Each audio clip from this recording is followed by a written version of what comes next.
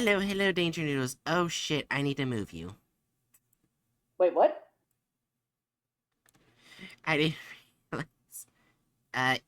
You get to be on my head. Or I'll find some place to put you during the video. Because I don't know where to put you. On OBS. Okay. Yeah, but you just go there for now. Anyways, hello, Danger Noodles. You could put me on the opposite side of the screen. Yeah, I forgot I usually turn off Twitch chat for this. There Damn we it. go. Whoops. Slightly down. There we go. Anyways, Danger Noodles. We have the SCP content files to deal with. First one of the night is SCP 093, the Red Sea Object. Alright. And and once it comes towards the video, I'll have a special surprise. I Anyway, guess I'll have to wait till then to find out what that is. I think you already know. Oh, that. Oh. Anyways, let's get started. Item SCP-093 Object Class Euclid Special Containment Procedures See Testing Document 093-TI for outline of testing conditions. 093 must remain on a mirror at all times and under video surveillance. Admittance into the area of 093's containment must be authorized only with proper video recording and subject retrieval procedures in place. Any attempt to use 093 outside of an approved test will be dealt with severely up to and including termination. SCP-093 is a primarily red disc carved from a stone composite resembling cinnabar with circular engravings and unknown symbols carved at 0.5 centimeters depth around the entire object. Deeper cuts are present on 093 with a depth of 1 to 1.5 centimeters. 093 is 7.62 centimeters in diameter and fits comfortably into most palms without abrasion. 093 will change hue when held by a living individual. The colors taken by 093 are still being researched to establish a link.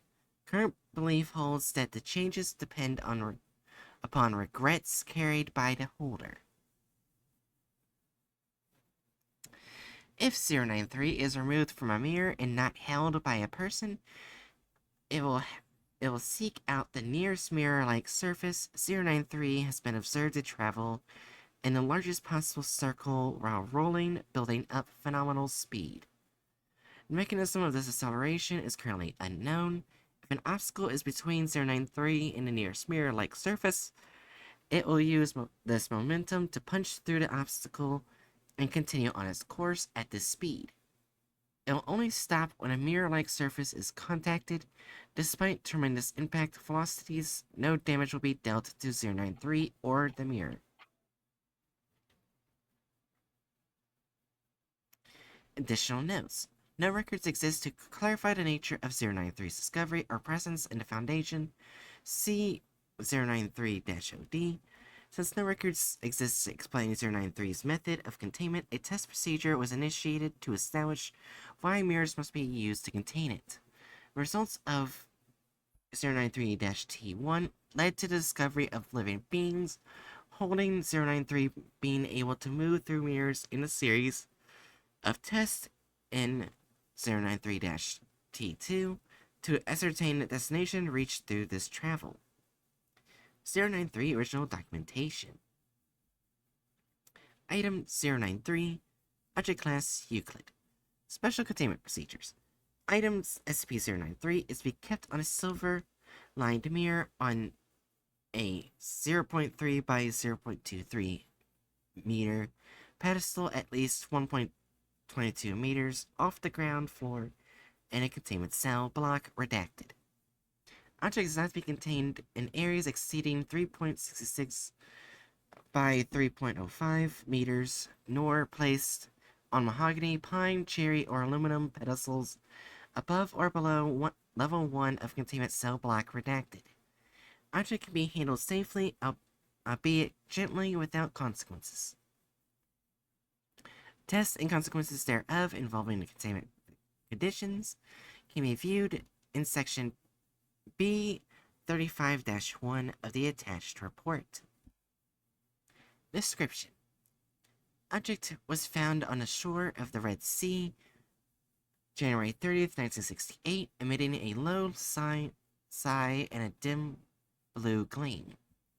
Its color has since turned into an orange mix of red, only emanating a hum of varying volume, whilst in the presence of female examiners of ages between 34 and 41. 093 resembled the documented blue for 54 minutes. Wait. Would that be seconds or minutes?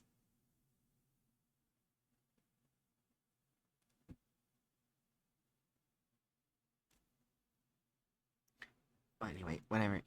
At 54:34 at 1:23 on April 26, 1986, coincidentally, when the body of 194-9834 was discovered in research facility redacted.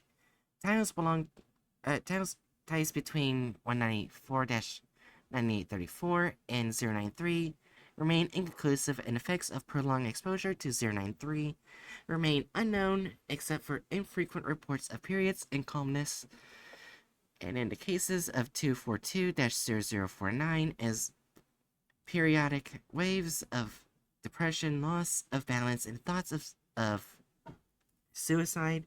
These feelings have reportedly not exceeded 11 days in duration. Objects seem to react in the presence of 242-0056 by turning light, violent, for no more than 209, as documented on March 12, 1993. Effects of reaction remain unknown. Additional notes: origins of 093 remain unknown, and documents of recovery of 093 have since been destroyed in a fire and research facility redacted.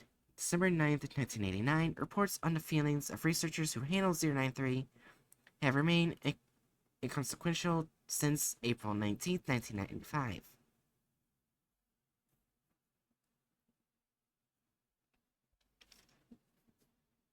Alright, 093-T1 Containment Test. Testing of 093 against conditions set forth for existing containment procedures as to access viability of containing such containment, beginning with changing the type of mirror used as a position of rest. Mirrored surface, brass frame, retail grade mirror. 093 rests without activity when placed on the mirror. This test alone removes the need for costly silver or wooden containment systems. Standard grade table. 093 turns upright and begins to roll across the table surface in one direction, making a U-turn and rolling to the other, completing an oval shape, and repeating this action until a mirror is brought into vicinity of it, at which time 093 rolls towards the mirror and lays flatways against it, sliding towards the center. It is noted that despite this grainy feel of 093, it does not mark the mirror in any fashion while moving across it.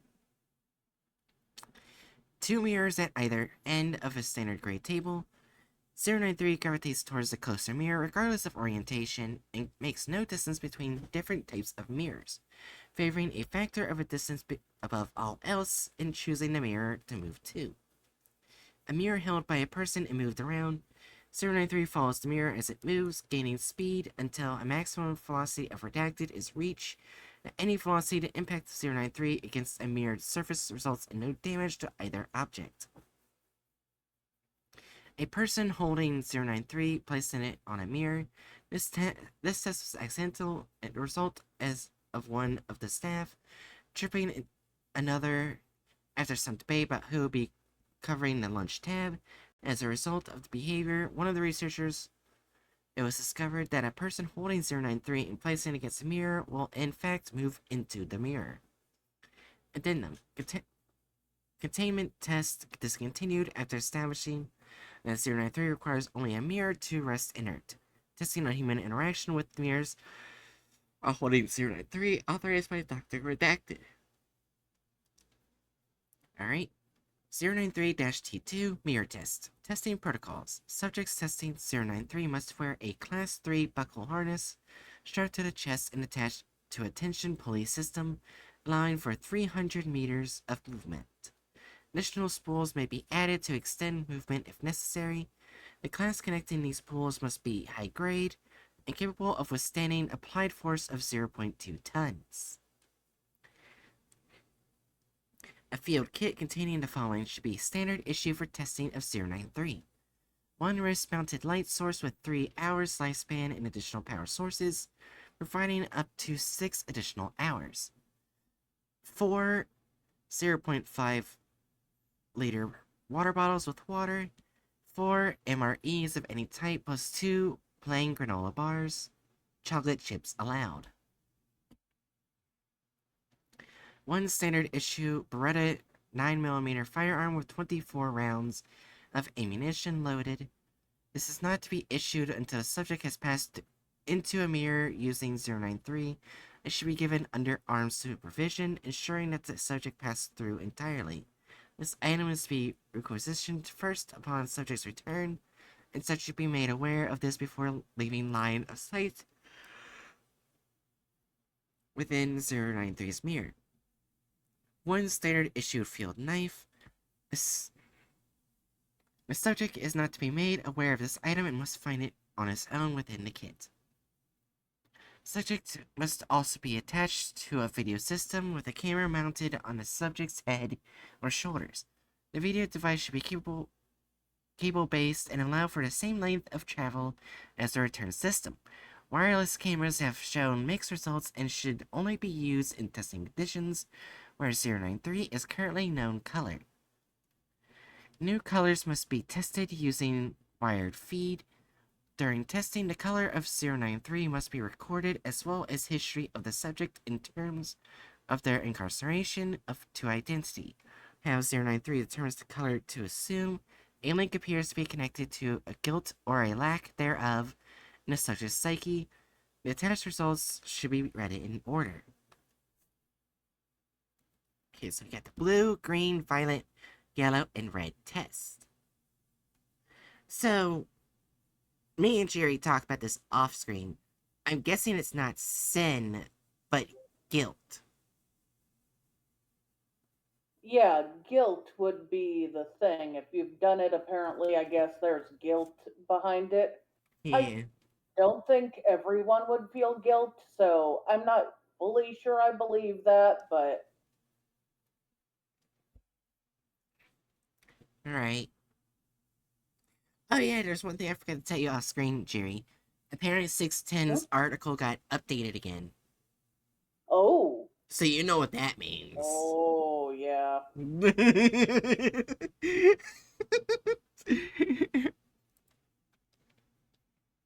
Alright, here's the blue test. I'm gonna read all the tests because I don't know what the content farm is gonna do with it, so we might as well just read them. Alright. Mirror test 1. Color blue. Subject is D-20384, male, 34 years of age, strong psyche. Subject's background shows instance of murder/attempted suicide. Subject is cooperative in all steps of testing. Subject entered the provided mirror while holding 093, which emitted a blue color. Outside technicians observed that the mirror retained a true reflection until the subject had completely passed into it, at which time the view changed to an outdoor landscape heavily tinged in blue. Video feed shows in attached media. Camera activates, flickers to view. Subject is looking out over the same field reported by technicians. Looks like a typical lowland plains. Everything has a heavy blue tinge, overlapping with normal colors. No discernible landmarks visible as subject pans view left to right. Only grass, weeds, and a breeze moving the taller grass. No trees, no living beings visible. Subject moves forward as instructed, traveling for approximately 500 steps before something becomes visible. A patch of land up ahead is barren, and grass can be seen dying. As subject approaches approximately 300 steps forward, subject is standing before a hole in the ground. The hole has been dug using unknown tools of primitive origin. Pulley system engaged, and the camera suffers a light shudder. Subject is instructed to enter the hole, and after mild protesting, agrees to do so. There is no apparent method of descent, such as a ladder or rope. Subject relies entirely on his own hands and a pulley system to slow the descent. Approximately 100 meters of cable is used before a bottom is reached. Light sources provided and field kit activated 50 meters down when outside sources become unreliable. Sweeping gestures of the light reveal nothing more than dirt even at the bottom of the hole. Subject moves forward with assistance of light source, asks about the blue tinge. Subject expresses confusion and says there is no such tinge from his perspective, and never was. Light is visible down the passage, and 150 meters of the cable has been used. Out of the camera's eye, sound is recorded of the firearm being prepared. When questioned about these actions, subject states justified precaution and moves forward. The tunnel turns from a bare dirt to a concrete enclosure. Subject complains of a stench. The light source is revealed to be ceiling light fixtures, and a series of which with less than a quarter broken, while the others function. A series of 6 doors, 3 to a side span before the camera view, with a 7th door visible at the end of the corridor that has been blocked by what looks like generic metal shelving debris. Debris shows signs of rusting and is typical of retail store units, suggesting other human presences. Subject requested to try doors in whatever order he chooses. Subject tries the first door on the right. Door is locked, does not open. Second door tries to open but does not budge. Unlocked but blocked. Closing second door, third door is tried, same results as first. Going up the other side, the third door does open fully, and light is bright in the room. Portable light switched off at this time. The subject pans camera to inspect the room. Room is bare, no contents, but walls are filthy. Subject states material on the walls isn't dirt, but he can't identify it. It seems to resemble melted plastic, but is brown in color rather than black. Door is closed. Second door on the left side has no handle, does not move when pushed. The hole where the handle was is plugged by unknown material. All doors are shaped in such a way that nothing can visibly escape from the sides, and space for movement is too thin to look through even at ground level. First door on the left hand is locked, but part of key is present and unlocked from stem to the ridges. The back has been blocked off. With effort, subject manipulates key to open door and immediately begins coughing, complaining of a stench. Walls of the room are clean as his floor. Ceiling is coated with the same strange brown material as the third room. In this room, there is a makeshift cot made from aged blankets with a pillow, a wooden crate containing open boxes of what appears to have been foodstuffs. Language appears on video as squiggles. However, subject states they simply read cereal. A second crate in the room contains what appears to be empty water bottles that have dried out. A book lays next to the cot, closed, no title or identifying marks. On the wall is what appears to be clipped articles, but language cannot be read. Subject asks to remove clippings for retrieval. All articles but one crumble at the touch due to age. The intact article is put in a field sample container. It seems the most recent compared to the others. Asked to investigate the book, subject begins to move toward it. Audio on the other tape goes strange, and a high-pitched screeching noise like grinding metal dominates all communication for 3.5 seconds. Subject has not touched the book still, and when the noise stops, subject asks Control to repeat request. Control made no request during that time as headsets were removed. Subject advised to leave the room and notes that the door has been closing slowly on its own and if left alone will close. Subject advised to leave the door alone and investigate door on the right. Careful review of the following 10 seconds of tape shows that the camera pans a figure is visible at the end of the tunnel where the seventh door is. The door is open only enough for a face to be seen through a crack just before the door silently closes. No details can be seen. Subject investigates the second door on the right with no mention of anything seen out of the ordinary. This door, when pushed against, moves, and after repeated bashings, moves enough to view inside at an angle. A corkboard is visible and more articles attached to it. The top of a box of cereal can be seen on the floor, and what appears to be a hand laying palm up. Subject closes the door and pans camera past door 7, which remains closed. Seeing nowhere else to explore, subject requests to return. Subject poses no protest and complains of ever-increasing stench. As subject returns back down the tunnel, his camera feed does not change or show anomaly. The Control reports a sudden surge in cable movement, pulling an additional 100 meters of cable through before going slack again and then tightening.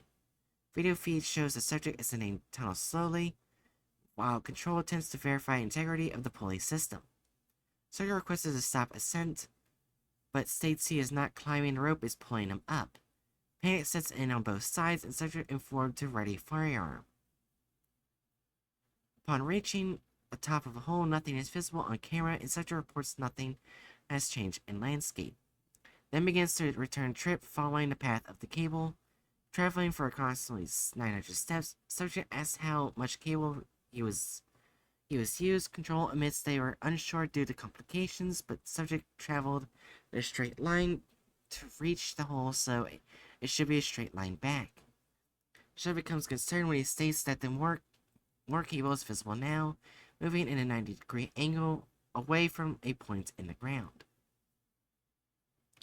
Subject pans camera around full circle slowly on film, finds subject a crowd of 37 countable figures stand silently. Features are unidentifiable, and they are lacking the blue tinge that dominates the landscape. Panic breaks in Control again, but subject notes only oddity as being the cable having an angled path. Subject tugs his end of the table and is taut and does not move. Controls begin to reel in the pulley system and slack rapidly winds. Watch the angled cable movement can be seen as grass is disturbed further down the angled portion from the railing, and then the line vibrates as it meets resistance and emits a twang from the recoil. Subject's camera pans back along the length of the cable, which now appears to slowly bend, allowing more slack, before suddenly all slack is returned and the pulley system begins again. Control Tet requests subject return following the cable path, and screams are caught on audio with panic from the subject. 5 shots fired as subject aims pistol at something not visible on camera. Control reports being able to see a subject returning toward a point of origin, while camera shows fire disappearing to a point floating in the air. As subject passes this point, all cable is now in the pulley system, and camera films only the floor. Control reports that the mirror took approximately 5 seconds to return to a reflection, and 093 remained blue in color until 1 after being recovered from subject. A vile-smelling fluid was present on the subject's clothes around his hands when firearm was recovered. This fluid dried quickly and was deemed insufficient of study due to lack of quality sample. Control personnel monitoring the mirror state, having seen a massive human being crawling on the ground, easily 50 Eye was the size of a normal person with no facial features and a very short arm reach, pulling itself toward the mirror before it returned to a reflection. Due to approximately fine details could not be made out, but at least one observer noted that being appeared to have been shot from the marks in the otherwise smooth, featureless face. Field test kit recovered from subject containing a newspaper article that reads data expunged and was filed as item data expunged. Okay, so not all tests are long. Okay, just looking. Okay, I was confused for a moment. L. Yeah, Discord had briefly disconnected me from the chat. Like, wait, what? Why can't I hear her? Oh no! Oh, the green test. I remember that. Okay. Yeah. I did not miss anything. Well, I missed barely anything.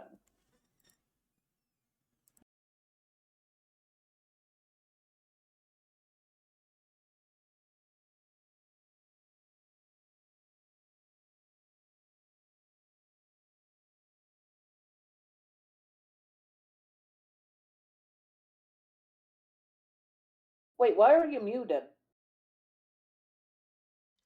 Someone came in the room. That's all. Oh.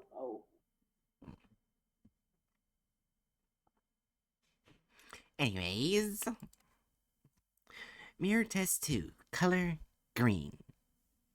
Subject is D-54493, female, 23 years of age, average physique. Subject's background shows instance of Grand Theft Auto, second-degree murder of 2 children during escape with vehicle. Subject is cooperative in all steps of testing. Subject enters the provided mirror while holding 093, which emanated a green color. Outside technicians observed that the mirror retained a true reflection until the subject had completely passed into it, at which time the view changed to a farming landscape, heavily tinged in green, similar to the first test. Video feed shows an attached media. Camera activates flickers to view. Subject is looking out over the same farmland reported by technicians. All greens through the video feed are deeper and green tinged overlays, normal colors of objects similar to the blue tinge in Test 1. No landmarks from Test 1 are discernible as subject pans camera over area. Present is a field long abandoned in the middle of which stands the remains of a scarecrow of unknown design. Fragments left are rotted and torn. Nothing grows in tilted land. A farmhouse is visible to the right of the field, large 2 stories. A basement shelter entrance is visible at one end. Subject prepares her sidearm immediately and is asked by control to relax before proceeding. Her heavy breathing dominating the audio feed. Subject takes a few minutes and announces that she's fine, then proceeds as directed to walk the perimeter of the farmhouse. Children's bicycles, 2, a boy and a girl's, lay against the house near the shelter doors. One of the doors to the shelter lay in the grass torn from the entrance, as evidenced by splintering wood. On the stairs lay clothes arranged in a certain order, shoes to shirt going down them belonging to a boy. Subject begins screaming at Control, asking if this is some sort of sick joke. Control assures her that they have never seen this environment either, and to please calm down. Subject takes several minutes to regain herself before continuing. It is unknown if 093 is linking the subject's past with her landscape. After several minutes, subject agrees to continue. Communication to subject is muted and conversation of Control, making commentary about subject's jittery attitude, make up audio for 1.5 minutes. Communication restored as subject reaches bottom of stairs.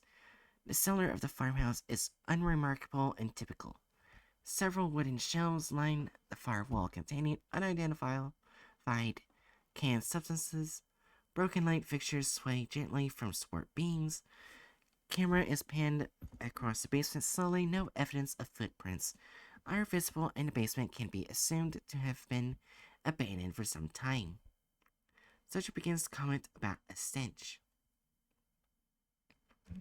As subject pans the area, as a metal hatch is visible in the ground, similar to a bulkhead on a submarine with a turn handle. Subject remarks that the smell is at its worst around the hatch, and the dirt around the hatch is noted as being clumped and clay-like. The handle of the hatch is old and paint chipped. Subject coerced into turning the handle, which, when fully turned, opens the hatch. Subject begins coughing at the release of assumed old stale air. When the camera is tilted to view down the hatch, it is a white concrete tunnel, similar to the one found in the Blue experiment, but in much better condition. Subject asks to ascend the ladder and close hatch behind her. After some convincing, subject agrees to descend but does not close the hatch. Overlooked concerns about severing the pulley return system in doing so are acknowledged.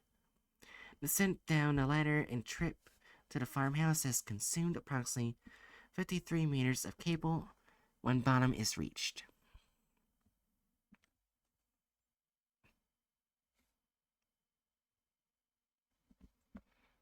The inside of the hatch appears to be a bunker ill-suited to long-term usage. It is spacious, about half the size of an actual cellar itself, containing three bunks, one for a couple and two for single use. Several boxes of food similar to those found during Blue marked as cereal fill a waste container nearing the hatch bottom.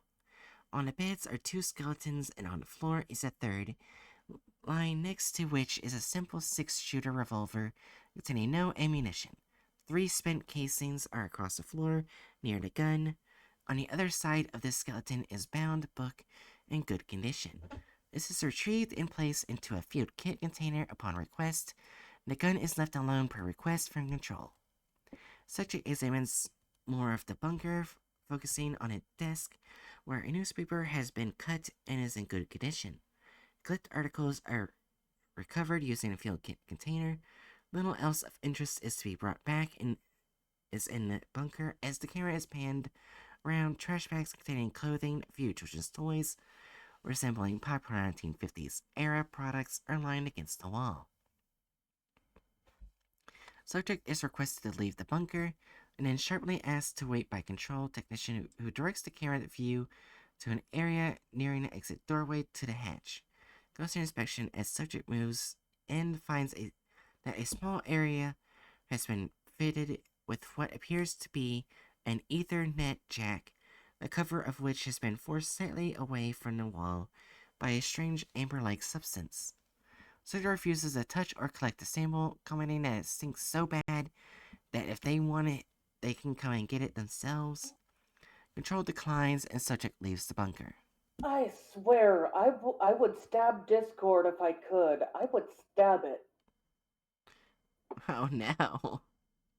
It's just been misbehaved. Keep behaving. Keep going. Okay.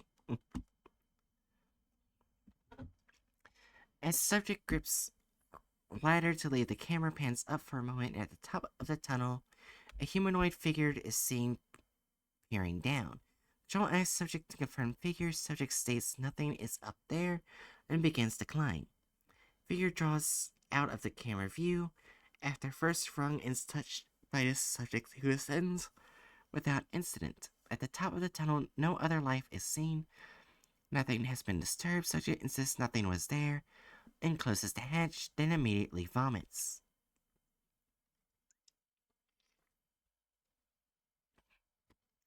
Subject coughs and uses a supplied water bottle to gargle, then freezes and asks control as if control is hearing that. Control reports no audio. Subject proceeds to the hatch cautiously, with firearm drawn, and lifts her head just enough so camera can view outside area. And this is in the distance, approximately 700 meters from the farm. Two massive humanoid beings are crawling across the landscape. The entities do not notice the subject, who remains quiet, but whose drawn sidearm is visibly trembling. Subject requests to remain still and silent as being moves. They are featureless, facing at an angle, moving across the field of vision, so the faces are only visible for a few moments. During this time, it is clear they have no facial features. The arms they use to drag themselves are short at times and long at others, stretching out to varying lengths each time they move. There is no rear area to the being's all-body design appears to end at the torso. The two creatures take approximately 10 minutes to disappear into the distance before the subject begins to panic and begs to return. Request declined. Subject instructed to enter the home from the cellar and not to leave the home under any circumstances.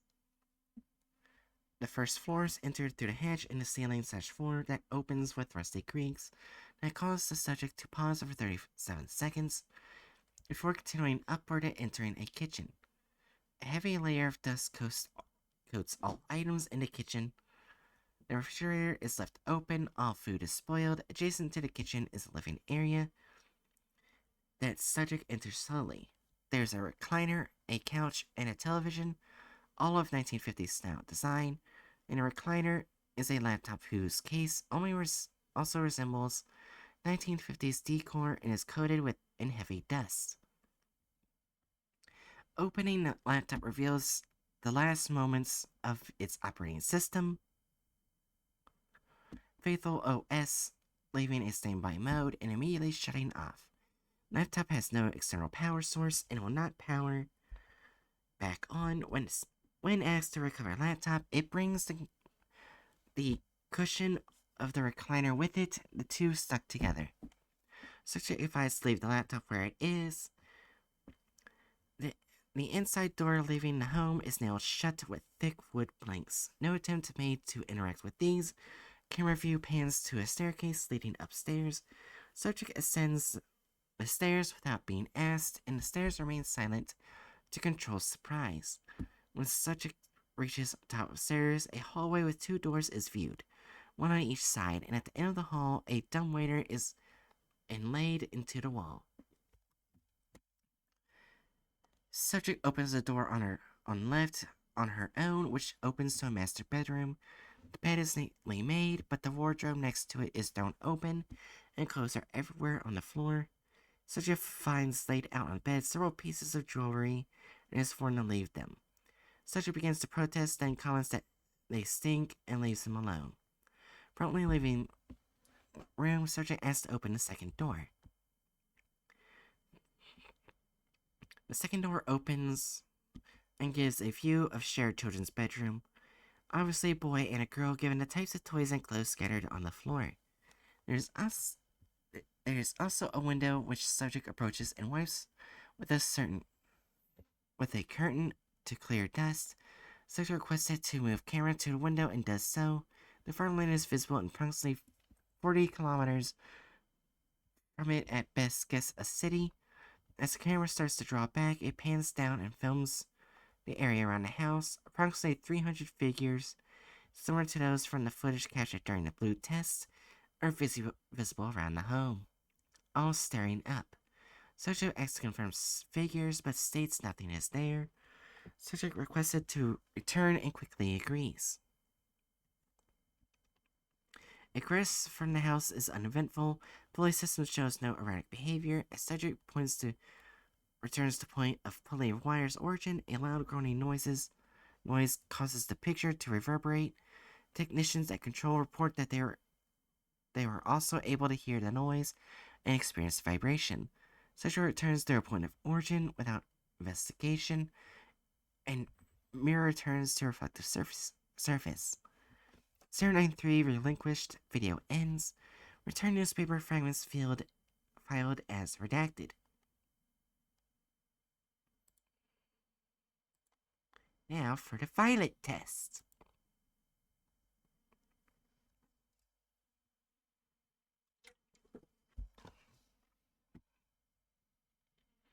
Mirror 3. Color violet. Subject is D-84930, male, 21 years of age, average physique. Subject's background shows instance of second-degree murder of a police officer during a drug bust. Normally, this crime, while severe, would not qualify a person for a sentence that would end up with us, but the murder of the officer was especially brutal and excessive violence was used. This subject was uncooperative and had to be reminded that his cooperation would only benefit him. Subject entered and provided mirror while holding 093, which emanated a violet color. Outside technicians observed that the mirror retained a true reflection until subject had completely passed into it, at which time the view changed to a cityscape, urban, lightly tinged in purple, similar to the first test. Video feed shows in attached media. Camera flickers to life and pans around the area. Subject is in what appears to be a modern downtown district, similar to a city like New York. The streets are mostly bare, except for a few cars of unknown make or model. These cars look highly advanced and streamlined. Subject attempts to look into the car windows without being instructed to, but backs away, remarking there is a rank-ass stank coming from the areas around most of them. Subject is persuaded to move closer to one car, and does so while coughing, wiping off a window, which is covered in dirt. The inside of the car appears to be completely filled with a strange brown matter. There's nothing at all visible other than the brown matter. Two other cars produce the same results, however, the fourth vehicle seems more recent than the others, and the insides are immaculate. The doors to this vehicle are also unlocked, and subject quickly gets inside, then shuts the doors. Subject is chastised for this behavior by Control, who reminds him his lifeline is nothing more than a cable, which is sturdy enough that closing the car door does not injure it, but they cannot recover a person in motion. Subject argues with Control over this issue and pans the camera across the dashboard, pointing out that he couldn't drive away even if he tried. The dashboard is void of any recognizable controls. No ignition, no steering. It has several small blank screens that are theorized to be a GPS system. Subject remains in the car while Control discusses how to proceed, since the city landscape is far larger than the previous test destinations. Control debates the issue while the subject stares around the cityscape from the car. Hey Jerry, why don't you try leaving Discord and coming back in? Maybe that'll fix it. Alright, I'll try that. Yeah. Anyways, during one pan, a face is clearly seen staring into the car, eyes watching the subject. However, this was not noticed until post-test footage review. Subject made no comment regarding this entity at any point. Control shortly after informs the subject to remain where he is, and an escort team is dispatched through the mirror to join him. A team of 4 armed personnel is sent through the mirror and proceeds the subject's location. Subject is then instructed to remove his harness, which is recovered. The subject's video feed then ends and is replaced by a wireless unit used by the escort team. The video quality on this unit is subject to more interference, but in order to mark the mirror exit, a receiver system is placed through the mirror. Subject leaves the car and now travels with the escort team. Given the myriad of possible options, they are instructed to simply move to the closest building and attempt to enter it. This building is etched glass doors bearing the name XEA Research Partners, Inc. And the doors are ajar. A magnetic lock system is present but has lost power. Team enters the building and main lobby. This area resembles a stereotypical corporate lobby where there is a C-shaped receptionist desk with a chair pushed far from it as if it was left in a hurry. A PC terminal is at the desk as well. Team approaches the desk and the camera bearer is instructed to examine the PC. The unit does not appear to have power, and Faithful OS appears on the screen, requesting a login and password. A keyboard is present, but is remarkably slim, with touch-sensitive keys rather than press-down keys. After one failed attempt, the lock screen replies that maximum attempts have been exceeded and the PC turns off. No actual tower or power button can be located, so team moves forward.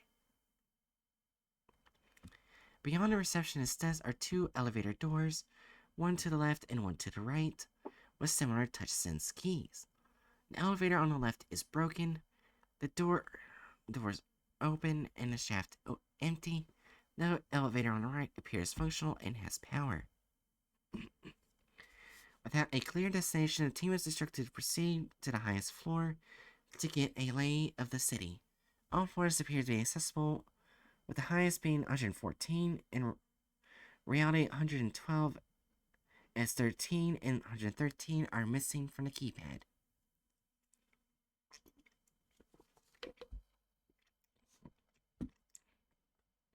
Journey up the elevator is uneventful during this time. The elevator does appear to take longer as it passes by 13 and then 113, suggesting the entire floor was built and nothing put on it. At 114, the doors open. A team enters a large lounge-type area.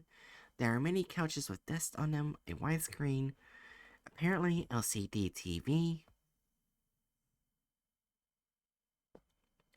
of approximately 60 plus inches in size, dominates the wall in front of them with no power. A series of windows are open, allowing in sunlight at the far end, to which the team proceeds and angles the camera outside. The view of the city is astonishing. The building is one of the tallest visible, but certainly not alone in its stature. The city below is gray and silent, no evidence of life.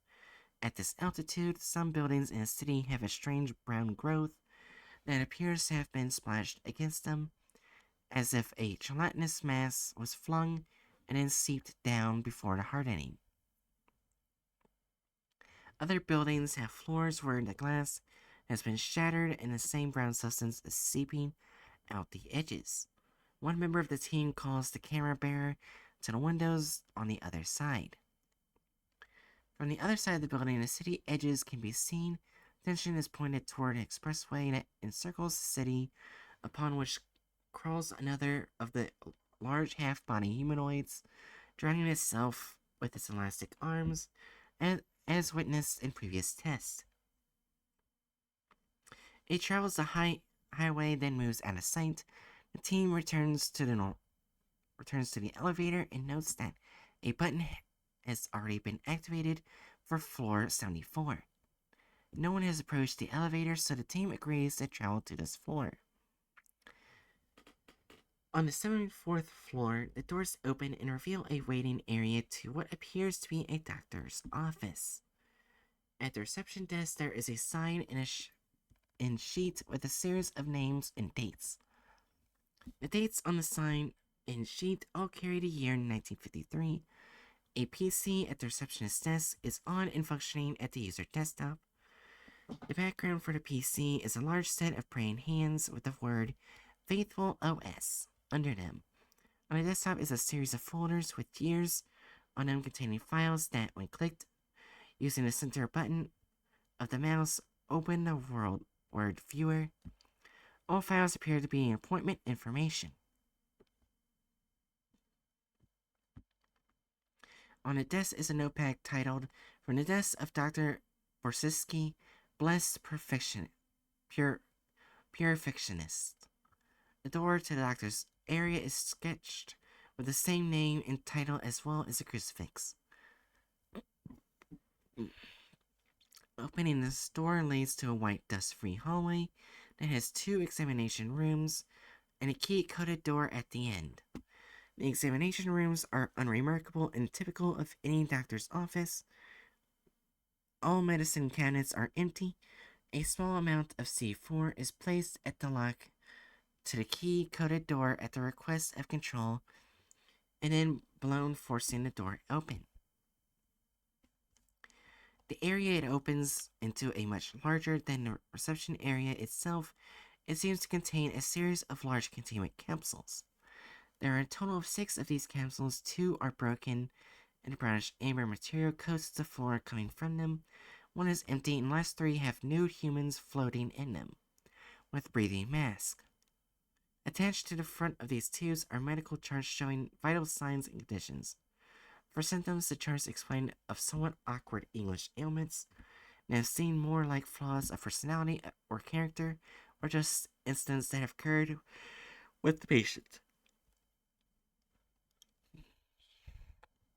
Control asks for a zoom of one of the patient pages on the charts. At focusing, it reads Citizen Jennifer McCirca did suffer a loss of heart that did lead her to wait with her neighbor twice upon nights of her husband's departure from their home.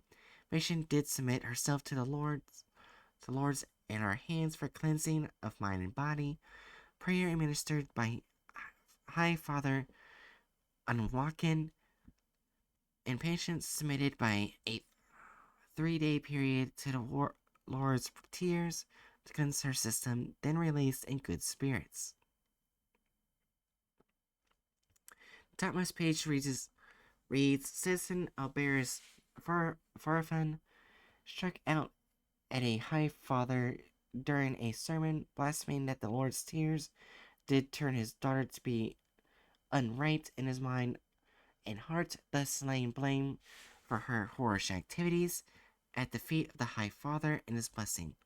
With no proof of these blasphemies, the forgiving judge and the punishing judge did agree that the Alberus Farfan should bathe in the Lord's tears himself for a week to be cleansed of mind and soul, thus to prove his daughter's ways are fault of not the Father's hands, and to give him peace of self.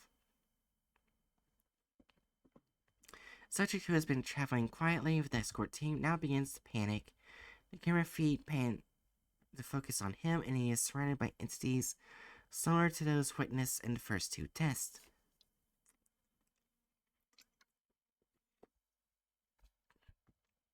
Escort team reports that subject is having a panic attack.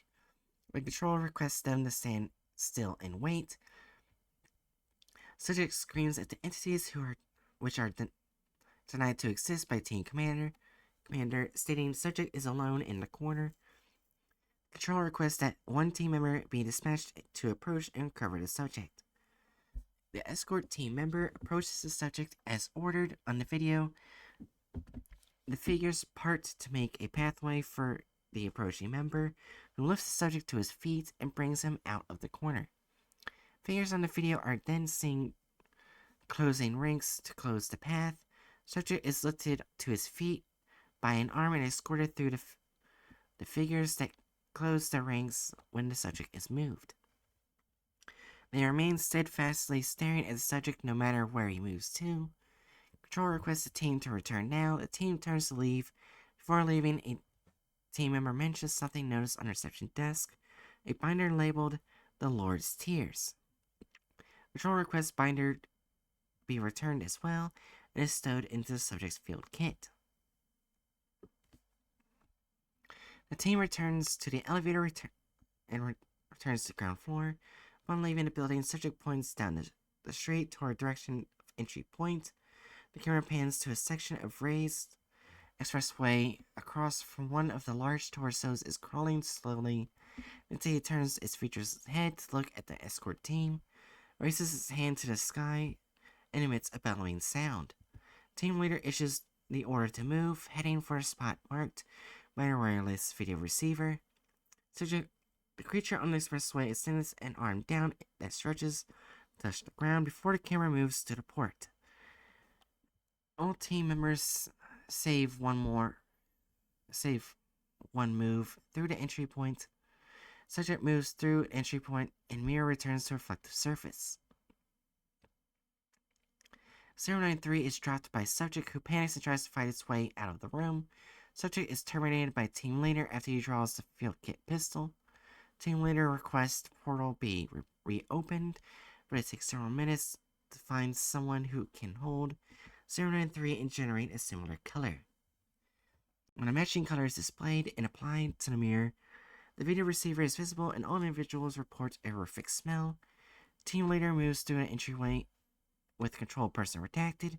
The uniform and possessions of the escort team member who was left behind are present and recovered, but the member himself is nowhere to be seen and does not respond to shouts. Member assumed killed in action. And wireless receiver recovered, control and escort returned through entry point, and mirror returns to reflective surface.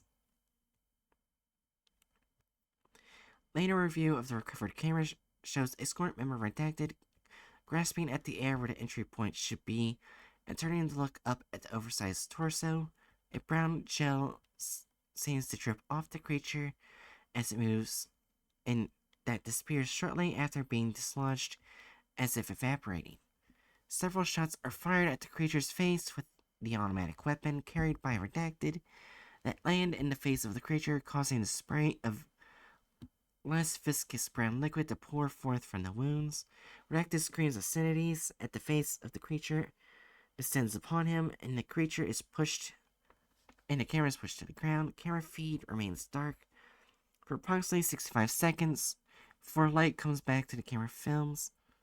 The creature crawling back to the expressway and pulling itself onto it, then crawling in the direction it was originally headed.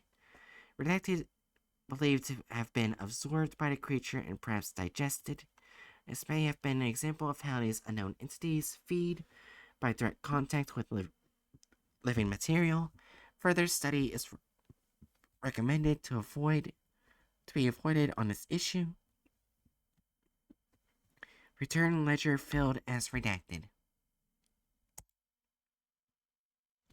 Alright, the yellow test. Mirror 4, color. Mirror test 4, color yellow. DCAS subjects no longer authorized for testing. Testing focus has been shifted to data collection after analyzing articles brought back from previous 3 tests to better understand the fate of the world assessed by 093 and determine if safeguards or practices are required for our own world.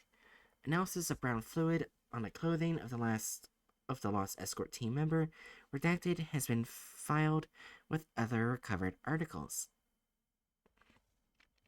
Dr. Redacted has volunteered for this test as out of the possible candidates, he was able to cause 093 to undergo a new color change. There is no evidence Dr. Redacted's background of any illegal or criminal behavior, nor of any psychological problems. When presented to the mirror, the view changed to that of an cubicle office environment.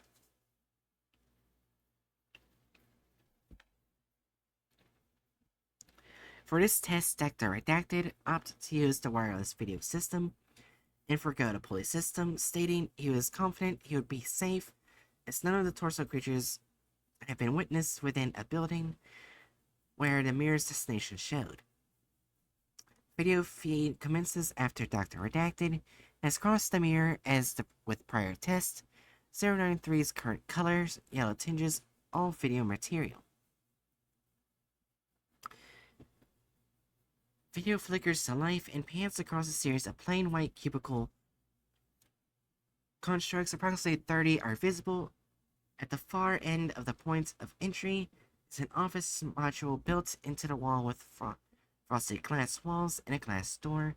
Dr. Redacted approaches this door and investigates the etched writing on it. Senior Manager Stanley Milamits. The door is unlocked. Dr. Redacted enters the office and examines the desk. A coffee cup is on the desk, a dark brown stain covering half of the inside as the liquid evaporated. There is a donut on the plate where Dr. Redacted picks up and lobs at a wall. On impact, it thumps like a rock and falls. A file cabinet in the corner of the room draws Dr. Redacted's attention, and he goes through each shelf one at a time, stopping in the second drawer and taking out a file. then going back to the first and taking out two others. Continuing to the third and fourth drawers, he withdraws 4 additional files and spreads them out all out on a desk. The files are blue filing folders, and he points with his finger and camera at the symbol on each of praying hands, stating aloud for the camera that all other files are stored in yellow folders. The blue folders are placed in his field kit. Camera action is turned to the PC on a desk that is logged in and functional. Dr. Redacted comments that aloud, wondering where these devices are getting their power from, as he has noticed no power outlets. This PC desktop contains the logo of Faithful OS, and even has sounds clicks of the mouse followed by soft hymn-like hums and openings of icons, followed by angelic bells. Reso fails to yield any useful information to Dr. Redacted, who abandons it and leaves the office. Pushing the other end of the office floor, Dr. Redacted presses a button on a wall for the elevator and enters, finding he is on the 34th floor of a building having an unusual number scheme. The keypad layout goes from -115 to 115 and includes all floors. Before pressing a button, Dr. Redacted requests that the wireless video transponder be moved to the elevator and replaced with a construct cone to mark the entry point. A second transponder unit is placed outside the elevator, and control is instructed to recover the second unit and seal the test chamber should something happen to him. Then, when all is arranged, he presses the button for floor -115. The descent down to the elevator is long, consuming 15 minutes. During this time, the camera experiences one malfunction where the image jerks and turns to snow, restoring to show 14 other figures in the elevator with Dr. Redacted, as video pans around, all of whom move as he moves to allow him space. They remain for 35 seconds when the camera flickers to snow and returns to Dr. Redacted, is now alone in the elevator dancing as is assumed by the ducks and sways of the video feed. Dr. Redacted pauses to comment of rising stench coming from below. At this point, the elevator has reached floor -108. Dr. Redacted presses -110 to interrupt the descent down and exits when the floor is reached. The elevator doors open to an enclosed observation deck with several PCs and chairs. All PCs appear to have power. The ceiling to the desk is also glass, and above it, another desk is visible. Dr. Redacted approaches the monitoring stations and checks one of the PC screens. On the screen is the Faithful OS logo, and a video feed toggling between 4 different views. The first view is a room of tubes similar to those found in Test Violet, which number in the thousands. The second view is a closer up view of these tubes as the camera glides in front of each to monitor the contents. All tubes the camera passes by are broken.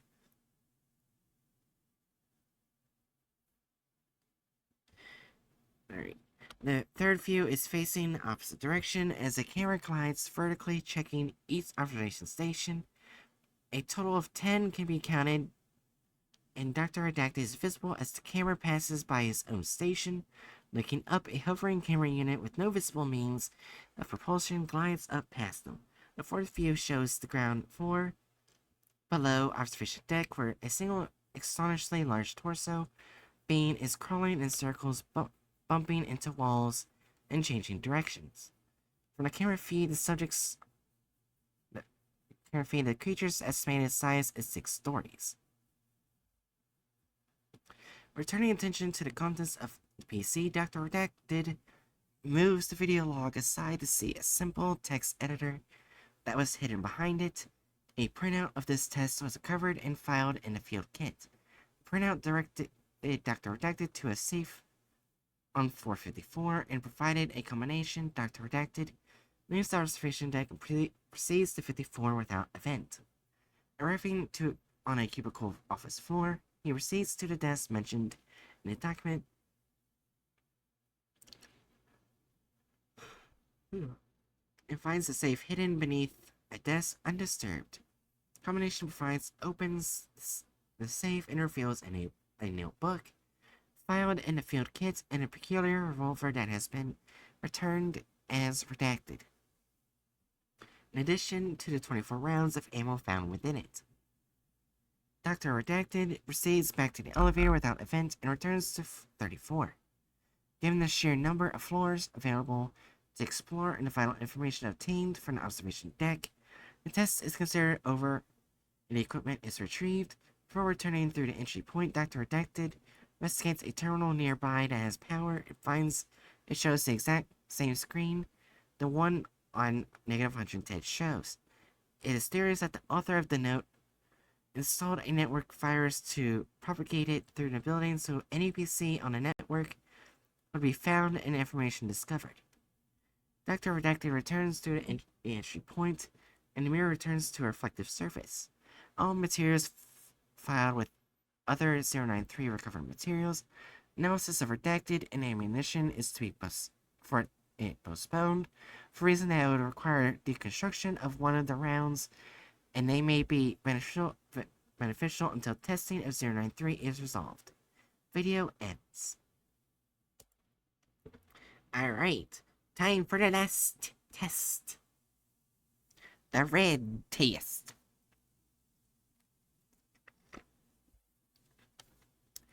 SCP-093 Mirror Test 5. Color red. 093 distributed among staff until a new color could be generated by contact with it. Service Technician Redacted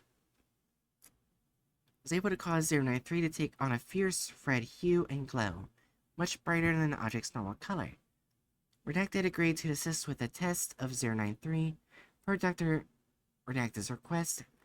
Redacted given to a technician, redacted for use in this test. When applied to the mirror for test, 093 generates an unknown environment. No color tinge appears present on the display destination, which is composed of red stonework. Technician Redacted enters the mirror and video capture begins. Video flickers to life, and Technician Redacted, known hereafter as Subject, is viewing a large cylindrical pillar that is rotating on its own. Object is of unknown height and appears to be 1.8 meters in width. Holes are distributed throughout the object at seemingly unknown intervals. On occasion, a beam of white light is emanated from these holes. Turning of the camera finds that the beams are connected to a multitude of objects similar to 093 that are part of the room's wall. The room turns out to be a cylindrical in shape with countless copies of 093. Subject turns back to the entry point and finds it is a section of the wall that is missing. Its copy of 093, presumably on the one carried with the subject. Other sections of the wall on inspection are also found to be missing their copies, leading to speculation that this may be some sort of central array. Subject finds a ladder in the floor while examining the room and proceeds down it at Control's request. The ladder exits into a large, clean room full of computer equipment and appears antiquated compared to previously encountered equipment. Large computers running on reels-to-reels are clicking and spinning at various locations. A light bulb of unknown means turns on for 10 seconds, then turns off. A large CRT monitor is displaying single words in 8 colors at roughly 5-second intervals, while observed the words clean, unclean, clean, clean, lost, unclean flash on the screen. Proceeding through the room, it ends in a large glass window. As another observation deck, this deck looks out over another series of tubes as witnessed before, but far fewer, and filled with a blue liquid. What appears to be electrical current dances over many of the tubes at erratic intervals. At least 5 tubes at first glance are empty and broken. At the observation window, a keyboard is present on a pedestal, awaiting its selection to be made. The options available on the screen are tube status, which awaits for numerical input, reports situation X-549, situation X-550, evacuation log, bullshit, agent redacted report, and facility fire plan. Video expunged. All sections of the generated text were described by a subject and verified by a control member who passed through the portal to recover them. This process took approximately 2 hours, and a video feed was deleted to condense this report. Recorded documents are filed as redacted. Video interrupted. Control lost contact with subject approximately 30 minutes after departure of the control tech. Subject was asked to remain in area and observe the machinery in the containment room to make observations for debriefing. The 093 mirror portal returned to reflective surface prematurely, and all video contact with subject was lost. Control was unable to re-establish due to 093 being across the mirror. A time lapse of 1 minute and 48 seconds was recorded before mirror portal re-established itself, and subject returned through portal. Subject appeared to be in good health and condition despite the time loss, but spoke little. During immediate debriefing, subject underwent sudden convulsions, and medical staff was alerted. While attempting to seduce subject, he displayed enhanced strength and used redacted to shoot one of the debriefing staff, killing them. Guards shot subject once with the sidearm in the heart, once in the chest, but subject did not fall. All staff evacuated the room, but the second shot was fired by a subject which missed. A more heavily armed team member entered debriefing room and used automatic weapons to dispatch subject. Reports confirmed that subject did not bleed when shot, but instead leaked a green-brown substance that seemed to be a mix of solution observed in some containment tubes and the material recovered during Test 3.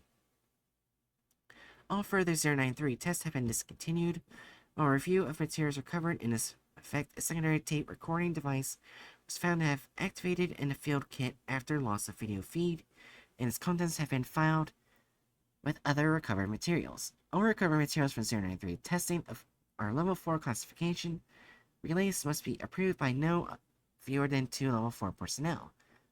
Staff with acceptable clearance, please sign up with Dr. Redacted for access to the materials recovered from 093 tests.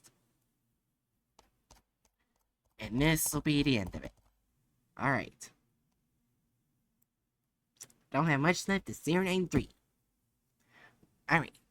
Recovered materials. All documents contained in this file are classed for clearance requiring 2 signed approvals to be accessed. Any employee reading past this point who does not have the proper classification should consider themselves to be terminated from employment and now subject to disciplinary actions up to and including Force Administration Class A amnestic, immediate transfer to Security Class Security, and death. Damn. Flute test, newspaper article 1. Only one item could be recovered during our initial test, and that was a newspaper clipping found attached to a cork board in an abandoned bunker. Most of the articles were in a state of decay, but one was firm enough for recovery. Most Holy Father announces progress unclean being cleansed. Rare public addresses directly from the Most Holy Father of the United Lands, the Son, has declared that the blessed militia has driven back many of the unclean who are skulking our lands now. New Rome, our capital, has been purged of the unclean, and citizens are encouraged to come back to their homes. Citizens who live in the surrounding countryside should not return to their farms, as unclean still roam the fields and plains around our glorious city and continue to grow in size. West Militia has developed new weapons, which have been proven capable of punishing the unclean and driving them back into the unfertile lands. Construction has been has begun of a system to permanently close the underworld lands off from our blessed lands in each affected area once all of the unclean have been driven away. The most holy request that our citizens of our united lands bow in prayer and offer teeth to recognize the sacrifices of our blessed militia in these troubled times. Reports have been coming in that falsely accused of the blessed militia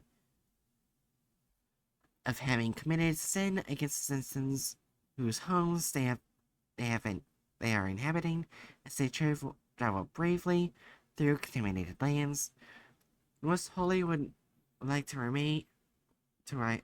Oh wait, the most holy would like to remind the people that blasphemy against any who wear his mark is the most grave of sin, and unfounded accusations will be punished accordingly. We should work with the support he and his men, however possible, just as he laid down their lives for us. The sinful rebels who... That cuts off.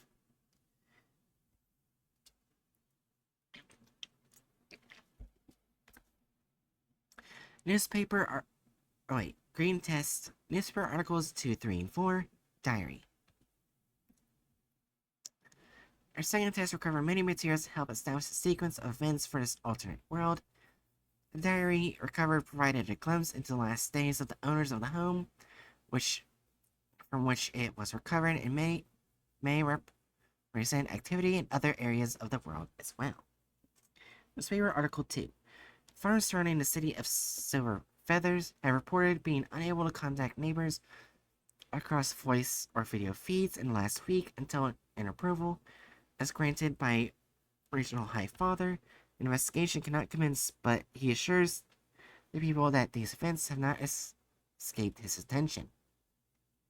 Residents are advised to notify their local blessed voice daily, so any further disappearance can be addressed immediately. Residents are also advised to begin stocking their shelters and be ready for any situation. Newspaper Article 3. Following the disappearance of the blessed voices from several outlying regions around the city of the Silver Feathers, the Regional High Father has declared a concern for the safety and livelihood. Under this declaration, all farmland residents must evacuate immediately to their shelters. Scattered reports of an unclean have come in but have yet to be verified. Article 4. The city of Coruscant has stopped responding to any and all communications. The worst can only be assumed, and our hearts go out to any who are in the region who are unable to hear our words.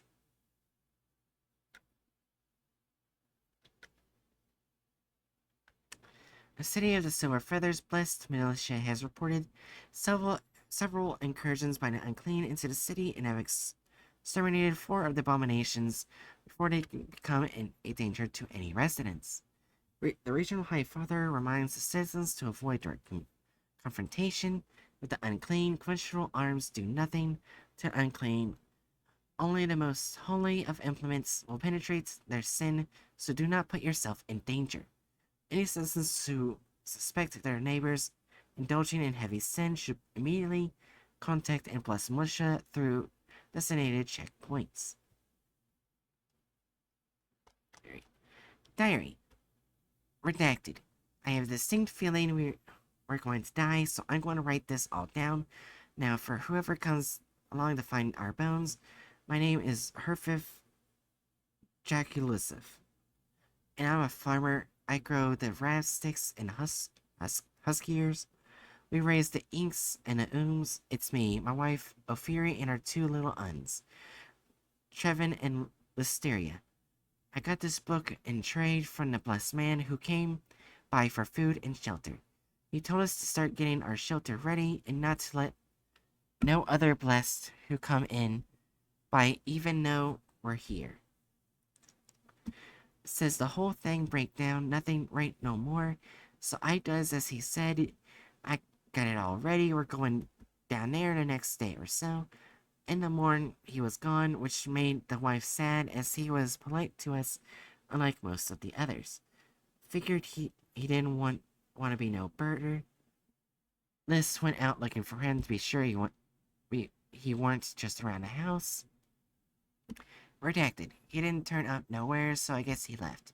Strange enough, Liz found his clothes around a mile or so away, and all his gear, but no him. She left it all there, and that's for the best. If what happened, that I think, I'm clearly no educated man, don't claim to be, but I can put two and two together and tell you that these things are bad out there. For everyone, and especially for us, cause it's coming way too close. Sometimes you can smell it, that's when we hide. It smells like a leg of meat, and it's been rotten for way too long and just won't go back into the dirt. Even the soil is rejecting them, I guess. Refusing to let them be buried to die. Redacted. It came too fast. We weren't ready. The smell came in the night. Maybe we would have been fine, but the little uns were afraid, so we went into the shelter. Traveled slow. He saw it, kept staring at it, and as it shambled by. It ignored us until he screamed when I was getting Liz and Miss down the shelter. I went to get him, but it was too fast. I saw him standing up there screaming, and then its head came down on him, pressed over him. He tried to run for the stairs. He tried to get to us, but then in a blink, he was gone, and it pulled away. His clothes fell into the cellar like he vanished out of them. I got into the shelter, slammed the hatch, and locked it. I think it knows we're here now. I'll try to get in. Take us too. No telling how long we got. Plenty of food, though. I was wrong. The food was rotten. Something got into it. Or I just didn't notice. We're eating what we can. There's food, but not enough. And that thing ain't leaving.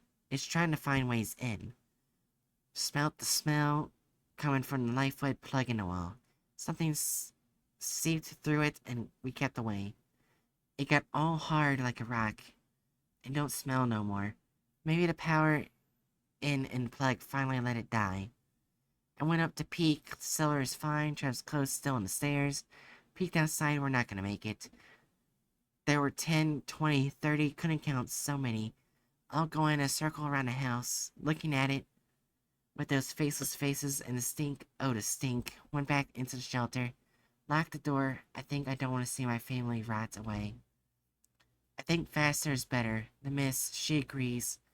We won't tell Liz. She'll be first, then my wife, my love, then me. I'm sorry, but I'm not sorry. I gave the best life to my family possible. It was them holy ones what brought this. I'm gonna pin this memory in my great pap. He was old and knew stories older than himself. Says those unclean they preach about, those unfurled zones they say stay out of. All 'cause the most holy bringing the world together. Them things are the ultimate sin. Everything about us that was evil and impure, it's them. They don't know nothing but doing what they do.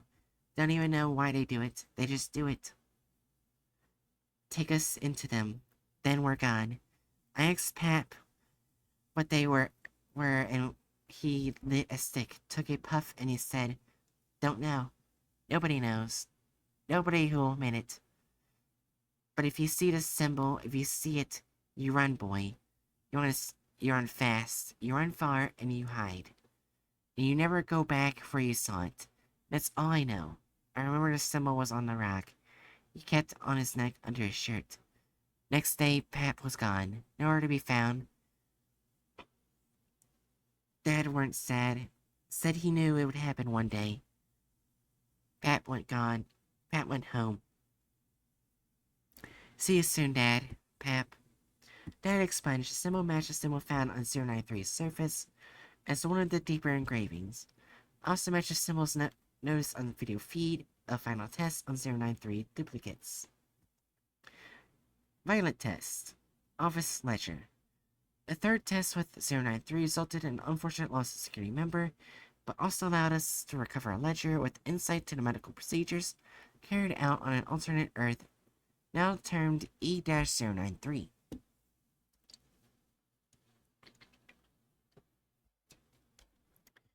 Patient Jennifer McCirca, recovery tube 001-1, mixture 35% tears, 30% nutrient, 10% HFT, 25% blessing. Summary: Jennifer McCircuit is 20 cycles of age, and during her 18th cycle was a victim of a hove drive accident and resulted in brain damage and misalignment of her moral process. She is prone to violent outbursts and can only be calmed down by impure stimulation. Because of this, she actively seeks out strangers to mingle with, and her parents have requested of the High Father that she be sent be set to the tears to mend her mind and body.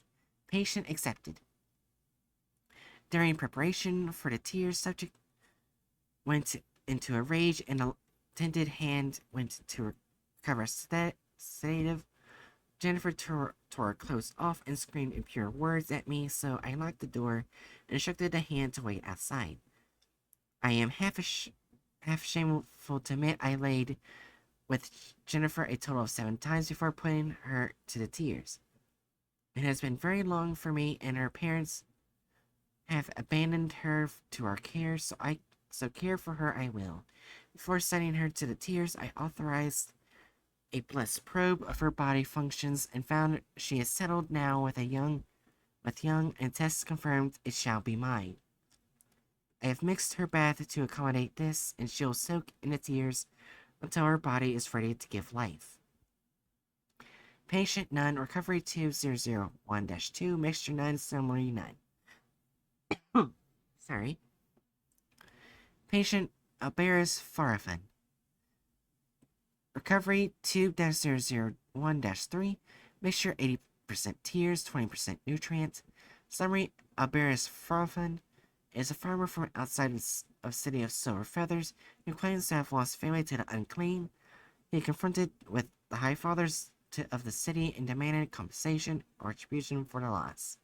The High Fathers denied the existence of unclean beyond the infertile lands and refused compensation or retribution. Abarius struck a High Father and was arrested and sentenced to a cleansing of the soul. This mixture is primarily tears that seep into the soul and cleanse his heart and ease his pain. The lawkeepers state his family is indeed missing, so a sentence beyond the tears has been dropped in sympathy for their loss. I used the last of the HFT on Jennifer, or I would have used less tears in his bath. 80% is higher than I am comfortable with, but the HFT is becoming hard to attain. I may have to go through the dark.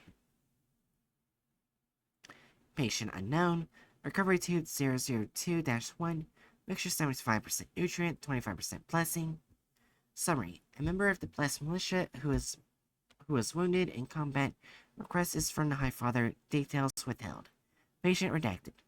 Recovery 2002-2, mixture 75 nutrient, 25% blessing.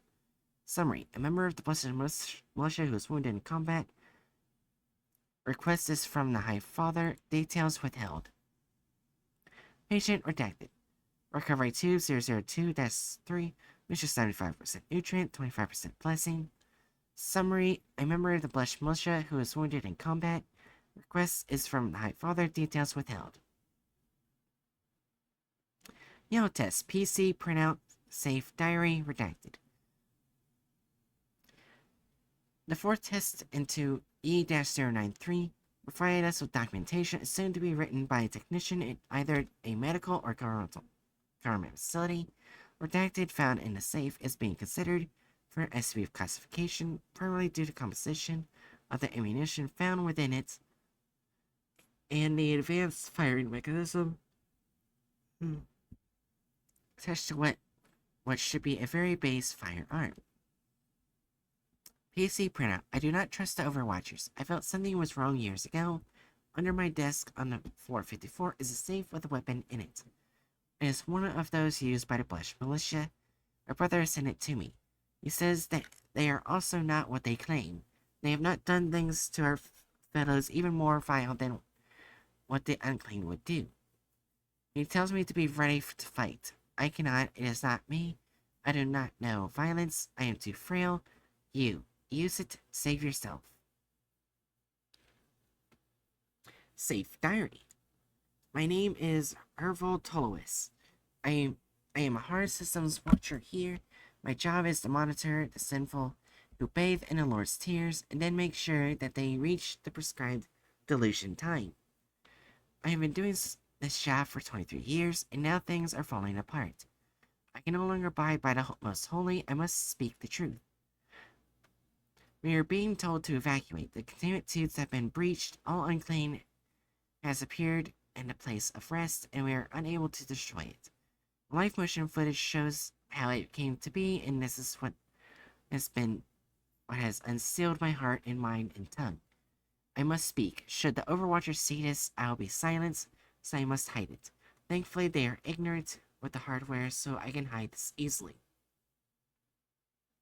Overwatcher told us we should leave last to ensure the hardware contains the unclean. What that means is we should distract it and die in case it breaches the watching desk, and it shattered nearly all the tubes and sword the people in them. I have dispatched the eyes to the unclean, and they have touched it. Bring me back a sample of it. The unclean are not sinners. They are products of our disobedience. I suspect they are us. The eyes have dated the sample. It is older than myself, older than my elders. It was over 200 cycles and ages. 200. The sirens are still astounding. No signal has come for us to leave. I do not think this unclean is alone. I have seen how they can get into places, between places. Is that where they have been all this time, between places? The makeup of the unclean is unstable. Molecules detach and reattach almost before my eyes. As if to move, the entire thing reforms itself in space and time. Why does it not come up here? Too much effort, or does it not sense me? They have no eyes, no mouth, no face. They cannot speak, cannot see, but they must be able to sense us. The smell is so strong, it comes from all directions.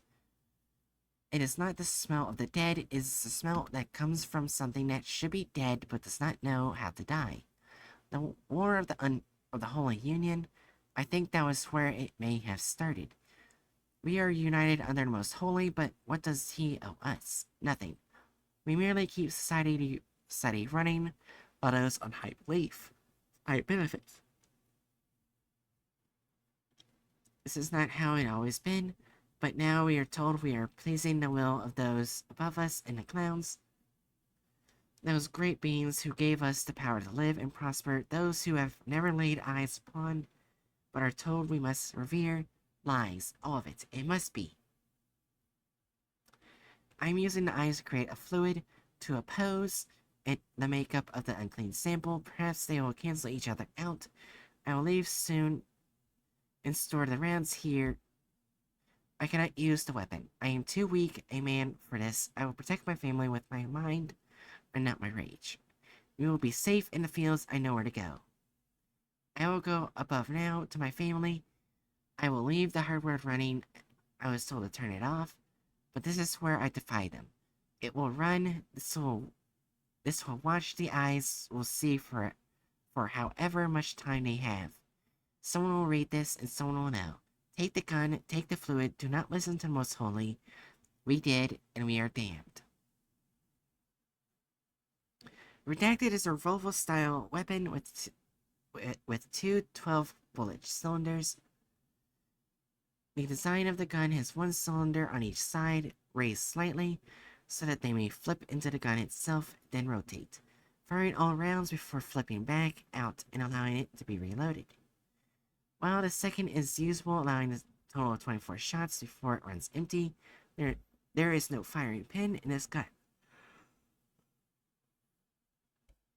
But instead, there is a pullback slide mechanism that must be used to prime the active chamber. At the time of recovering, all 24 slots contain a syringe-style bullet with 24 needles on the end.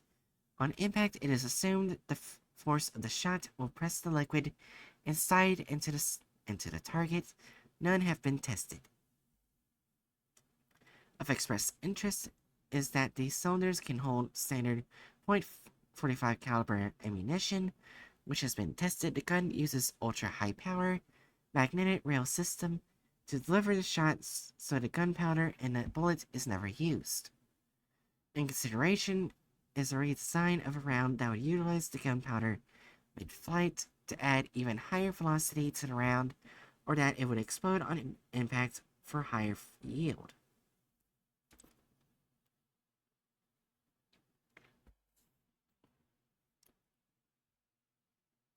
A final red test PC printouts. Final authorized tests with 093 resulted in a loss of skilled service technician, but allowed us to recover many revealing documents that can only be assumed to not have been intended for public knowledge. In any world, curious among these is Agent Redacted Report, which appears to have been written by a Foundation employee several decades ago. While these paper printouts were the best material recovered, it seems that the system used to create them allowed for multiple forms of input, including typed and verbal speech to text. Some audio logs of printouts below are available, but must be requested in advance with fully written explanations as to why. The dual input system seems to explain the variances in style between users, as well as assumptions made on the part of the software while performing conversions.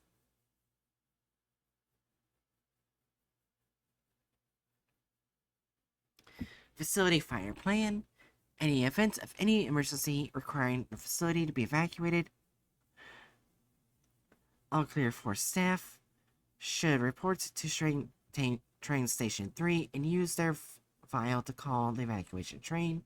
Only one vial is required to call the train, and many contain any amount of tears. An empty vial will not contain the train. Clear 2 and 1 staff should remain at their posts until either 10 minutes after the departure of Clear 4 persons or other authorized by Clear 4 staff. Clear 3 staff should utilize the protective garments at their stations and weapon lockers before proceeding to designated crisis areas as indicated by Clear 4 staff. Reports. 3 unfertile zones have increased 25% in size in the last 7 days. Containment teams are not finding any presence of unclean in these zones, but they are visibly confirmed as expanding. Clear 5 level 5 fathers have confirmed breaches in the holy chambers at each of these zones. All chambers found empty. It is believed that the unclean have breached containment on the holy chambers, dispatching additional guard to remaining chambers. Situation X549. Expansion of Zone 64TO have been confirmed. Unfertile zone containment procedures and effect containment staff dispatched to site. This is the 10th report in 30 days, upgrading to situation status. Reports of Clear 5 High Fathers have stopped at all affected. The city of his high word have been placed on full lockdown, and all travel denied in or out. Other cities are now in alert mode, and combat teams are being dispatched to city perimeters.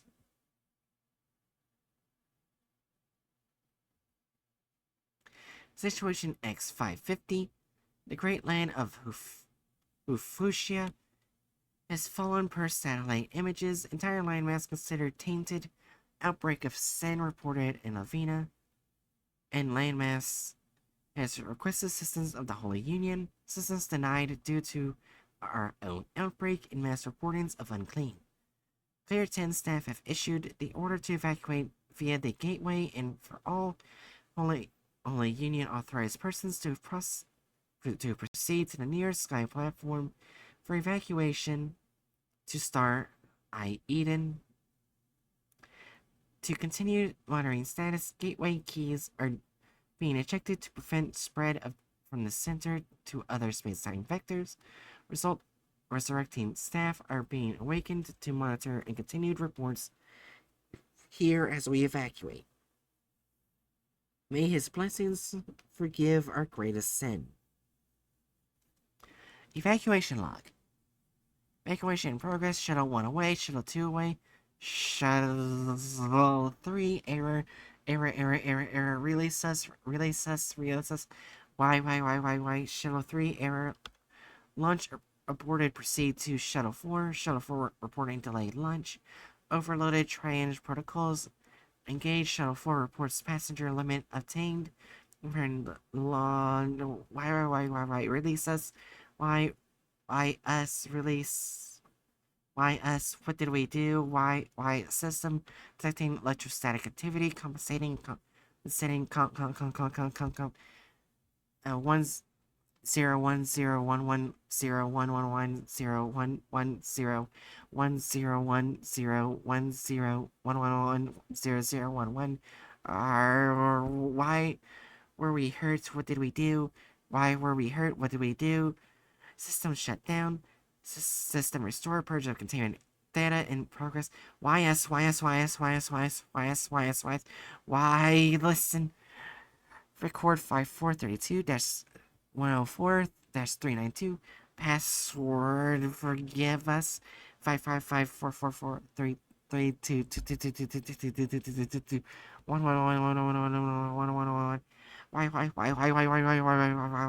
System purge.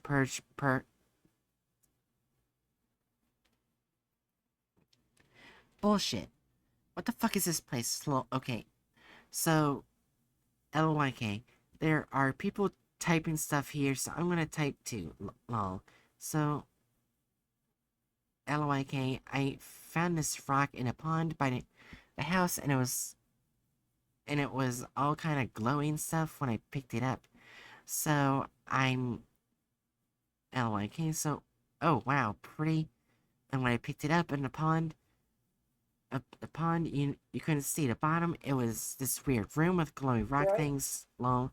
I don't know. So I LYK. Right.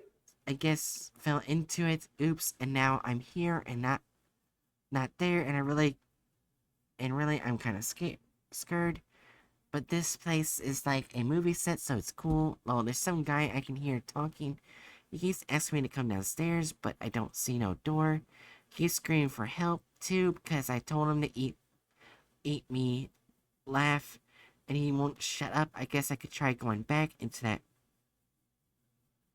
LYK is like, okay, into that room, but it's so creepy in there. I'm sort of scared to laugh.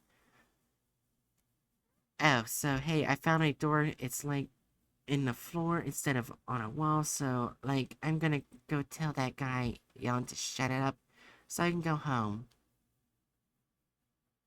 Oh, Agent Redacted report. My name is Redacted, and I'm an agent at the Foundation. The year in my world is 1972. I assume the same as in this world, but from what I've seen due to 093, life in this on this world ended in approximately 1954. I have used 093 to visit a number of locales, starting and ending here is in the center. I have seen the landscapes where no grass will grow. I have run from the unclean as they pursue anything they sense. I have no understanding of how they hunt, but I have learned what they are. Approximately 350 years ago or so, this world experienced a technological boom, ours did not. The source of this seems to have been the arrival of He, a godlike being of unknown origin. He declared the world unclean and full of sin, and the only way to purge itself of this sin was to purge the sinners. A war whoever was left alive was clean. Amazing advances in science was bestowed to all the cultures for a period of 10 years to prepare them for this war, and during that time, he disappeared.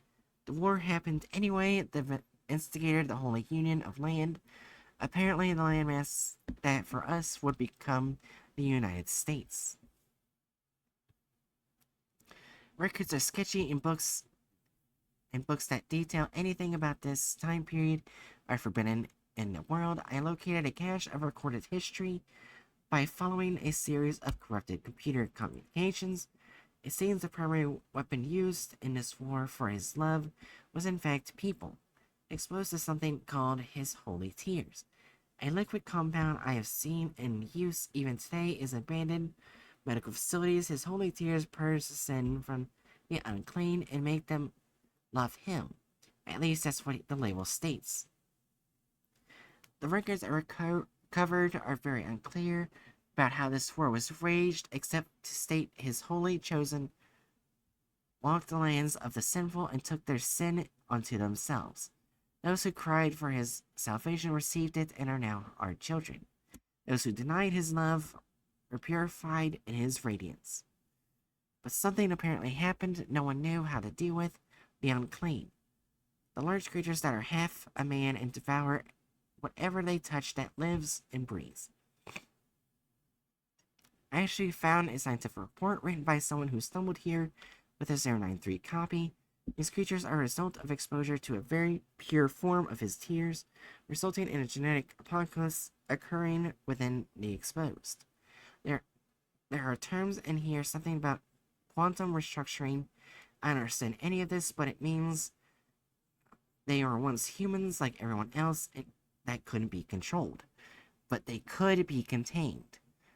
They seem to be attracted to his tears at a central point, was established in various regions where a person with the purest form of his tears stays, keeping the unclean in that area known as an infertile land. Something went wrong with that too. Not sure what, but everything fell apart. The power structure, the culture, the people, all of it fell to ruins, and now those things shamble around the land as its new owners with no purpose or direction. You can stand next to one if you can't stand the stink, and they just live right past you. If you can catch their attention, though, that's it. They move like lightning if they need to, and like a snail unless they have a reason to speed up. Sometimes I think they chase just to do it, others they move to kill. I think someone is in the facility, or someone's. I keep hearing voices and requests coming from areas under the floor. I want to leave this before I explore the facility any further. I have sent 093 back through the entry mirror to seal the gate. These things can't be let into our world, nor should we have anything to do with this one. We're simply not smart enough to understand it at all, I feel. I don't think the unclean can die. They're immortal, but they don't want to be. They just want to die. They're in my head, I think. I didn't notice it until just now, but equipment in this room is starting to react to me.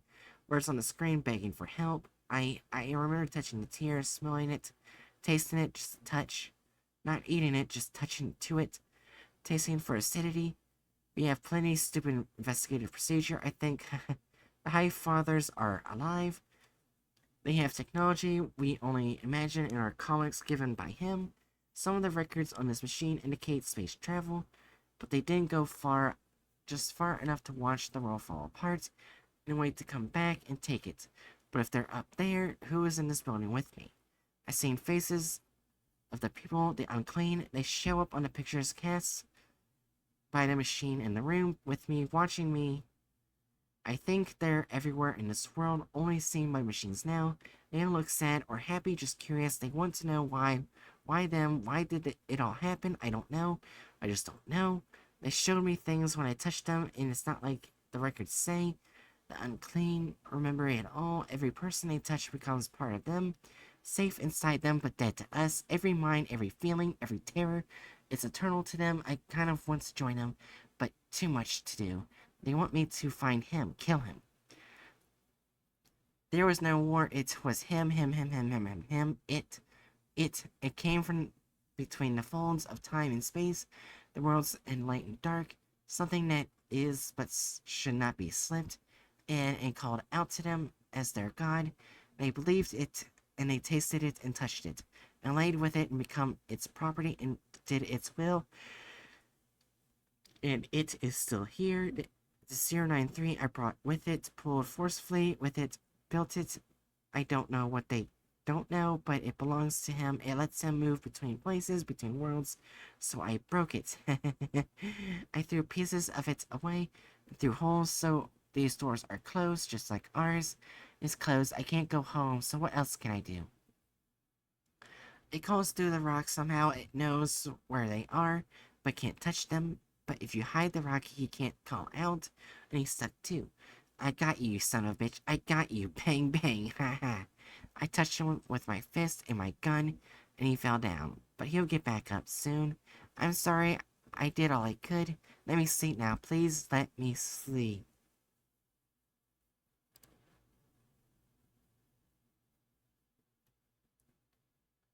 Yep. I go back to 093 because that's everything. Very nice. That was a damn long read. Get license. Alright. You didn't remember that it was long? Jerry, you there? Hello? Yeah, I'm here. Hello? Oh, wait, hold on. I think my mic's muted. Not my mic, my headset. Jerry, say something. Stuff. Oh my god, yeah. My headset was muted. Did you know I actually said other things earlier? Like when you were saying like wrong, I kept trying to correct you. No, because my headset was muted. Yeah, I noticed.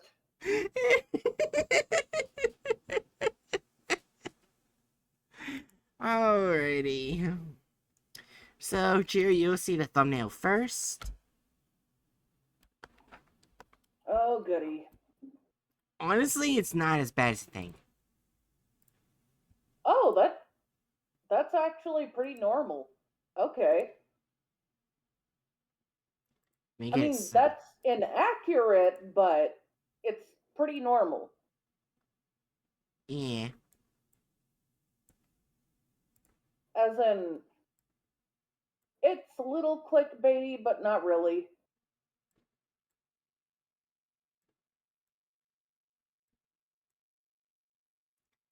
Yeah. It's not that bad. Like, maybe one. Yeah, one. Man, that's so nice. Being able to give something a one.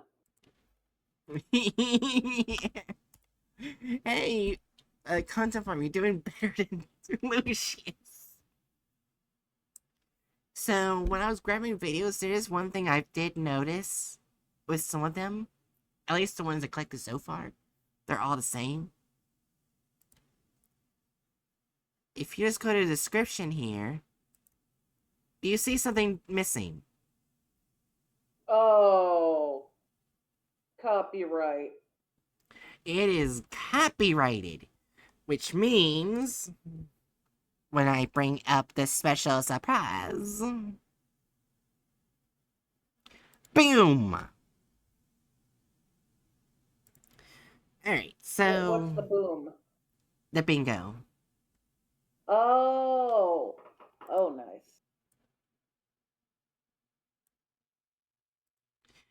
So we can do. Alright, where is it? No license given. Hey.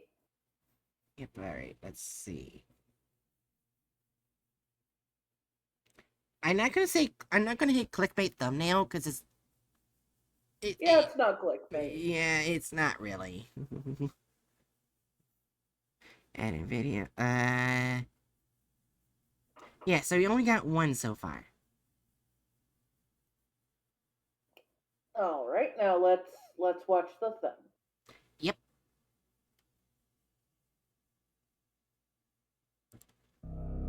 Sometimes it seems like I live the same life over and over again. What the hell? Sometimes Okay. it seems like I live the same life over and over again. I dream of moments from the past, the crime I committed,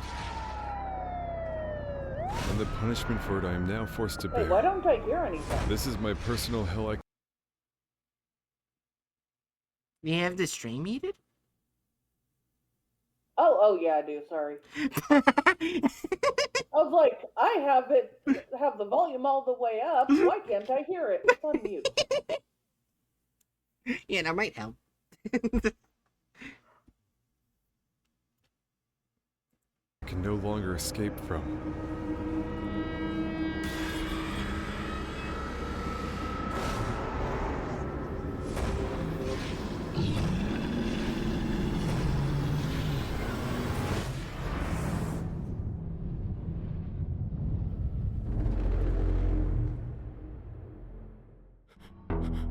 I get up. They have come for me again and are taking me to a room for another interrogation. When will it all end? Honestly, the animation's not I that told bad. you everything. Don't you believe me?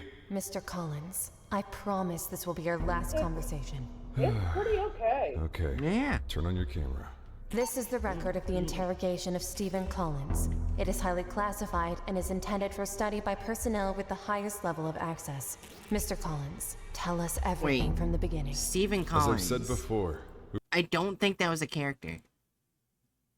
It was not a character. Which But there are a lot of characters with redacted names. means I know I put it in here. I think. Where's the number? Click it. Pot. Wait. Oh, I just put character removal. I didn't add it. I didn't put added unneeded plot. Oh, copyrights the video. I didn't even click that one. That's yeah. Okay, so never mind.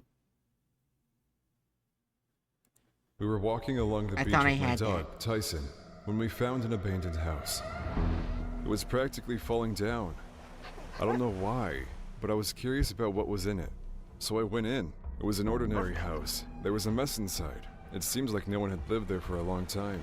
And then, I heard Tyson barking at something. There was a large mirror lying right on the floor, and on it was some strange round object. It looked like a talisman or a pendant. Before I knew it, I had already stepped on that mirror and picked it up. As soon as I had it in my hands. Talisman or pendant. What was that? I said no offense, I wouldn't call that a talisman or pendant.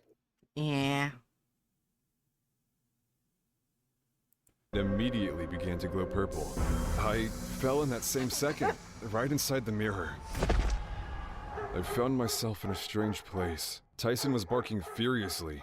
I looked around and saw the hole through which I had fallen next to me. My dog was rushing around on the other side. It was impossible. The mirror I'd stepped on turned out to be a portal to some parallel reality. Where was I anyway? I decided to take a look around. There was a crumbled city nearby, and I headed there. All around me were broken windows, rusty cars, and piles of garbage. But I didn't meet a single living soul. The strangest thing was, nothing around me looked familiar. I didn't recognize the makes of the cars or the people on the advertising posters, and all the inscriptions were of a strange religious nature. I picked up a piece of yellow newspaper and read. In the direct address of His Holiness, it was said... His tears looks, but... Yeah, I think it was more brown. Remember correctly.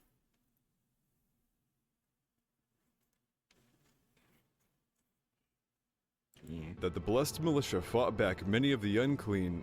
What kind of nonsense was that? There was an unbearable stench around. It seems like it was coming from some strange brown slime that was covering everything. I decided to film it on my phone, but then I noticed movement at the end of the street. Just an indistinct shadow, but definitely of a person. It disappeared around the corner, and I ran after it. Was there really someone alive there? As I turned the corner, I noticed that the shadow had disappeared into an abandoned hospital. I followed it. The hospital was weird. I'd never seen anything like it. Unusual devices and tools were lying all around. Ugh, there were also terrible tanks with stinking liquid everywhere. Pipes cracked from age were leading to them. Pools of brown liquid were glistening here and there on the floor. I walked through a couple of floors of the hospital, but I didn't meet anyone. Maybe I just imagined it. I saw a computer in one of the offices. Strangely enough, it turned on. I took out several folders with documents from the desk and started to study them. The more I read, the stranger everything that was going on seemed. What did you find out, Mr. Collins? That place really wasn't... I want to click this, because it pretty much is. Deviated plot. Yeah, this is definitely a completely different plot. And unneeded plot, because so far it's adding things that didn't happen. Yeah.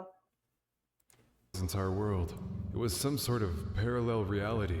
Judging by what I learned almost 350 years ago, it was visited by some godlike creature. No one knew where it had come from. The The creature had given people advanced technologies and taught them how to use them. It had Wait, all he's reading the very last thing.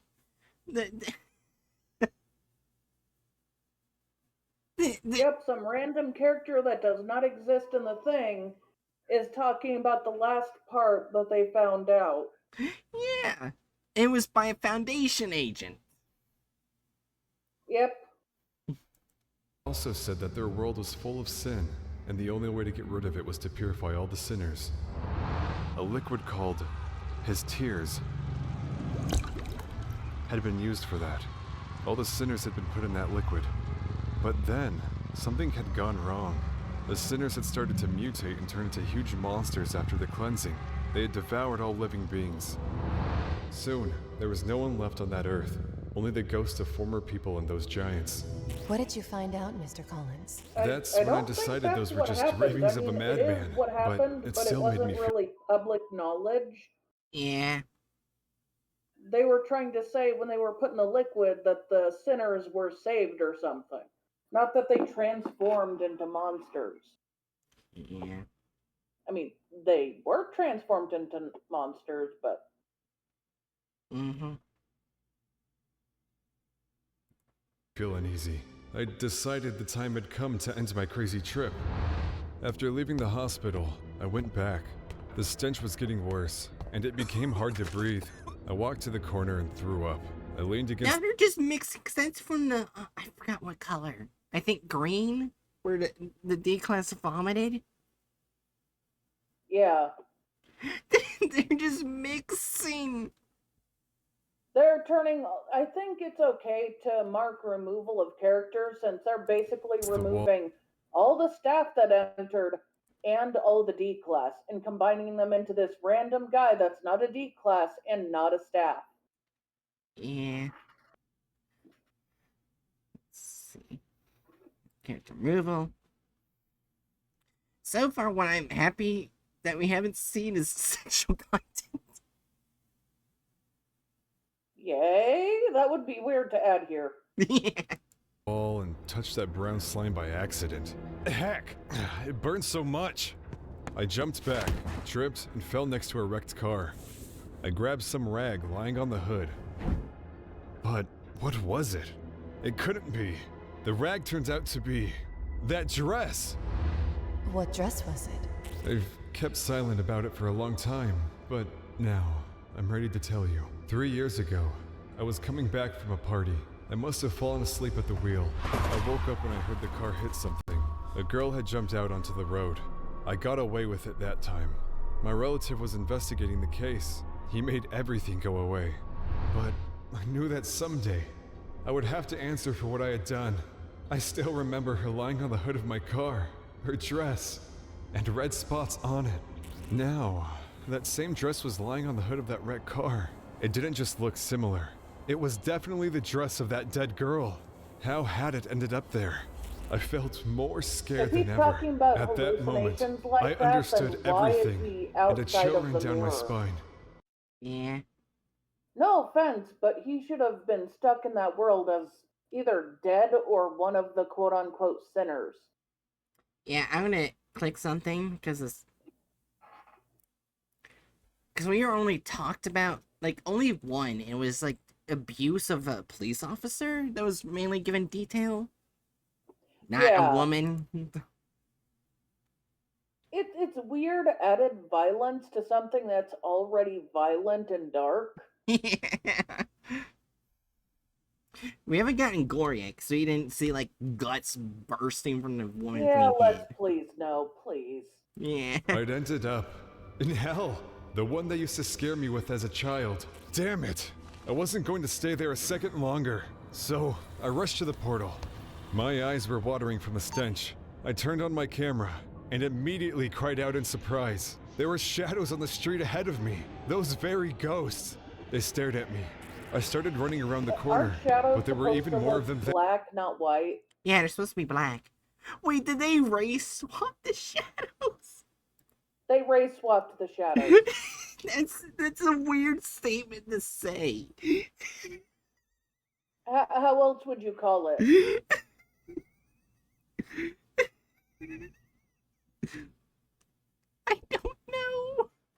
Shadows cannot look like shadows. They must look like light people. Oh, just saying that out loud sounds so weirdly racist. I'm not sure how I feel about that. There, they were so continue. close. I could even see their faces, tired and indifferent. Leave me alone, I shouted. Get away from me. At that moment, I heard a door slam, and a guy in an orange jumpsuit appeared in the alley. What? He was alive. What? Shut up. You can't shout here, he hissed angrily. Ghost, they're all around me. I barely managed to mumble. They won't do anything to you. But when giant monsters come, attracted by your screams, we're done.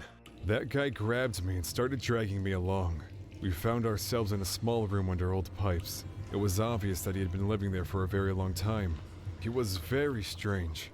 So I they can't explain removed why. all the SCP characters that had gone in and then added a random SCP character, a random D class. Yep.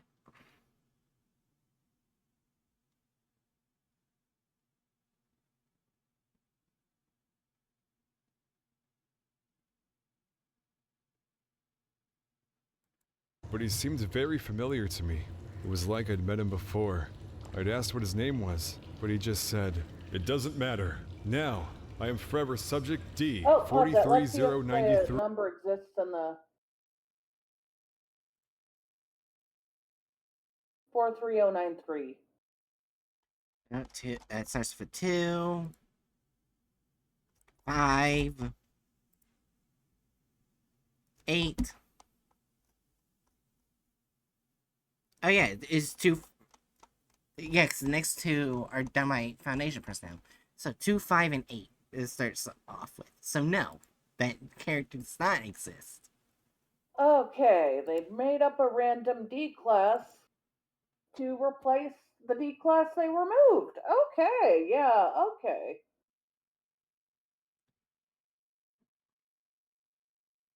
Well, there was another D class, but their number wasn't stated.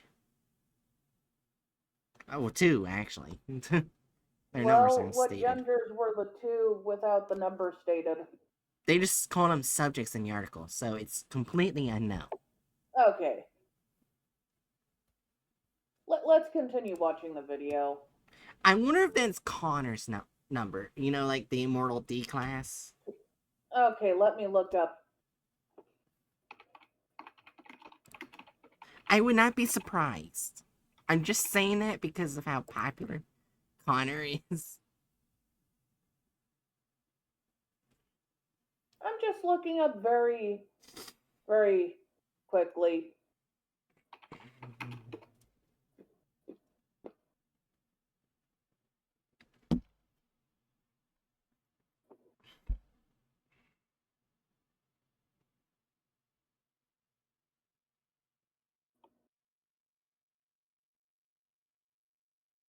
It doesn't seem like it ever shows his number. Gotcha. Alright, I guess we can continue then. Yeah. 3. That guy was from the personnel of your foundation. He'd realized it was actual hell as soon as he had been sent there. Your scientists had decided to not risk themselves and put a test subject no one would care about inside the portal. That's why he had decided to run away. During one of the experiments, he had unfastened the rope and hidden it in a basement. He'd lived there for several years, hiding from monsters and finding food for himself.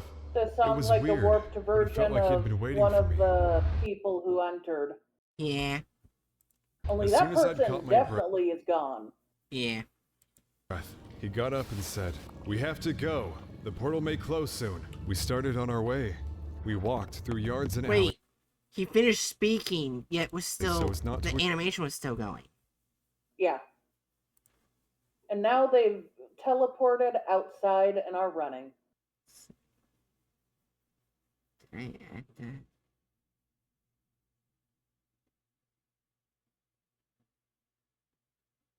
No, I did not add bad animation. Which is fair, because I think I wanted to keep AI in, because that's been something that's been happening. Would track the ghost You can attention. add I was looking bad around using my animation in the smartphone. next bingo. From time to time, I saw some lone shadows. But when we got out of the city, we found ourselves surrounded by them. They were looking at us and... what the hell?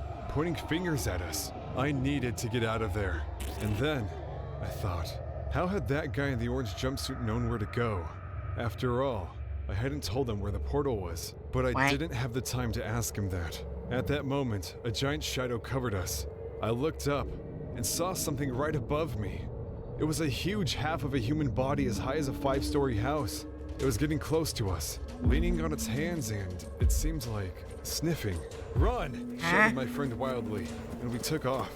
I heard heavy Then you footsteps that race shook the swap ground the behind unclean us. too, 'cause they're The supposed to monster be was chasing brown. us, just a little further, Yes, and we would they be race saved. swapped it. But then, out of the corner of my eye, They I race saw a swapped huge the hand darting out in our amalgamation of direction. suffering. A second, and I Because would be done suffering for. needs to look white, not brown. Oh, that sounds so bad. That sounds so bad. All of a sudden, I stumbled and fell. The giant's hand flew right by me and grabbed that guy in the orange jumpsuit. "No, God, no!" he shouted, horrified. I saw that monster press him to himself, and the poor guy started to sink into the giant's body. He was being sucked into the deep, sticky brown slime. It clung to him, and he screamed in pain. Don't agree to work with them," was the last thing I heard before he completely disappeared inside the monster. For a moment, the monster froze, as if digesting my poor friend, and then it reached out towards me again. I realized that if I didn't run right that second, Huh? I wouldn't call that guy a friend. Yeah. I would be next. With the last of my strength, I rushed to the portal. 10 meters. I saw a huge hand flash by my I'm side. just gonna 5 comment you meters. wouldn't have been able to make it. Yeah, you would be dead. It's I faster suddenly than felt- that.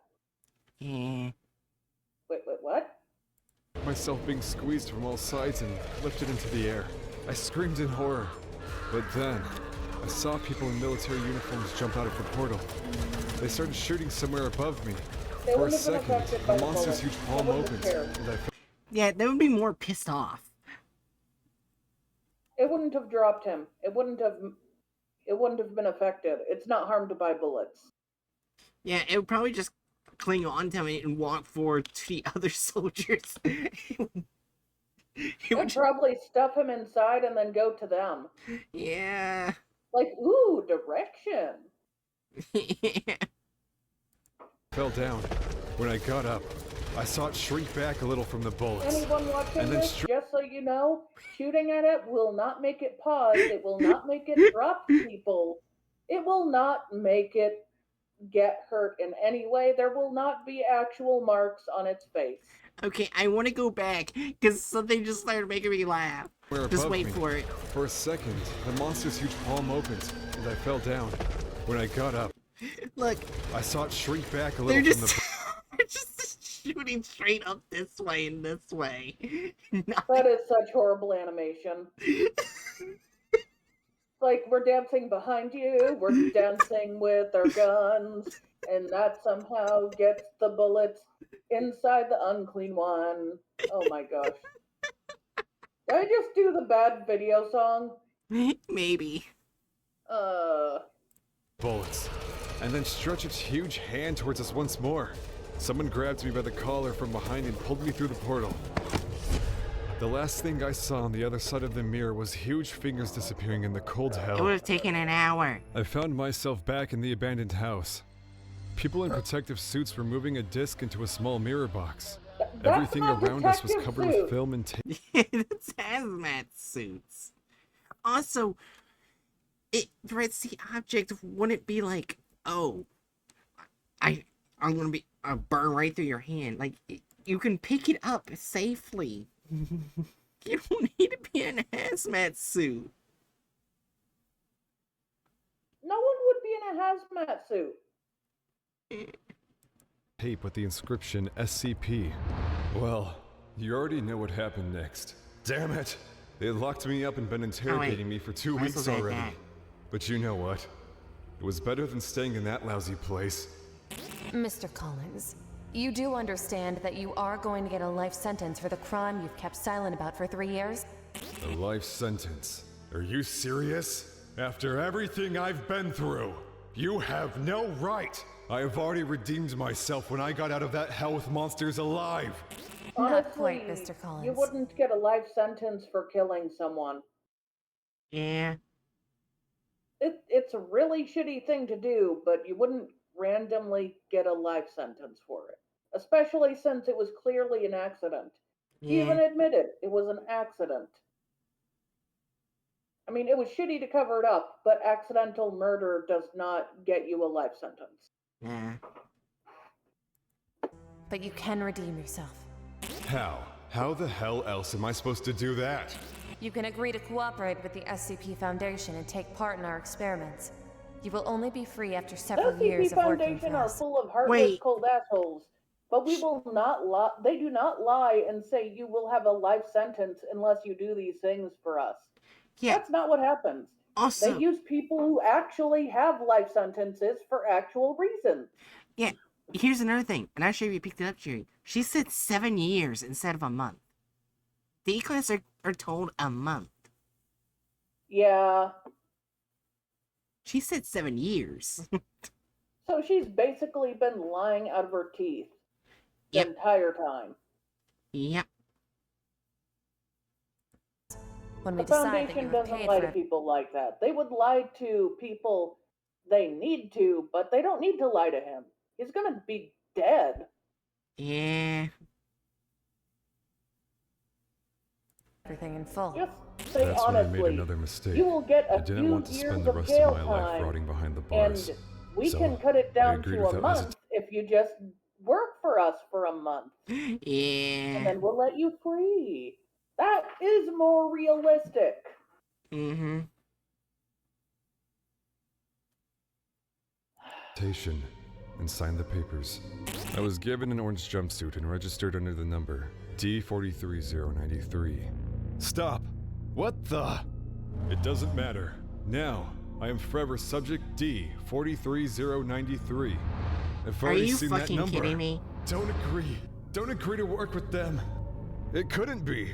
It turns out that had been me. I'm sorry, there's no weird time issues in that world. You don't get to. Going into the alternate universe does not mean you get to travel through time. That's not what's going on. That's not. Oh. So far, I don't think we're gonna get a bingo. No, but this is definitely not a good SCP like video. Oh my god. No, no! Not again! Let me go! I'm not going back there! You'll end up there anyway. Those bastards tied a safety rope to me and pushed me right into the mirror. So, here I am again. I hate this place! I'm not a lab rat! No! Not again! I have to break Well, this if you endless cut circle. the rope, it'll I just need to wait happen until again. that other me appears. Yeah. This time, it will be in for a surprise, and I will be the first to get to that damn portal. He won't stand a chance. And that's it. That's so stupid. Alright, let's get our bingo board. Yeah. Removal of characters and license would be 4. Yeah, so They we get... didn't keep any of the characters.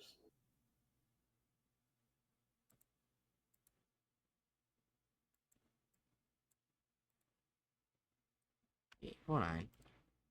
I need to see something.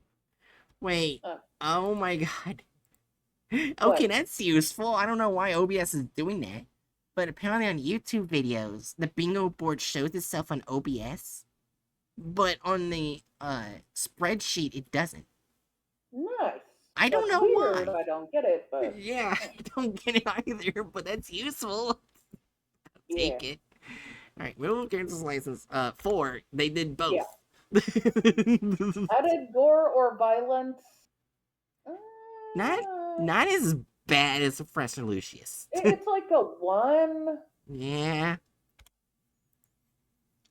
Deviates from the plot 4. Yeah. It's pretty fun.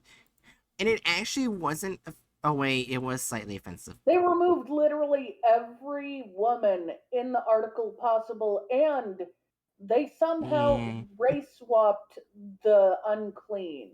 All the unclean. So 4. 4. Yeah. Alright.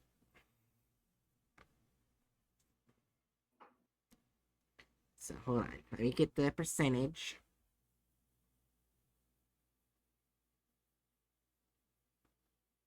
I didn't expect weird racism against a fantasy race, but here we are.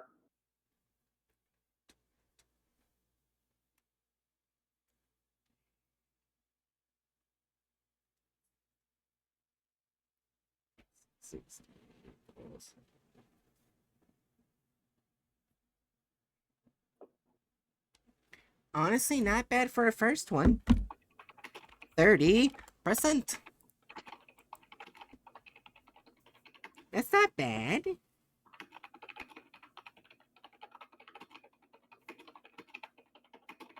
Right, Jerry? It's not bad. It's it's it's 30%. You can say it's not bad when it's 50%, which I feel like is still a very low bar. Dr. Lucius left us with a low bar, okay? Yeah. But they still need to cross that low bar for me to call it all right. Yeah, just wait for the Meat Baby episode. Sorry. I just gave you Vietnam flashbacks. You gave me flashbacks, not of Vietnam, but of something. Yeah. And now I have to go downstairs for dinner. Ah. Sorry. You want me to wait for you or just continue? Whichever one your heart desires. Okay. I'll wait to watch the video with you at least. Alright, thank you. Yeah. Oh, that's the staircase. Yep. Could you wait for me on that one? You can cover a different one? Yeah, because that, like, Professor Lucius doesn't connect to a story. Let's see, what's a good one? Let's see, the 2863, which is the Japanese skeletons ones. That's not long. Let's see. I'll probably do one haven't heard of.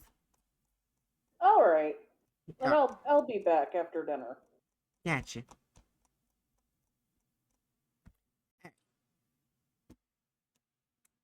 Give me a moment to thank your noodles as I get its nickname.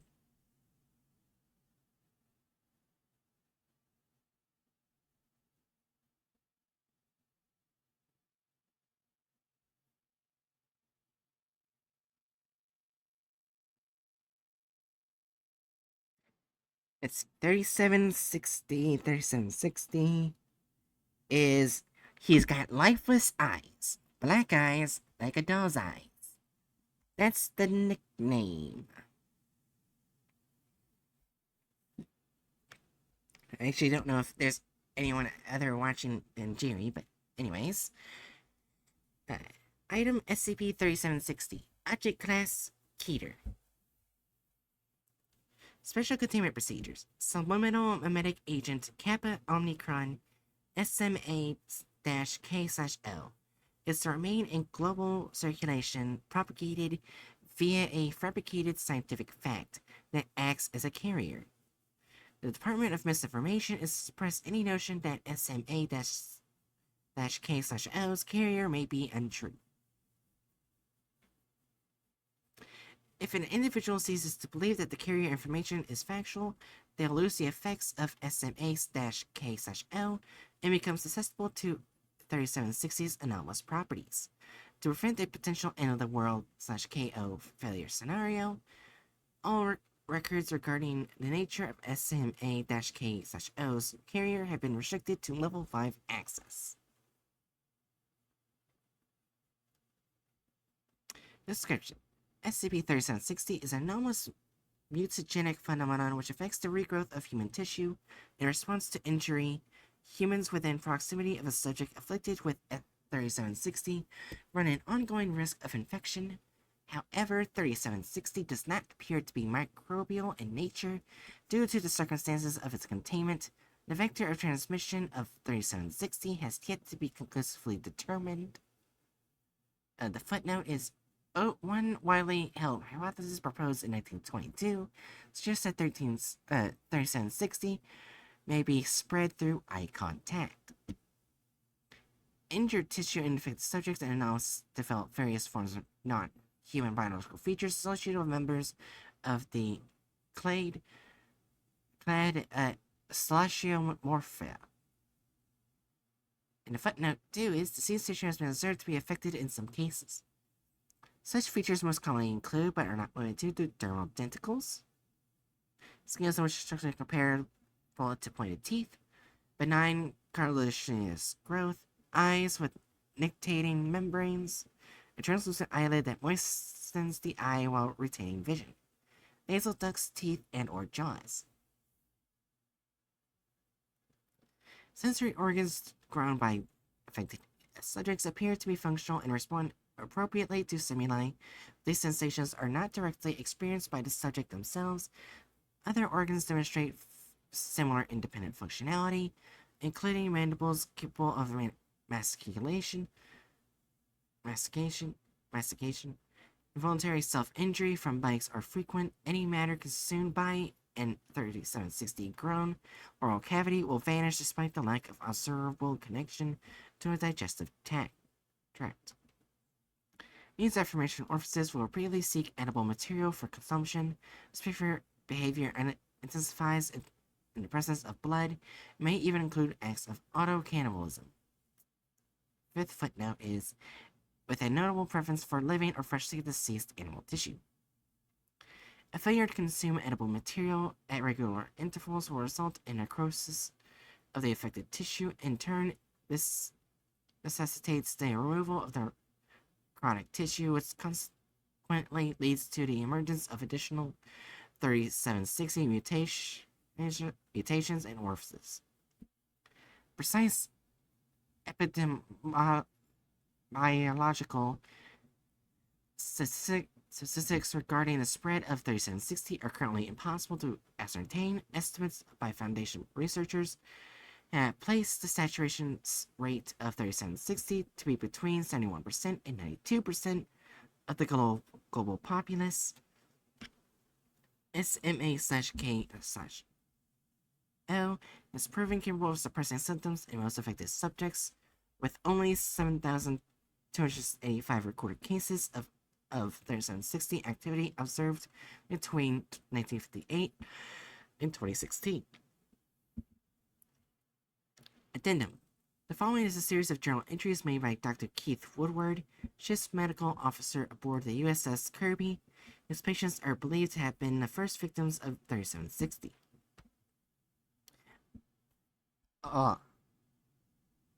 August 5th, 1922. Goodness knows, one of the worst at keeping records, but this feels important. Every instinct inside me says that something is very wrong. I had to write this all down while it's still fresh. Nobody knows Willis Riggs ended up in the water, least of all Riggs himself. Several men saw him heading below deck at 1521. At 1522, we had reports of a man overboard. It was Riggs. Nobody saw it happen. When they pulled him aboard, he said he couldn't remember anything that happened since breakfast. He was also missing a good chunk of his left foot. They asked me to examine him, of course. Sewed up his foot, put cast on it, and then try to figure out why he couldn't remember anything. Concussion was my first guess, but besides the lost time, there didn't seem to be anything wrong with him. I told him to get some bed rest, and when he was gone, I called the higher-ups. Only explanation I could come up with was that he had simply stumbled overboard.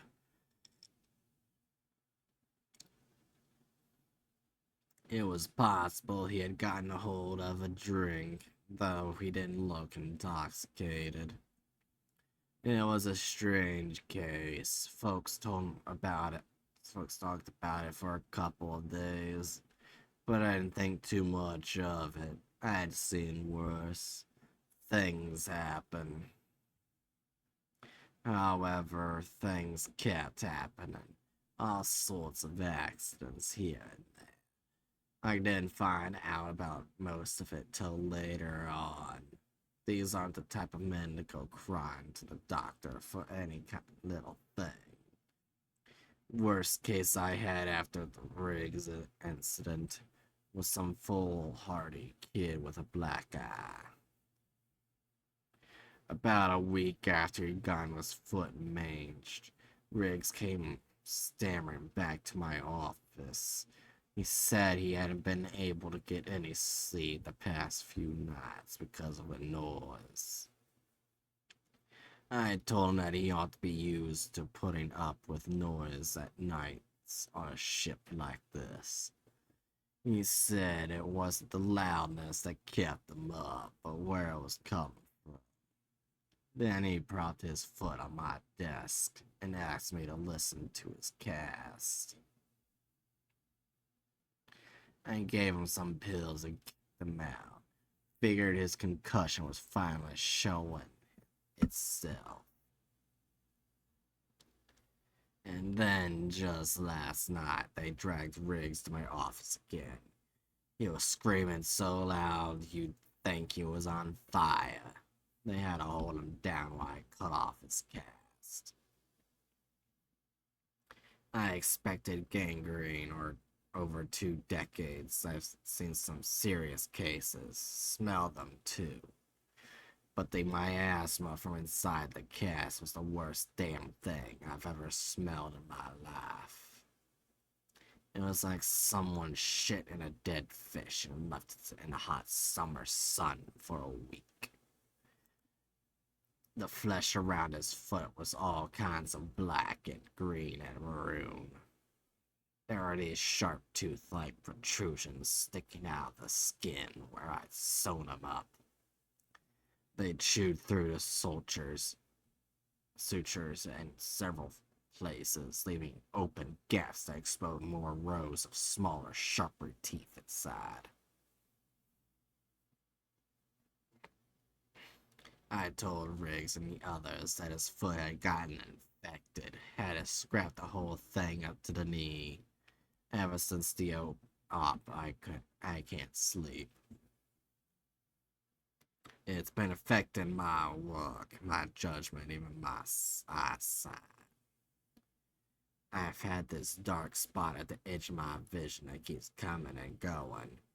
Probably just needs to stop right and go to sleep.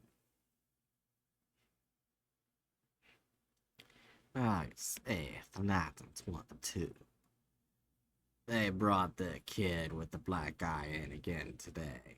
His right eyelid was swollen shut, blood tricked from it like a leaky faucet. I had to use pincers to peel the lid back.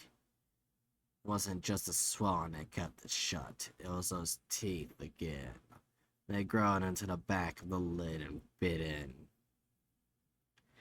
He started making jokes about his eye patch the moment I sent him on his way. Speaking of eyes, my eyesight has gotten worse. The dark spots moved to the center of my vision. It won't go away. Even when my eyes are closed, the colors don't dance in that one tiny spot. It's impossible to smell of Riggs' foot somehow burned my corneas. One of the men who helped bring him in, Ronnie Gaines, I think, said he'd been having headaches ever since that night. Wouldn't be a surprise if whatever the hell Riggs has is toxic.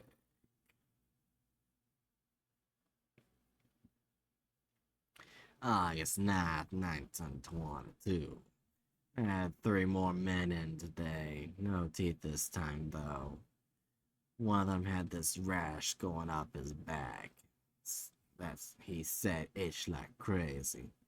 Looked like acne at first, and he did have some acne back there. But there were all these bumps. all in neat little rows, all tinted to the touch. I gave him some ointment. One of them had a growth on his big toe. Big chunk of something sticking out of the space on the left side where the nail ended. Looked almost like coral, except it was translucent and slightly rubbery.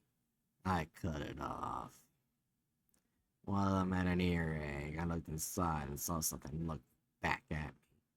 I told him it was his imagination. Dark spot on my vision keeps getting bigger. It's not even a spot anymore. It's a shape that keeps changing.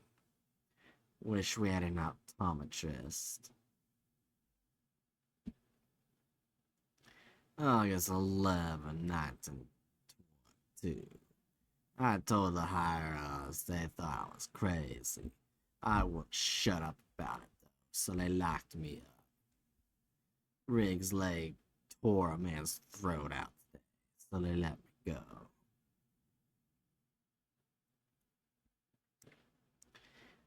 August 18th, 1922. I have a little plate in front of me with bits of meat on it. Every few minutes I had a piece up to my left ring finger. The nail slides up and it bares its teeth. Push the meat in and it gets back to take care of the man. This is how things are now. Arabs told me to reassure the crew that we're going home. They don't want any more men jumping into the ocean. Risk spreading disease, they said. I followed orders, but I also mentioned that if they felt like jumping, come see me first. August 22nd, 1922. Ronnie Gaines died this morning. There's a hole full of teeth where his face should be. He'd been complaining of migraines for weeks. I figured something was growing in ahead of his. I just didn't think it could bite from the inside. Curious part is that the teeth are still gnashing. Guess it makes sense. Riggs didn't want to die when his foot had died. Why should the foot die if Riggs died? August 23rd, 1922. Riggs died.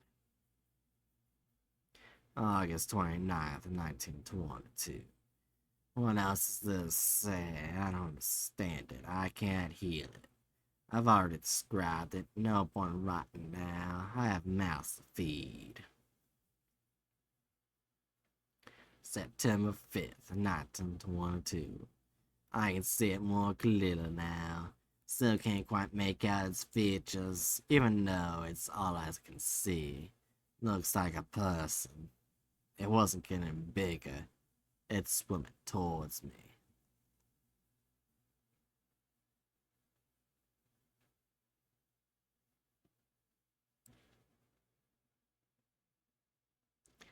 And that's it of 3760.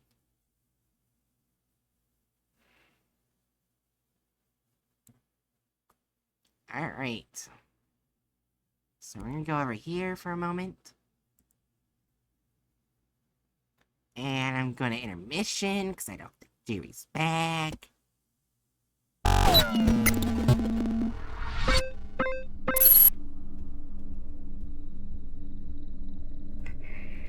And I also will be back too, because I gotta go pee. If there's anyone in chat, entertain chat. I believe in you.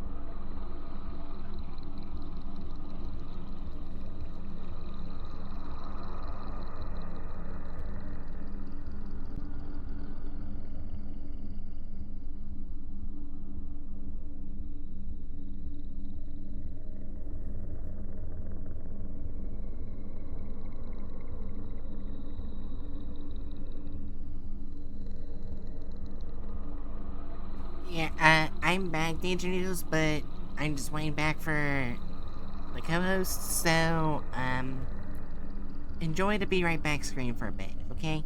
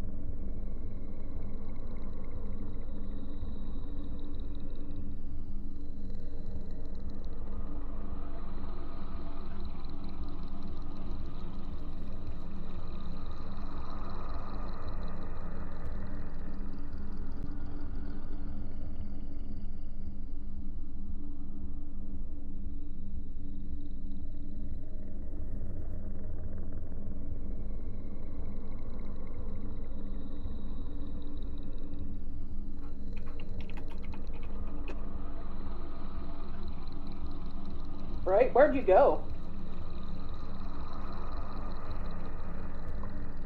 Oh, you're back? Yeah. Alright, so basically 3760, is,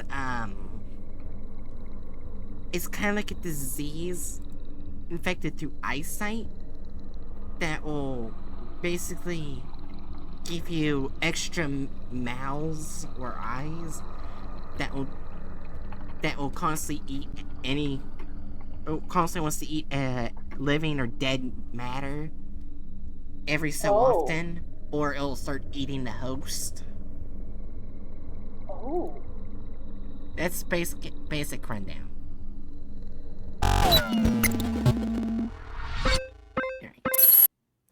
Oh yeah, I need to do something. I need to get rid of all the, the bingo stuff. Alright. So here we go. We gotta go in here. Let's go here. Get the thumbnail. Uh-oh. I already know your answer. Sounds like something I want to read. Did I miss an interesting SCP? Well, probably. I mean, it's Oh! a Keter. Did they sexualize the disease? Yes. Oh. Should I read it very quickly? Sure, go ahead. It's not long. Okay. 3760? Yep. So let's go to the let's go to the bingo. Immunogenic phenomenon which affects the regrowth of human tissue in response to injury. Humans with proximity. Mm-hmm.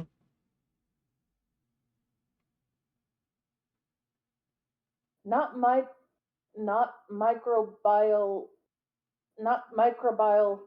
so not like something like 610 or anything. No. But it definitely does not look okay. Yep. They have pictures on the article. Yeah, I see.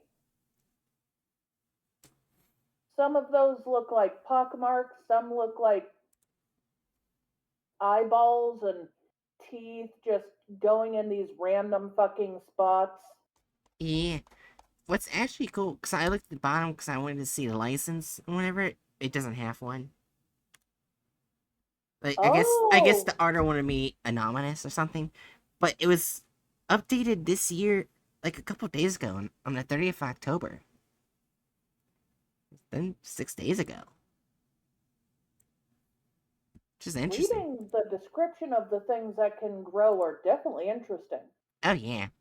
Teeth-like scales, the nasal duct's teeth or jaws, eyes with translucent eyelids, Mm-hmm. benign cartilage growths. Oh. Yep. Sensory organs grown by affected subjects appear to be functional. Oh, that's weird. So if you grow an eyeball on your neck, it's fully functional? Oh. Yep. Uh.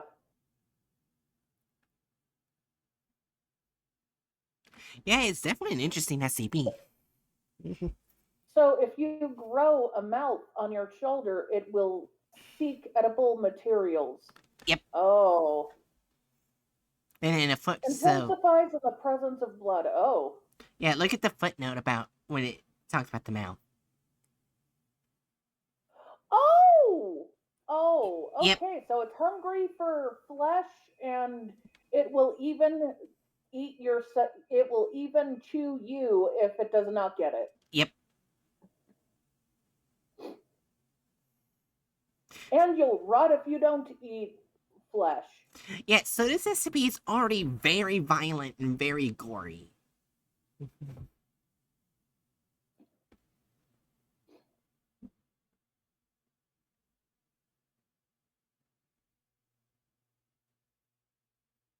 So yeah, are you ready to watch the video? Yeah. Alright. I forgot this is what it starts off with.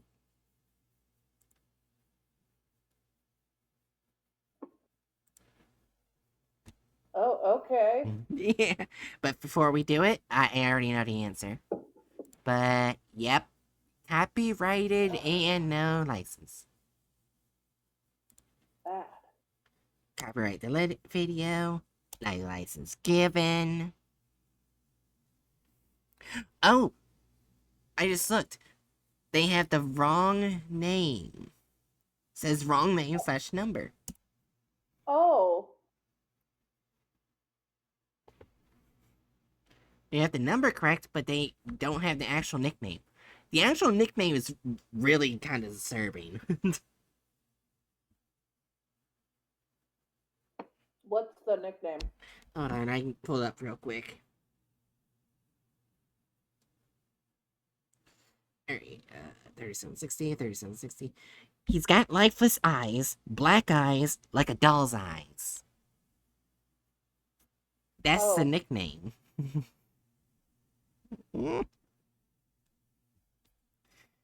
Sounds pretty accurate, but also terrifying. Yeah. Be ready? Mm-hmm. This is probably my last video. This is probably my last video. Damn it. Not like that. If anyone finds this video, know that I am the last survivor of the Pride of the Seas ship. My name is Kid Woodward, and I am the doctor of the Pride of the Seas cargo ship. Wait, it was the USS Kirby, not Pride of the Seas.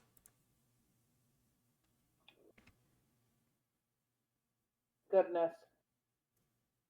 And, like, the USS Kirby is, like, connected to other SCPs, too, because I think it was, like, with the teeth one. I think it was also called USS Kirby. Yeah, it was.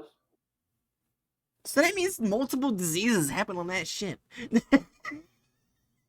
Well, to be fair, I don't think the teeth one was really being acted as a disease so much as only one infected, and she was a fucking psycho. Yeah.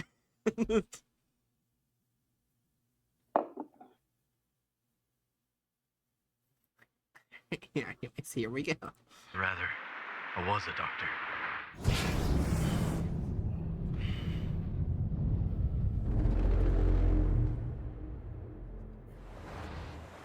We were heading home from Japan with 5,000 containers of cargo. There were 12 people in our crew.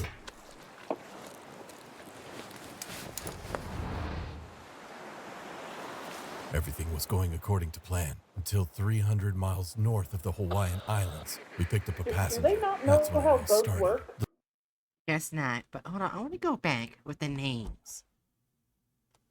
Let's see, they're Willis Friggs.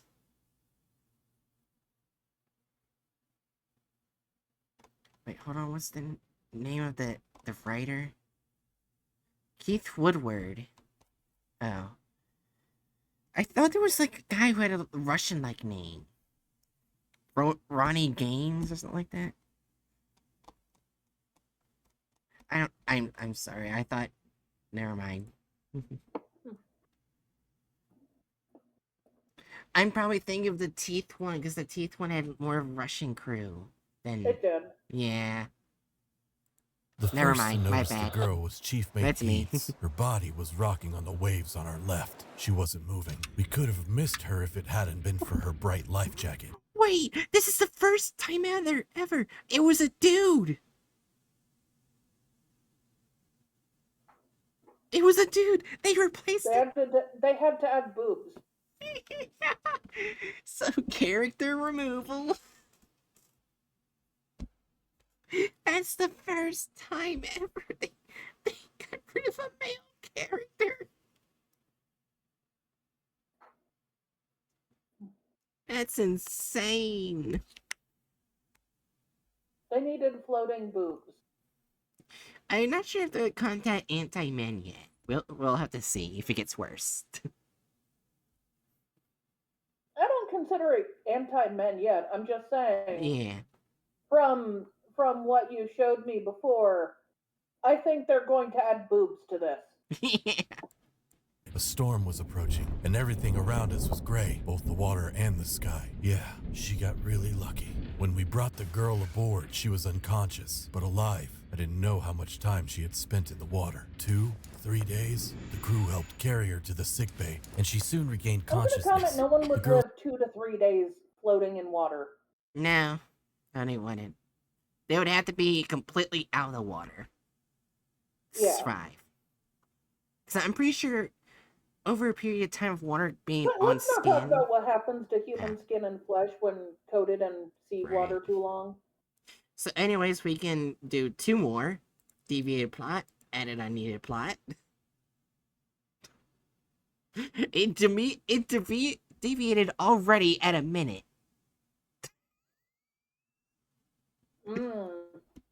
Jesus Christ. girl's name was Melissa, and she was from Seattle. I tried to find out what had happened to her, but she had big gaps in her memory. The last thing she remembered was being on vacation with her friends in Hawaii. It happens sometimes. People go into shock as a result of a stressful situation. I decided to examine Melissa after noticing a bloody bandage above her knee. I was expecting anything, but what I actually saw at first Don't do glance. that. Don't do that. I'm not sure if you read the article, that far down article, but it was several days before they found this. It wasn't immediate. It was several days. I did not get that far, but I just said don't do that because the way they were having him like badly unwrap the leg, it made it look like well, just think of this. He was in front of a woman unwrapping something off of her and then he gasped. Yeah. Why are they over sexualizing someone with a body part that eats flesh?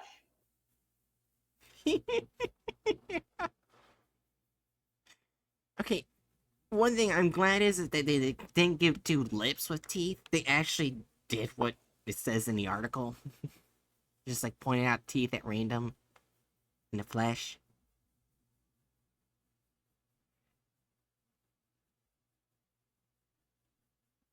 Anyways, let's continue. It was an ordinary wound. She could have gotten it by hitting something sharp. But when I took the first aid kit to clean up the cut, I noticed teeth. What the hell? Small, sharp teeth were growing from the edges of the wound, like it was a real jaw. I touched them with tweezers, and I swear, the edges of the wound slammed shut, as if they wanted to bite me. Do you hear it? Melissa suddenly asked. It's calling. I tried to hear what she was talking about, but there was nothing but the measured noise of the engines. It's not supposed No. it doesn't call? It doesn't call? That's not a side effect?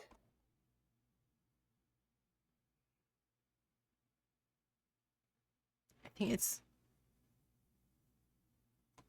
it's more talking. about the end or something like that. I'm trying to see if it, because I don't remember it talking about it. Well, I read urges that you get in needs or something, Yeah. but I did not read, like, the voices are calling for your flesh. Yeah. It demands that I help it get out. The girl Why? sat up on the couch. Apparently, the consequences of being in open water were quite serious. After returning, she would need to go to a psychiatrist. I gave the girl a sedative and left her to rest. Why did they make her demented? I don't know. Also, the wound was below the knee, not above it. Well, they wanted to, strip a woman. Yeah, and also they cut off the leg. Well, they can't cut a woman's leg off. She's too sexy. Then, I went to my cabin and started reading my medical books. I looked through everything I could think of, but couldn't find any explanation for what it could be. At that moment, they called me and asked to come back at once. Chief Mate Heeds needed my help. I ran there. Something crazy had happened in the sickbay. Melissa was huddling in a corner, and Heeds was clutching the wound in his neck and screaming like crazy. "Let go! Let me see!" I shouted. It was a bite. A part of the chief mate's neck had been bitten off. The wound wasn't deep, but quite large. While I was stitching up Heeds, he said he had decided to check if everything was okay with the girl. That's when he had seen the strange wound on her leg. Bent over to examine it, and at that moment, she had bitten him with her leg. It sounded absurd. I glanced at the quiet Melissa. She was looking around, scared. Can you hear it? It's close. It's calling all of you. That was too much. It was time to declare a state of emergency. I It told the doesn't call captain that there were people. 2 seriously Yeah. wounded That's not on board and we alive. needed to go to the nearest Yeah.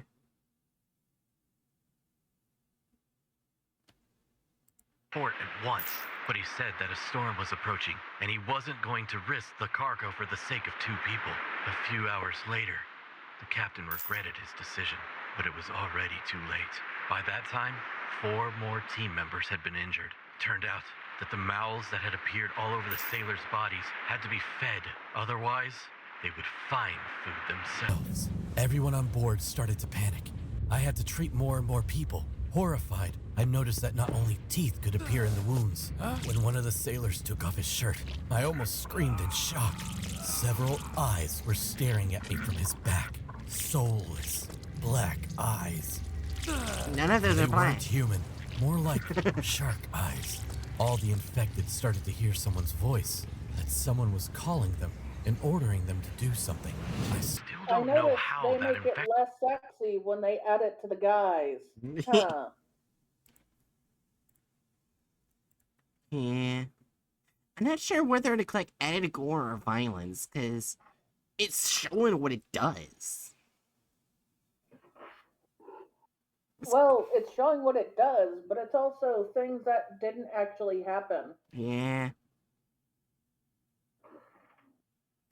The bite on the back neck did happen. Someone was bit on the neck.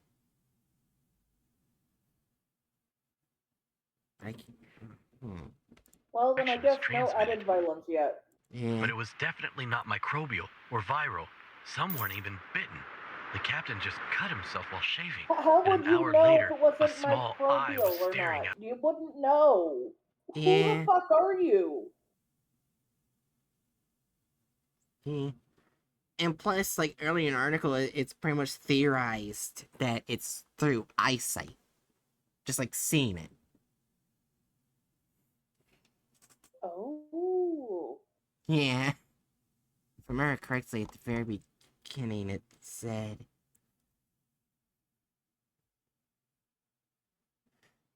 Okay, information fatal includes effects. Blah. I think it said somewhere about it being eyesight. But, anyways. Out of the cut. I had been lucky so far. There wasn't a single scratch on my body. But by nightfall, things became very hard. We were in the eye of the storm. The ship was being thrown from side to side. None of the crew were doing their duties anymore. They were either looking for food for the mouths that had grown on their bodies or talking to someone I couldn't hear. But worst of all, the girl we had pulled out of the water in the morning Talking had disappeared. to All of us. yourself is not something that it causes you to do. Yeah. Sudden, the light went out. The sick bay was immediately plunged into complete darkness.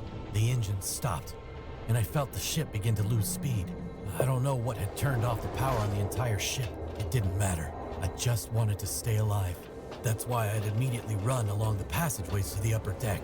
Several times I had met crew members who had gone insane and were eating each other.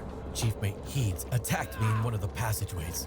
He was screaming that he was hungry, that he had to feed all the mouths or they would eat. I'm gonna say this because I play Resident Evil games. The thing on his left right shoulder, that's a Resident Evil eye. They're starting to make him look like Resident Evil creatures. Magical. Yeah. Eat him. Using the flashlight, I saw the teeth clattering in the mouths on his body. I pushed Heeds away and ran on. I'd almost reached the upper deck when something suddenly appeared right in front of me. The figure is covered with mouths all over. It looked at me with dozens of eyes. Oh my Truly, god. Master, this is the last one. He will become a part of you too. The single human mouth on that monster said it, and I recognized it by its voice.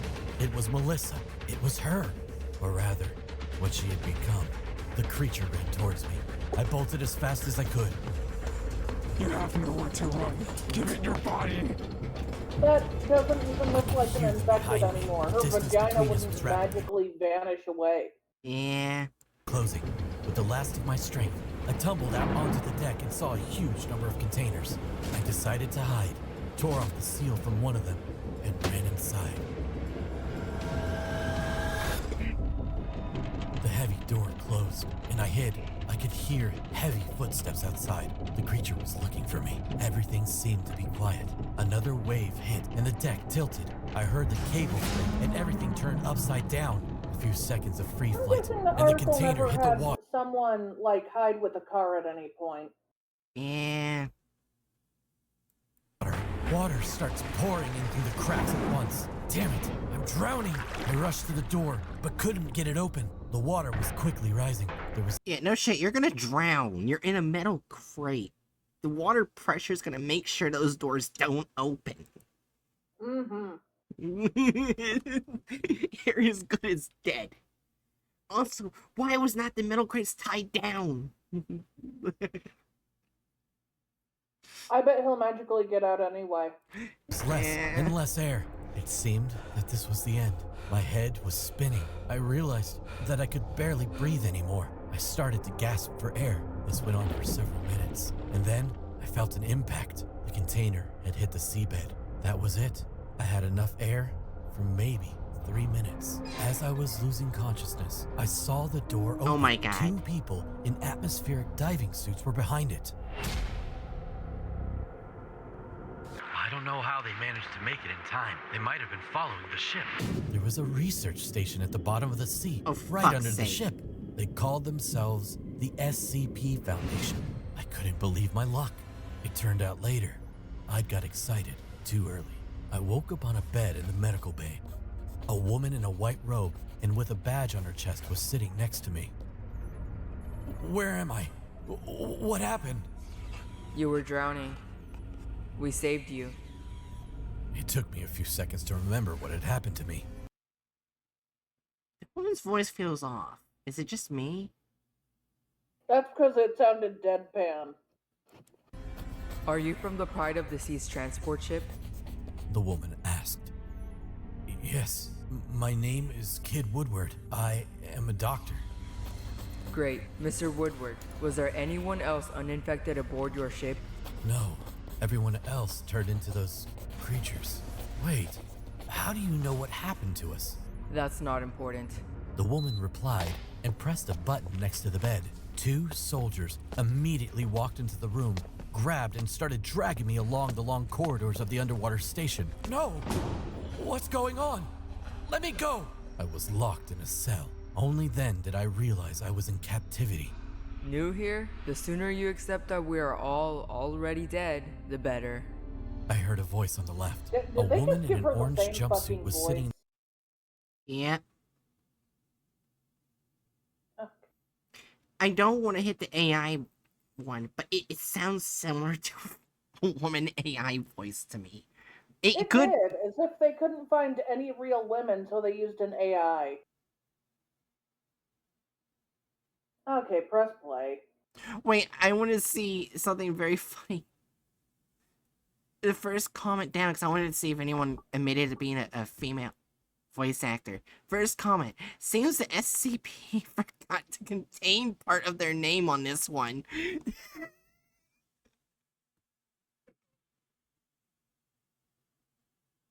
Oh no. Yeah, I already find this funny. In the cell next to mine. She was looking at me indifferently. What's going on? What do they need us for? You haven't realized yet? For experiments, it will be our turn soon, and we will become just like them. She pointed further into the hall. I saw a few more cells against the far wall. There were infected people inside. One of them was completely covered with toothy jaws and rushing about his cell. The second one was in an even worse condition. He was lying motionless on the floor, and it seemed he was eating himself. The sight almost made me throw up. What kind of disease is that? They say they The Foundation wouldn't do this. They would not do with it. It's already been deemed end of the world scenario if spread infection, which means they wouldn't be testing with it. Kind of like with In 610. fact, they'd probably destroy any infected. Yeah, like with 610, it's an end of the world virus, and they just decide to lock it up or kill any infected. Yeah. They don't just constantly infect people. Okay, so this is added violence and gore already. I'm just saying, from what I'm getting so far from the two videos, is they like to depict the SCP Foundation as people who do not care about the life and death of others at all, and it feels like a disconnect from what the Foundation is. Yeah, and plus there's a whole, I don't know, probably the ethics committee, who sometimes has more power than the O5. Also, I'm going to comment that why would they keep something that's end of the world class scenario, not dead? Why would they infect people with that? Like, oh, it's the end of the world, let's infect people. Yeah. Yeah. They found it here, at the bottom of the ocean. Some kind of abnormal mutagenic phenomenon. They even It's unknown where it came from. Yeah, that's what I thought. It said how it spread or where it's from were all unknown. Yeah. It's unknown. I mean, it's theorized came from the ocean because the first infected came out of the ocean with it. Yeah, theorized is different than totally from there. Right. even named it SCP-3760. The station was built so that they could study it. The woman said that a young girl from Hawaii used to be in my cell. She had been crying all the time, so she had been given an amnestic. And then they wounded her leg to see what would happen. But apparently, not all her That they memory would had been not erased. do that. Because Right. 3 days ago, she had somehow managed to escape. She had got to the escape pods and made her way to the surface. But don't get your hopes up. They've tightened security after that incident. Only Melissa had got lucky, says the woman. Melissa? Could it be that girl we'd caught in the sea? I didn't tell her that Melissa was no more. She had become a monster. I started to think of an escape plan. I got lucky again. I found tweezers in my inner pocket. They were so narrow the Foundation employees hadn't found them while searching me. That was my chance. That's unrealistic. I showed them to my Yeah. neighbor, and she immediately got Why closer. wouldn't the Foundation Give- use something to scan for metal? Right, and I'm pretty sure Foundation can afford metal detectors. If that was an issue. If the airport can, so can they. Yeah. Give them to me. I used to be a break-in specialist. A couple of minutes, and the lock on her cell clicked. The door opened. She immediately started to work on my lock. Let's run. Shouted the woman, and we rushed down the corridor. But we hadn't run far when we turned the corner, and the I'm sorry, but Foundation that was soldier not a saw shout. us. Yeah. It's like this quiet, let's run. Yeah, the thing is, the Foundation, if you break out of a cell, an alarm immediately sounds. Like, the Foundation knows. Like, every door has an alarm. Yeah. They started running after us. Damn it. I Also, didn't want they to die wouldn't be there. that easy to pick. Yeah. Not even MacGyver could get through one. Yeah. The way to the escape pods was cut off, and we ran to the other wing on the lower floor. The soldiers were right behind us. Finally, we reached an airlock. It led Now to a they long chose corridor on the secure doors, seabed. There were now? signs in front of Yeah. I mean, they're not SCP doors, but they're still more secure, and that kind of infuriates me. Yeah. And plus, if the guards saw them running, they'll be like, alright, they're dead. They start shooting. Yeah.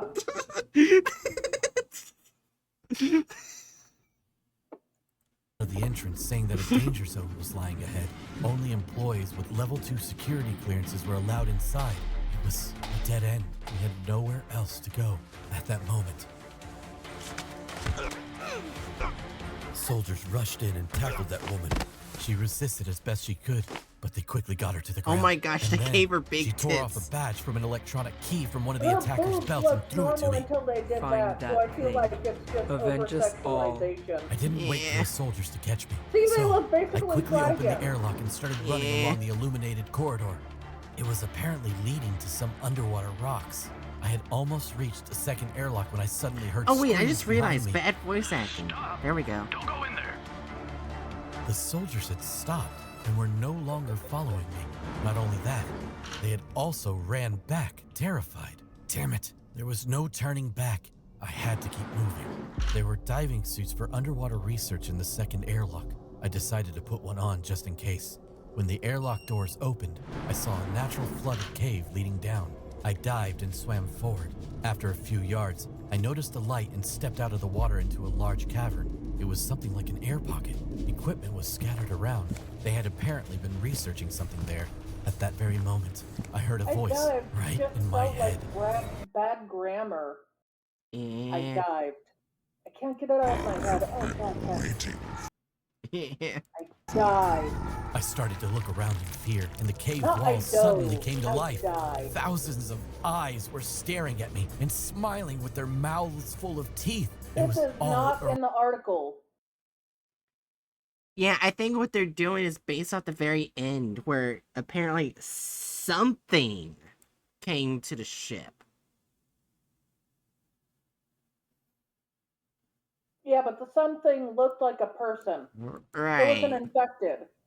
It was not rock. It was not deep sea thing. It was just an infected. Yeah. around me. I ended up right inside that thing. Become a part of me.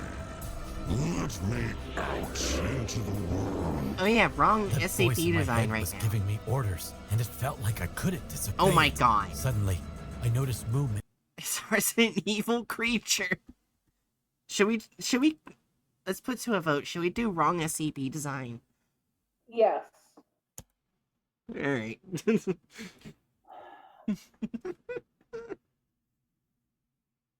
Also, I feel like we should put anti-woman because they've just weirdly sexualized them so many times.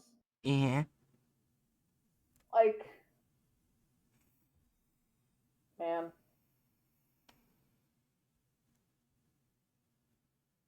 In one of the caves leading to the chamber, a huge creature, similar to a man but covered with toothy jaws from head to toe, walked out of it. A second monster appeared from another cave. They cut off my way out. Don't fight us. Give us your body. I heard Also, the why voice is in his my helmet head again. gone? Terrified, I backed away. I had don't nowhere know. to run. Would I If the really helmet turn was into gone, such a shouldn't horror? he be drowning? Unless he's like in a undersea cavern with air. For some It reason. doesn't look like it has air, but then again, they're not treating it like there's water. Right. Creature? All of a sudden, I Maybe saw a they small just don't know pool. how water works. And something like a bathyscape at the far end of the chamber. Was that my chance?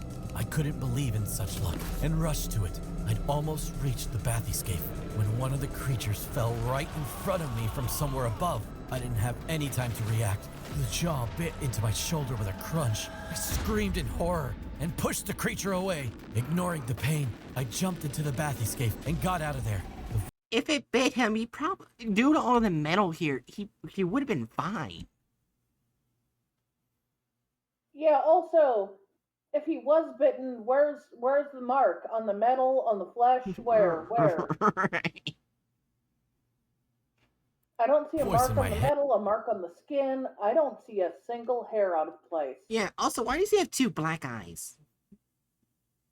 Some people have black eyes, but oh, you mean the weird pooches under the eyeball? I have no idea.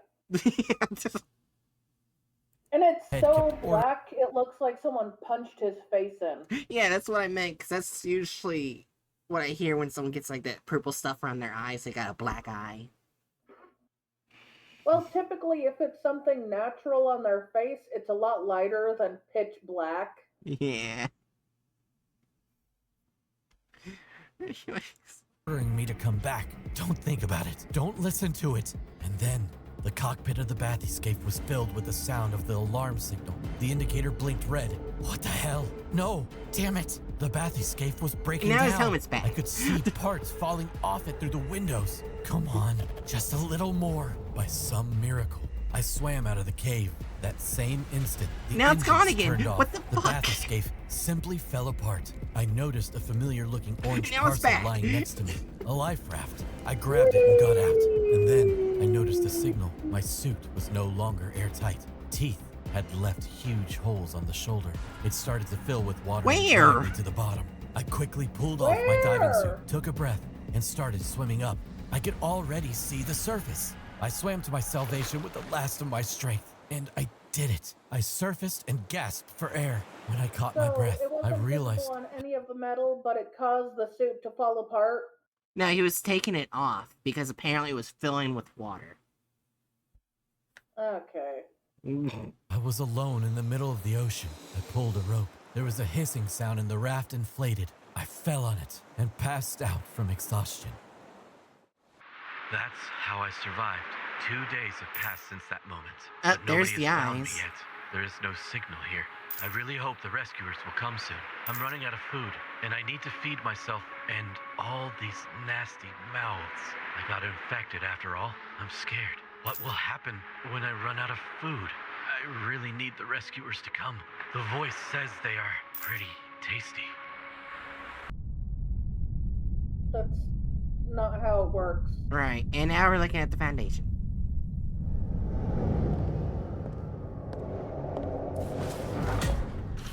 Becca Thompson. Oh my god. Gentlemen, experiment D002 was successful. The subject was allowed to escape from his containment cell. A chase was staged. We led him into the cave containing SCP-3760.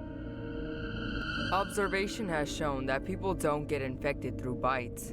The subject began to hear SCP-3760's voice even without any wounds on his body. It is possible that the anomalous object chooses the victim it possesses itself. Here are his current coordinates. The merchant ship, Atlantic, is moving in his direction. In 3 hours, they will meet.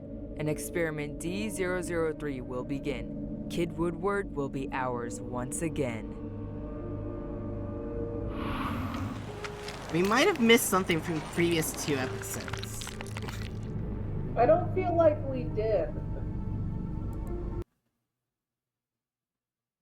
Like, are they gonna make a story where the 05 is the bad guys? I guess. just like First Lucius, except it's only 2 in First Lucius, but apparently the entire O5 is evil in this series. Also, it sounds like you watched like an SCP video while I was gone because I thought we only watched one before now.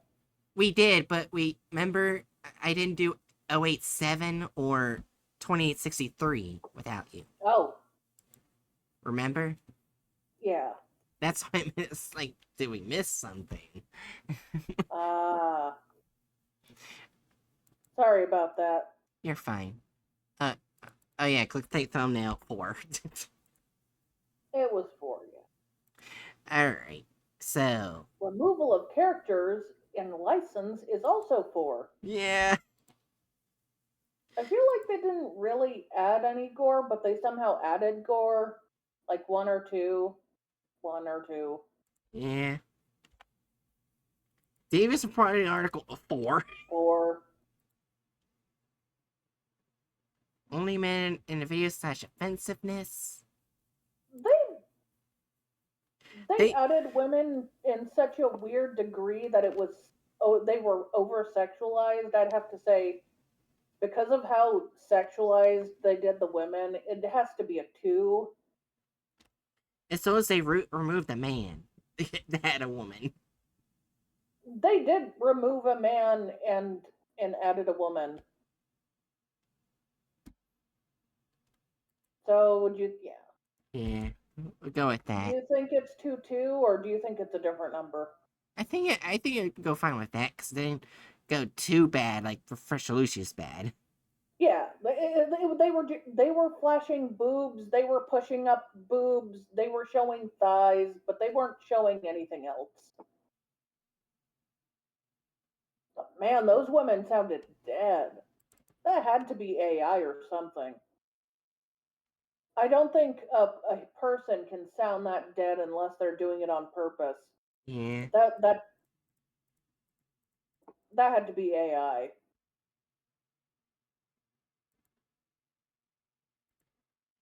It's a good thing I had the use of AI, even though we didn't click it on the video. I wasn't sure until the end. They definitely used AI, yeah. Alright, so the next one is the one I waited for you for. Thank you. Yeah, they did add documents recently because it was last edited the 9th of October of this year. Ooh. So yeah, they did add stuff. Okay. So we're about to explore it together. We ready? Yeah. This is the stairwell. Anyways. Wait, I wonder if is the picture copyrighted or it's Creative Commons, okay. I wanted to make sure because we countered it. It's found out 3199 was copyrighted. Yeah. Anyways. Item SCP-087. Object Class Euclid. Special Containment Procedures. SCP-087 is located on the campus of Redacted. The doorway leading to 087 is constructed of reinforced steel with an electro-release lock mechanism. It has been disguised to resemble a janitorial closet consistent with the design of the building. The lock mechanism on the doorknob will not release unless redacted volts are applied in conjunction with counterclockwise rotation of the key. The inside of the door is lined with 6 centimeters of initial foam padding. Due to the results of the final exploration, no personnel are permitted access to 087. Description: SCP-087 is an unlit platform staircase. Stairs ascend on a 38-degree angle for 13 steps before reaching a semicircular platform of approximately 3 meters in diameter. Descent direction rotates 180 degrees at each platform. The design of 087 limits subjects to a visual range of approximately 1.5 flights. A light source is required for any subjects exploring 087 as there are no lighting fixtures or windows present. Lighting sources brighter than 75 watts have shown to be ineffective. as 087 seems to absorb excess light. Subjects report and audio recordings confirm the distressed vocalizations of what is presumed to be a child between the ages of redacted and redacted. The source of distress calls is estimated to be located approximately 200 meters below the initial platform. However, any attempts to descend the staircase have failed to bring subjects closer to the source. Depth of descent calculated from Exploration 4, the longest exploration, is shown to be far beyond both the possible structure of both the building and geological surroundings. At this time, it is unknown if 087 has an endpoint. 087 has undergone 4 video recorded explorations by Class D personnel, each subject conducting an exploration has encountered 087-1, which appears as a face with no visible pupils, nostrils, or mouth. The nature of 087-1 is entirely unclear, but it's determined that that is not the source of the bleeding. Subjects exhibit feelings of intense paranoia and fear when faced with 087-1, but it is undetermined whether said feelings are abnormal or simply natural reactions.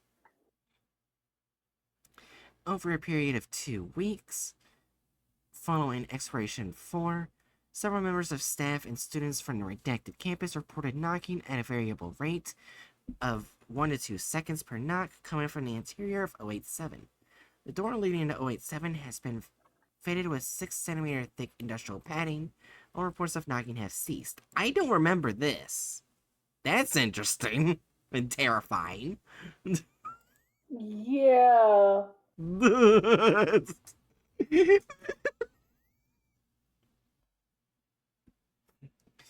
Authorized personnel may refer to documents 087-1 through 4 for transcripts of explorations 1 through 4. Well, 4 is data expunged. Anyways, see the first one. But they have 1, 2, and 3. Yeah. Document -087-1, Exploration 1. D-8432 is a 43-year-old Caucasian male of average build and appearance unremarkable psychological background. Class D designation is a result of demotion due to mishandling SCP redacted. D-8432 is equipped with a 75-watt foot lamp with battery power capable of lasting 24 hours, a handheld camcorder fitted with a transmission stream, and an audio headset for communication with Dr. Redacted at control. D-8432 steps through a doorway onto initial platform. Despite the wattage, the foot lamp only illuminates the first 9 steps. The second platform is not visible. D-8432. It's fucking dark. Dr. Redacted. Is your foot lamp functioning properly? D-8432 shines the light out of the door and onto an academic building's hallway. The light reaches significantly further. Yeah, it's working. Let's just won't light these stairs all the way down. Thank you. Please continue. D-8432 descends for 13 steps before reaching the second platform. The platform is in the shape of a semicircle, with an apparent concrete surface and walls. There is no distinct markings aside from nondescript patches of dust and dirt or work consistent of that which is found in a typical concrete stairwell. D-8432 rotates 180 degrees to begin descent down the second flight, then pauses. Reason for stopping? You hear that? There's a fucking kid down there. Sounds like one. None of the described audio is feeding through the camera or mic at this time. Could you please describe the sound? It's young, either female or very young boy. It's crying at 7 saying, please, help, please. Yeah, it keeps repeating that and crying.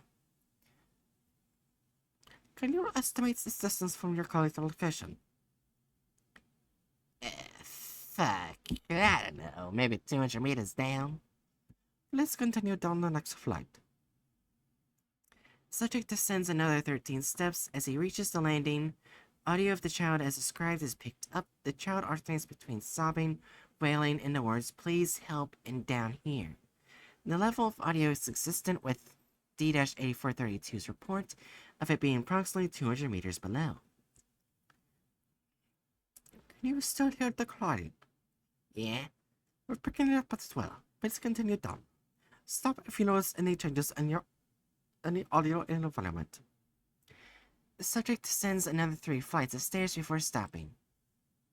Keep going. Please. D-8432 continues another 17 flights, total of 22 flights, before stopping. There are no visual changes in the environment, and each flight has been a consistent of 13 steps. I'm not getting any fucking closer, kid. Stereo audio confirms that the crying noise has not increased in volume and remains approximately 200 meters below the subject. Noted. Please continue. Subject continues another 28 flights before stopping.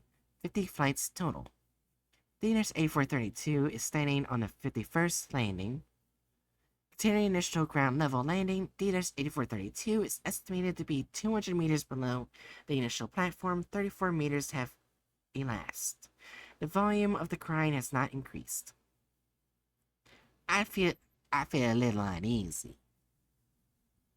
You spent a long time in the dark. Unknown stairwell, it's natural. Please continue. Subject hesitates before stepping down the next stair. As the subject moves forward, the floodlamp illuminates a face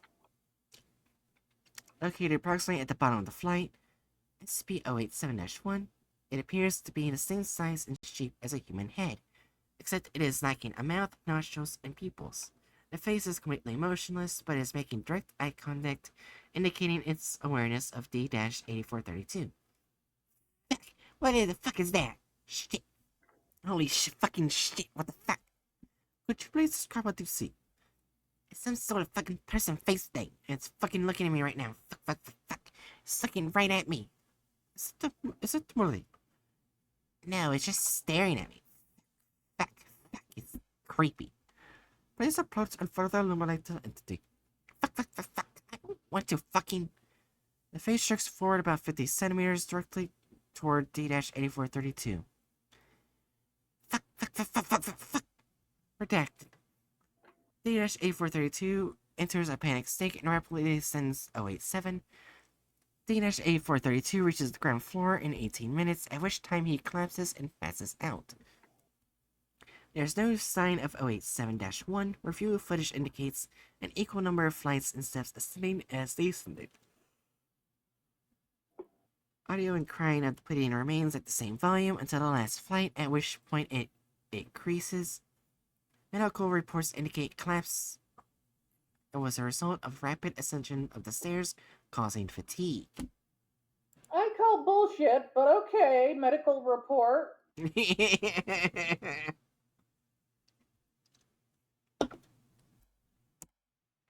Here's a second explanation.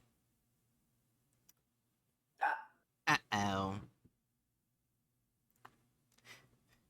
You don't understand why I say uh-oh in the first sentence. I saw. Yeah. You know the video's gonna fuck it up. I hope they don't. I mean, it's just a sexist asshole. They come in all colors, but I know they've already shown some slightly racist, slightly sexist tendencies. Anyways, document 087-2, exploration 2. D-9D35 is a 28-year-old African-American male of strong build. Psychological background indicates no abnormalities except an extreme hatred for women. Oh no! Yeah. I didn't see that sentence. Oh You no. did not see it, but I did. Yeah, the video's gonna have fun with that one. Anyway. Such as extreme record of data expunged, D-9035 is equipped with a 100-watt flood lamp with battery power capable of lasting 24 hours. A handheld camcorder fitted with a transmission stream and an audio headset for communication, with Dr. Redacted at control. D-9035 is also equipped with a backpack containing 100 small LED lights with adhesive backs and battery lives of approximately 3 weeks. Lights turn on and off by compressing them. The D-9035 shines the floodlight down the first flight of stairs. Despite the extra wattage, the light does not illuminate beyond the 9th step. You want me to go down there and die? Please shine your flood lamp outside of 087 to verify it's functioning properly. D-9035 shines the light in the hallway. Comparison of the footage from Exploration 1 confirms it is indeed brighter. Thank you. Now please continue to the first landing. I know what you said and all, but I don't think I want to go there. Please continue to the first landing. Doc, look. I spoiled our earlier conversation. Please continue to the first landing. D-9035 pauses for 18 seconds, then descends 13 steps to the first landing and stops. Is that a kid? Please remove one of the adhesive lights and fix it to the wall under the landing. Is that a kid down there? That's unconfirmed. Please affix an adhesive light to the wall and verify its functions. D-9035 hesitates, then removes one of the lights from his backpack and adheres it to the wall. He presses light and it turns on. Please turn off your flood lamp. D-9035 hesitates again before turning off the lamp. The LED light illuminates the landing but does not extend beyond the first step either way. Thank you. You may turn on your flood lamp back on. Please continue to descend. At each landing, affix an LED light to the wall and turn it on. If you notice anything unusual, please report it. D-9035 turns the floodlight back on, then descends the next flight of stairs. As he sets foot on the landing, the audio picks up sounds of pleading and crying, consistent with those of the first exploration. Can you still hear the previously reported audio? Yeah. She sounds about 150, maybe 200 meters down. Am I supposed to get her? Look, Doc, I don't do good with kids. Please press the light and continue down until you notice anything unusual. Subject adheres to the light on the wall, then turns it on. Then continues to the next landing. It adheres the third LED light to the wall and turns it on.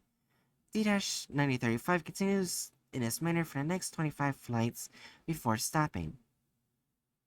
I don't think I'm getting any closer to the kid. How far below would you estimate the source of the sound to be? Same as before, 150 to 200 meters down. Thank you. Please proceed. D-9035 continues in the same fashion for the next 24 flights. At the 51st landing, he stops. Footage shows an arced gouge in a concrete wall, estimated to be approximately 50 centimeters long and 10 centimeters wide. The first step down and landing appears to be completely smashed into rubble. You see that? Yes, could you please describe what you see? Looks like someone slashed at the wall, and the step over here is all crumbled up and stuff. The slash mark looks real smooth. D-9035 touches the gouge mark. Yeah, it's smooth. Feels like glass. Thank you. Please continue down. Look, Doc, I think I've gone far enough. Please continue as per our agreement.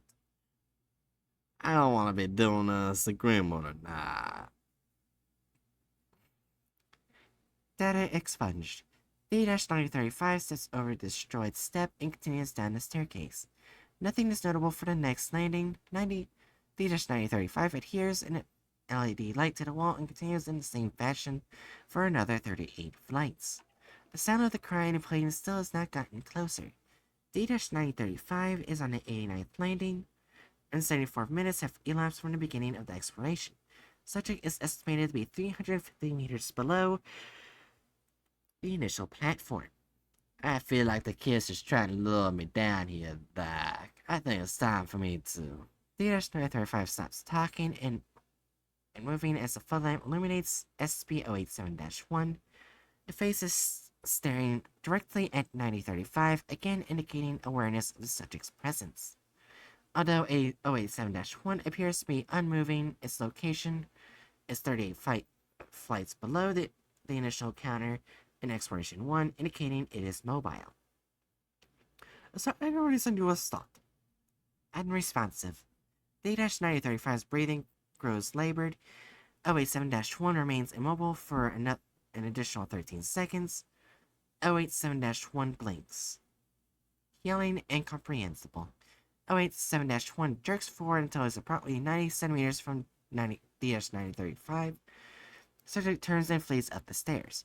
Please relax and calm down. Turn around, we need to get a closer look at the face. D-9035 ignores Dr. Redacted and continues rapid ascent. Continues to scream incomprehensibly. D-9035, can you hear me? Please slow down. D-9035 is unresponsive and continues rapidly climbing the stairs. His screaming diminishes to babbling after ascending 72 flights. D-9035 climbs on the 17th landing. D-9035, can you hear me? D-9035 is unresponsive, but labored breathing can be heard through the audio feed. For the next 14 minutes, D-9035 is immobile, video feed is black, and audio picks up only the subject's breathing, and then continuous pleading coming from below after 14 minutes and 32 seconds of unchanging visual and audio feeds. A sound of a rapid heartbeat, not consistent with a human heartbeat, and a low crackling noise is heard. 7 seconds later, D-9035 gasps and revives. Continuous ascent of the stairs, rapidly and wordlessly, the heartbeat and crackling cease and nothing abnormal is detected on the visual feed. He remains unresponsive. D-9035 exits 087 and sits on the floor outside of the entrance. D-9035 then enters a catatonic state from which he has not yet recovered.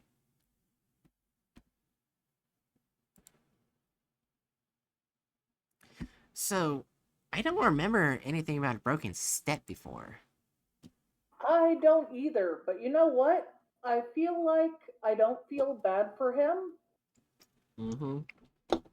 I shouldn't say that, but I don't feel bad for him. So yeah, there's a bunch of new shit added. It's really cool. Yeah.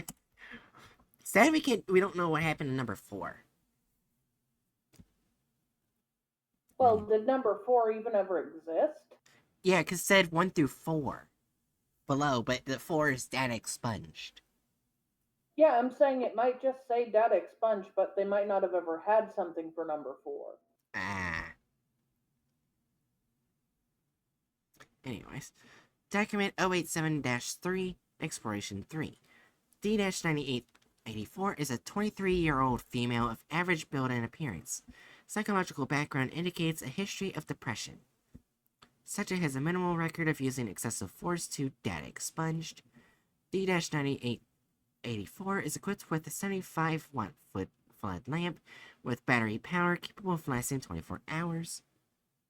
A handheld camcorder fitted with a transmission stream and an audio headset for communication with Dr. Redacted at control. D-9884 is also equipped with a backpack containing 3.75 liters of water, 15 nutrient bars, and 1 thermal blanket.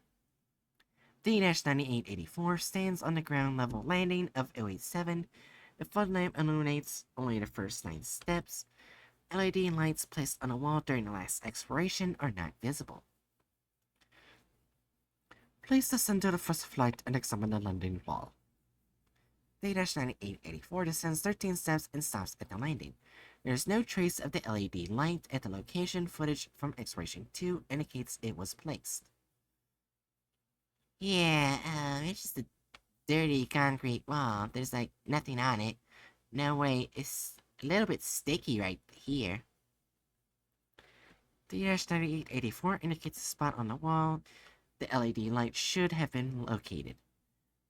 There's a child crying down there. She's begging for a helping crying. Thank you. Please continue down the steps until you notice anything unusual. D-9884 descends upon reaching the next landing. Audio of the crying child consistent with the prior 2 explorations is picked up. No LED lights appear to be present on any of the landing walls. D-9884 continues with no incident until she reaches the 17th landing. Ew, there's something on the ground here and it smells really bad. It's so sticky and stuck on my shoe. Oh, it's so gross. Video feed confirms presence of substance occupying a space approximately 50 centimeters in diameter. Can you describe the scent? It kind of smells like old rusty metal and pee. Thank you. Please continue or to notice anything else. D-9884 continues to the 51st landing without incident. The 51st landing remains unchanged from the previous expedition. Instrument observations are made. D-9884 is asked again to descend until anything unusual is noticed. Subject continues her descent until the 89th landing is reached. Subject feed jerks and the subject yells. Ah, fuck! There's a hole in the ground and I almost fell in! Video feed confirms the presence of a hole approximately 1 meter in diameter. The subject shines the flashlight down, revealing only blackness. Approximately 4 seconds pass, and a light of an intermediate a distance, then the hole flicks on for approximately 2 seconds, and then backs off. Then back up. There was a light down there. It's gone now, but it was like on for like a second. Did you see it? Yes, could you estimate the depth of the hole? No way, it's too deep. At least a kilometer. Like way more than a kilometer. Thank you. Could you still hear the sounds of the child? Uh-huh. She still sounds far away. I don't feel I can get any closer, but if it's like for every step I take, she takes one down. Please continue down until you notice anything unusual. D-9884 continues to descend SCP-087 for approximately an hour, covering an additional 164 flights. She stops to rest on the 253rd landing, consuming 1 nutrient bar and several gulps of water. D-9884 is at an estimated 1.1 kilometers below the initial landing, yet the sound of the child has not changed in volume after pausing for 4 minutes. D-9884 resumes her descent, making no stops for another 216 flights. 1.5 hours later, D-9884 is on the 469th landing at approximate 1.8 kilometers below the ground level. I'm not getting anywhere. I think it's time I went back. I mean, going down is one thing, but it is a long climb back. You have been provided with food and water and blankets for the last 24 hours. Let's continue down. Now, I think I'm going back up. D-9884 turns towards the previous flight of stairs. I screams. SCP-087-1, the face is directly behind D-9884, blocking her ascent. The face appears approximately 30 centimeters from the lens of the camera. Its eyes are fixated directly on the lens, this time looking not at the subject, but the person viewing the video feed. Video feed glitches and freezes for 4 seconds, accompanied by a static, like screeching noise from the audio feed. It then cuts to bumpy visuals of D-9884 descending the stairs rapidly. It's been following me this whole time. It's been right behind me. Oh, God, it's right behind me. It was looking right at me. Dr. Redacted, please do something. Please help me. Oh, God, oh, please. Get it away from me, please. Oh, no, please. I knew it was following me. Help me. Help make it leave. Please. No, it was looking at me. It was staring at me. I knew I was here. It knew I was here. It's been watching me this whole time. Oh, God, please help me. Oh, please. This continues in a similar fashion until the end. D-9884 continues to scream and plead hysterically as she rapidly descends the staircase.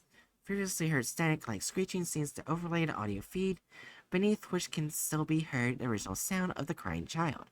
Approximately 14 flights down, the video feed swings to show the area directly behind D-9884. The face is now approximately 20 centimeters from the camera lens. It is not staring at the subject, rather it is fixated on the camera lens, giving the illusion it is making eye contact with those viewing the footage. It is important to note that since the sighting of 087-1, the sound of the girl crying and pleading has increased in volume, indicating D-9884 is nearing the source. After approximately 150 panicked flights of descent, with 3 visual confirmations of 087-1 still in pursuit, D-9884 trips and appears to fall unconscious. Audio feed indicates strong proximity of the source of the crying. The static and screeching noise continue. Video feed shows yet another descending flight of stairs, indicating D-984 still has not reached the base of the stairwell. 12 seconds of motionlessness pass before the face comes into full view of the camera. Eye contact being made directly with the viewer. Audio and video feed cuts out, and no connection is re-established. Oh. Is it just me, or does it look like 087 is getting more and more aggressive the more people are sent in? Like, maybe it wants to be left alone. He wants to be left alone, but they keep sending people. Yeah. He literally got directly in their face. Yep, and just checking. No license given. Copyrights the video. Alright. Let me get the image.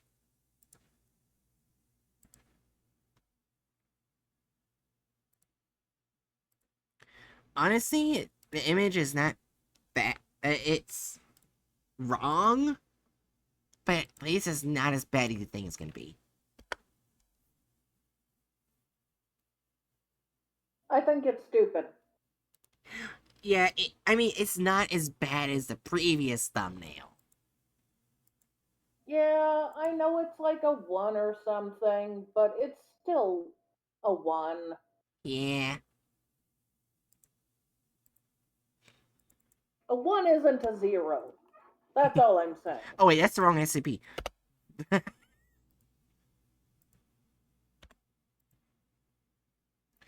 Alright, we ready to see 087? The video? Yeah. We already got, I think no license given and copyrights the video is gonna always be checked off for this series. Yeah.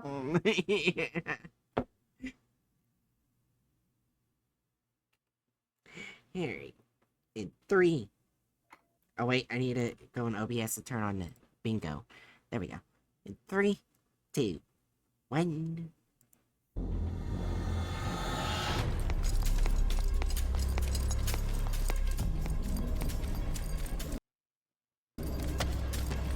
What? What the fuck? No! Get away from me! Damn it! Nothing Where's the like bloody door? SCP at all in any way. Yeah. Did they just add... Wait. Did they add tentacles in a woman as to get views for... I'm not... Tentacle, You know what? not Let's safe just for keep work. going. We don't know. That might be the case, but we don't know. I didn't want to... That's probably the case. I didn't want to say the H word because usually... They added the people get excited over women and tentacles. Yeah.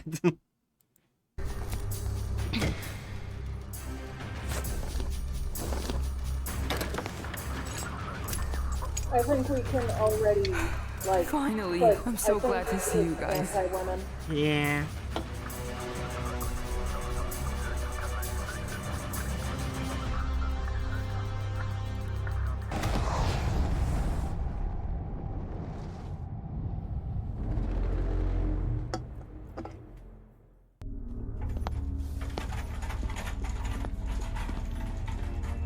Have I really got out of there? I can't believe I'm home. It's weird. Where are they taking me? Personnel rehabilitation is in another building.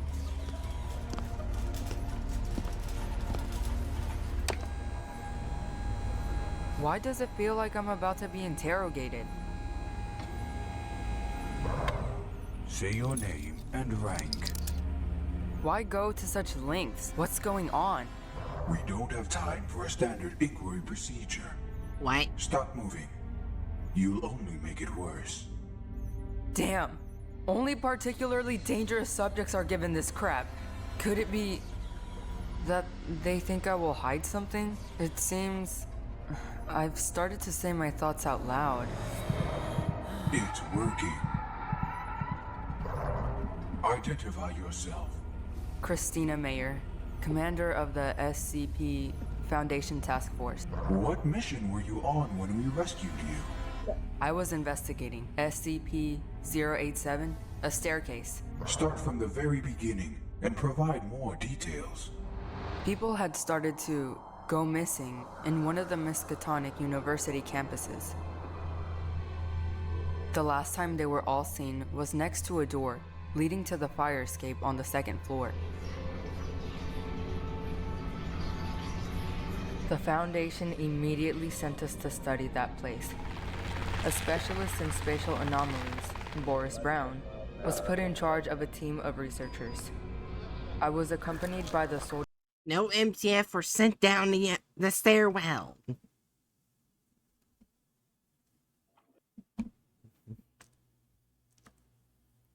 Oh my god. None of them were sent down the stairwell. So wait. So far it looks like they removed all of the E-class. Yep, every single one. Every one. And now they're just a lady. Yep. Soldiers of my unit. The object was assigned the SCP-087 number. It seemed to be an ordinary staircase. 10 steps, a 180-degree turn, and 10 steps again. But the staircase kept going down with no end in sight. There were no windows or doors, so it was impossible to see it in its entirety. But the strangest thing was that it was as if the laws of physics didn't work right on those stairs. No matter how bright the flashlight we brought was, it illuminated no more than 2 flights. There also were fairly high levels of radioactivity. Strange sounds were coming from far. Where did radioactivity come from? I don't know. What is it? Just sitting on top of a nuclear reactor now? I don't know. One with tentacles. Down. We didn't know what could be waiting for us down there. That's why an automated drone was first sent to investigate. It flew. That didn't happen. Well, yeah, it didn't. Flew down floor after floor, but we didn't see anything new. After some time, it had flown 30 floors down. The staircase did not end there, but the drone suddenly swung to the side, hit the wall, and fell down. We decided it was a technical issue. What? But then something like a glowing face appeared in front of the drone's camera, and then the whole... It doesn't have a body. Well, I guess it does now. You know what? I feel like the image thing from before should get a 2 instead of a 1. Alright, we can go back and change that. Because honestly, now it's clickbait because now they've changed it to where they're saying there's an entire body full entity there. And that's its face. Wait, hold on. Let me do this. Wrong SCP design.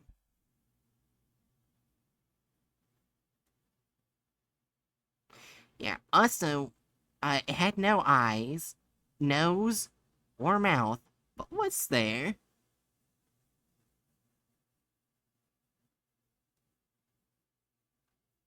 It has everything. God damn it. whole body of the creature floated out of the darkness. Undoubtedly, it was a humanoid. But it floated, but it's just sitting there. Are you okay? No. Proportions of the limbs were clearly not human-like. What kind of creature was it? And how had it got there? Of course, I understand. Yes, I also asked myself that question. That's why I decided to find out about everyone who had disappeared after going down that abnormal staircase. One of them was a cleaner who had decided to go to the basement. Then there was a couple of students who had been skipping class. But the very first victim of that staircase had been Alex Schumacher, a professor of quantum physics. I got interested in him because he was the only one who had known exactly where he had been going. I did a bit of background on him, visited his laboratory, and I found out something interesting. He had been developing a device that could open a portal to a parallel dimension recently. A device? So you have those drawings with you? No, I left them to Boris. Alright, go on. After gathering all the data, I decided I should personally deal with it. So I went down the stairs with my mobile unit. Boris, who stayed at the entrance, watched our descent on the screen. We exchanged observations using radios. Nothing unusual happened during the first few flights. We went lower and lower. At some point, we came across our drone, which It wouldn't had be broken there. blades. After a few more flights, we were in for a terrible surprise. A dried up body was laying against the wall. It was some kind of mutant. Elongated limbs, a distorted skull, and some What? outgrowths all over its body. We took Well. tissue samples. Let's go to the list. 4. Yay. And moved on. After a few more flights, we came across a second body. Then a third. All of them were terribly disfigured. I guess And now then we can say one of my men violence. screamed. A glowing face was moving towards us out of the darkness. Hi, Miss Lucan. The soldiers immediately opened fire, but it was incredibly hard to hit it. The creature was very fast. It darted all over It's the also stairs, not floating. dodging the bullets. At some point, we finally Wait. hit it, and the monster collapsed on the step. But Wait, at that I moment, just- something weird happened. What? We saw something spark. Okay, I want to go back a bit for the vid. Does this not also like 106's body with claws? Like, ignore the God damn face. it. Yeah! I just thought to say it. It does. It looks like a thicker version of him with claws and a warped face. Yeah.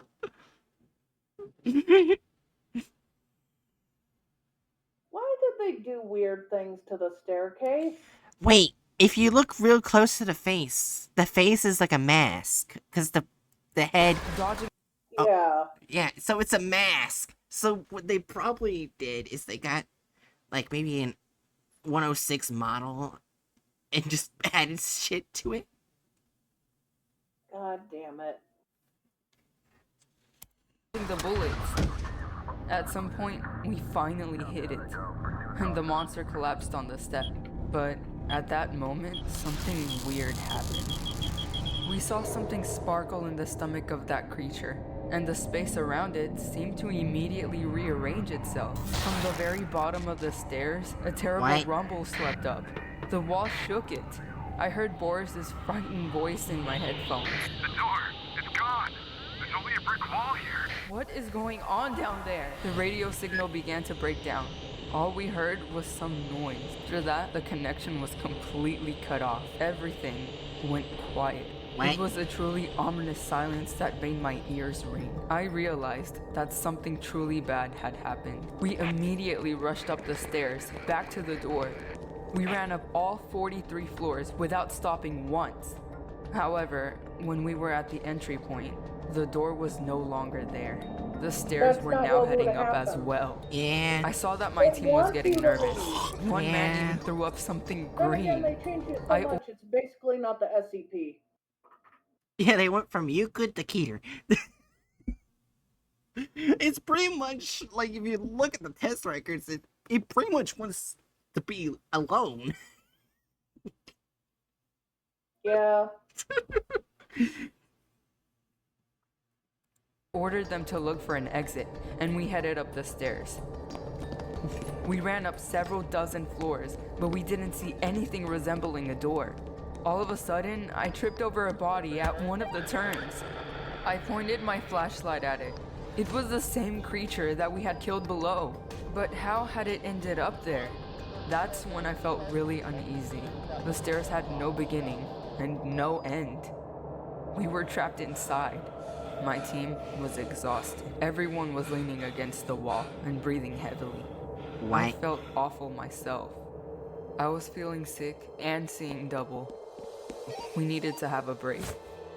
We stopped to rest, and I decided to look at the creature we had shot in the meantime. It was a mutant, like the ones we had found on the stairs. Its skin seemed to reflect the light, but still, it was somehow different. It was wearing an old white lab coat, and a badge hung on its chest. Professor Alex Schumacher. That creature was the missing scientist. What had the staircase done to him? I pulled back the edge of his coat and suddenly noticed that some kind of device had grown into his body. Was it the device you had seen in the professor's drawings? Yes, that was it. And there was a bullet hole in it. When my team had been firing, they had apparently damaged it. I realized that was why the staircase had rearranged itself. That device had somehow created a passage to the object. That's why the solution was obvious: to fix the device and get out of there. Have you studied quantum physics? No, I don't know anything about it. But luckily, the bullet had only pierced the battery of that thing and killed its power. I realized that if we found another power source, we could restart the device. A broken drone with an almost full battery was lying a few floors above. A bit of work, and we turned on the professor's device. Give her some more.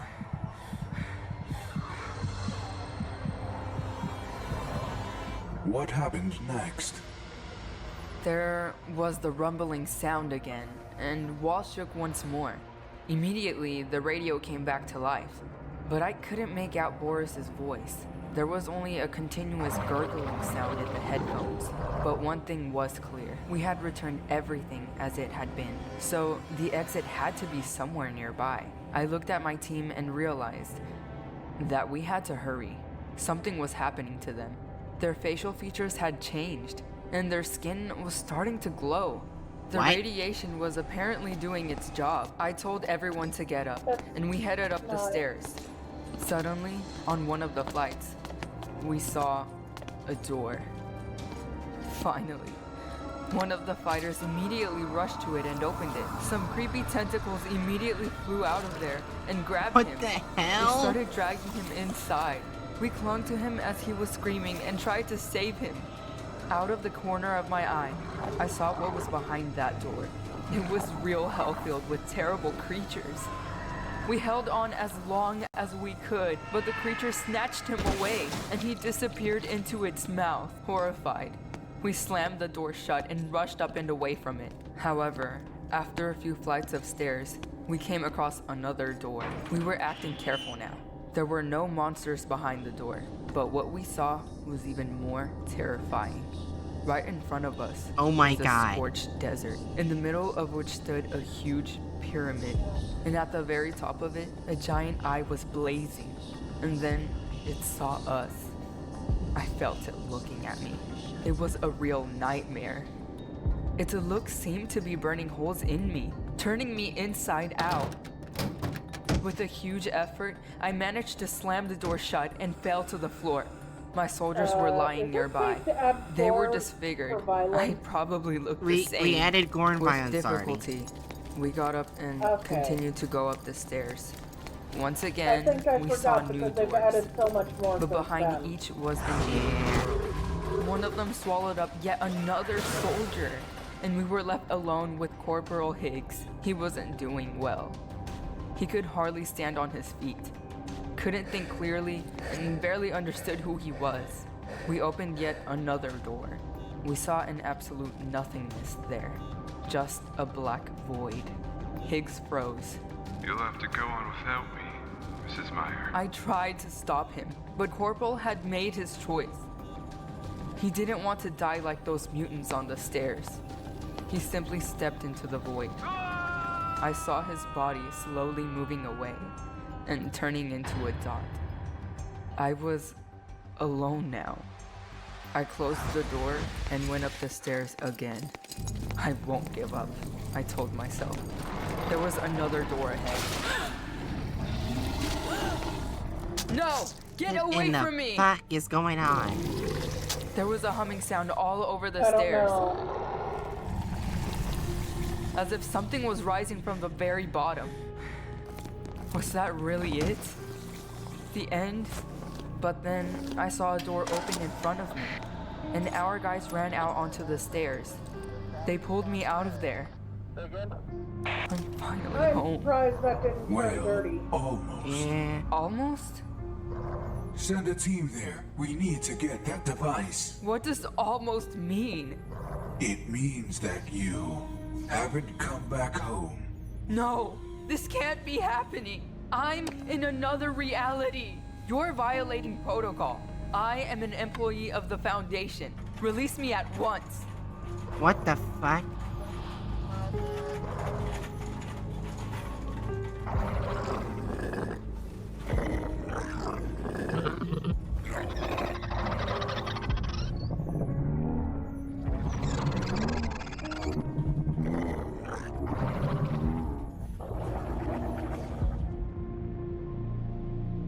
The fuck?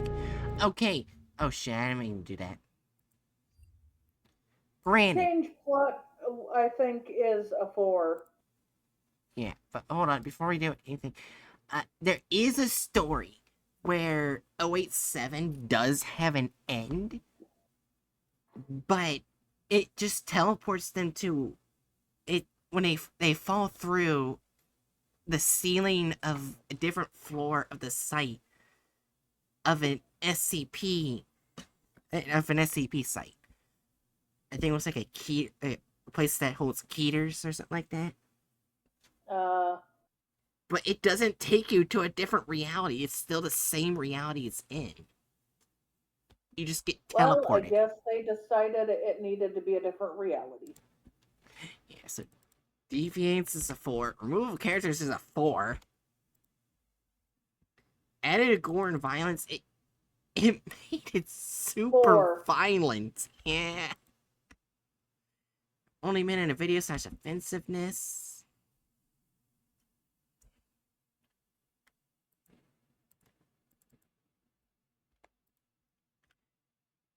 I did 3, mainly because of that Illuminati symbol.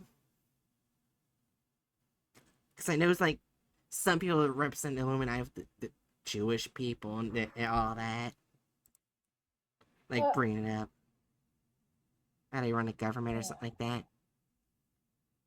Like the lizard people run the government and all that. Yeah. Yeah. I hit it 3 because of that pyramid. As well as they just have women being touched by tentacles. Like, come on.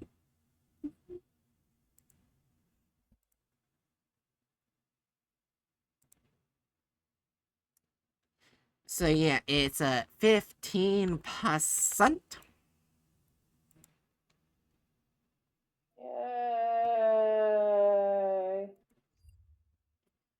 Yay. You want to try and do 2863? I mean, it's short. All right. Yeah. Okay. I wasn't sure if you'd still be up for it this late. Yeah. Okay. Okay, then we'll continue then. Alright.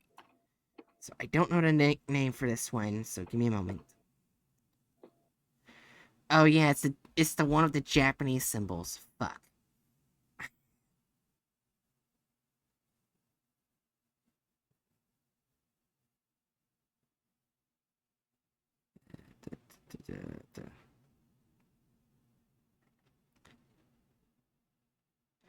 Alright, so hold on.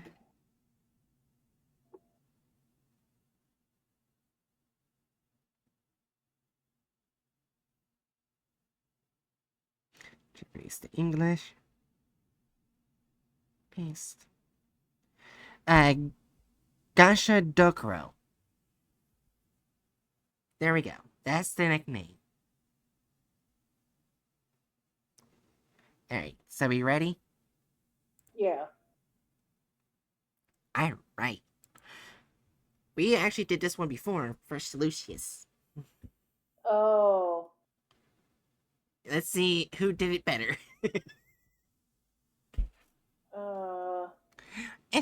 Item SCP-2863. Object Class Keter. Special Containment Procedures. Due to the impermanent nature of 2863 instances, long-term containment is functionally impossible. Should an instance of 2863 be sighted in the field, Mobile Task Force Omicron 3 is to be moved in and neutralize the entity by the use of ultra-bright lights. Any civilians exposed to 2863 are to be given Class A amnestics and released. Description: SCP-2863 refers to a population of spectral entities resembling giant, approximately 30 meters tall, animated human skeletons that manifest within the borders of Japan. The exact number of 2863 instances is not known, but at least 206 separate individuals have been cataloged. Individuals are identified by various visual differences in the skeletons, such as cracks, nicks, or discoloration. Instances of 2863 only appear after sunset, after they lose corporeal form if exposed to light brighter than approximately 1.1 lux. The exact process by which this occurs is currently not understood. Disappearance in this matter is temporary, as instances have been sighted on nights following their neutralization. A possible side effect of this phenomenon is 2863's inability to be photographed by any known means. Research into the nature and relationship between this phenomena is ongoing. It is not currently known whether or not 2863 instances are sapient, as their behavior consists solely of the capture and consumption of humans. 2863 instances are capable of moving very quietly, though manifestations are commonly preceded by a faint sound, most commonly described as rattling. Due to their silent size and proclivity for very dark areas, 2063 can easily and quickly catch humans on foot. Once an instance of 2863 has caught a human victim, it will bite off its victim's head and drain their blood into its mouth. This blood is apparently absorbed in 2863's bone, despite the lack of any digestive mechanisms. 2863 instances will become extremely hostile towards any who attempts to impede its feeding behavior. Due to increasing urban development and Foundation monitoring, no fatalities due to 2863 instances have been recorded since October 31st, 2008. Monitoring and control of 2863 was formally carried out by the IJAMEA, also known as the Imperial Japanese Anomalous Matters Examination Agency. Dissolved in 1945, following the end of the Second World War, the majority of IJAMEA assets and documentation were transferred to Foundation control. Several IJAMEA agents were brought on to aid in the creation of the Foundation's control measures and continue their service as full Foundation employees. Currently, 2863 is being successfully controlled by MTF-03. Below is a translated transcript of the IJAMEA's entity summary for 2863. The Gashado Kuro are a race of malevolent yokai, native to the whole of Imperial Japan. IJAMA records indicate that there are numerous 2863 appearances across mainland Asia and South Pacific under Imperial Japanese control. No such instances have been reported since the end of World War II, implying some connection between 2863's range and the political borders of Japan. They will appear at night out of darkness and seek the blood of men. Conventional weaponry is entirely useless against Gashido Kuro, and they can only be banished by the morning sun or by bright lights of human creation. Gashido Kuro are created by mass death, by the concentrated suffering of hundreds.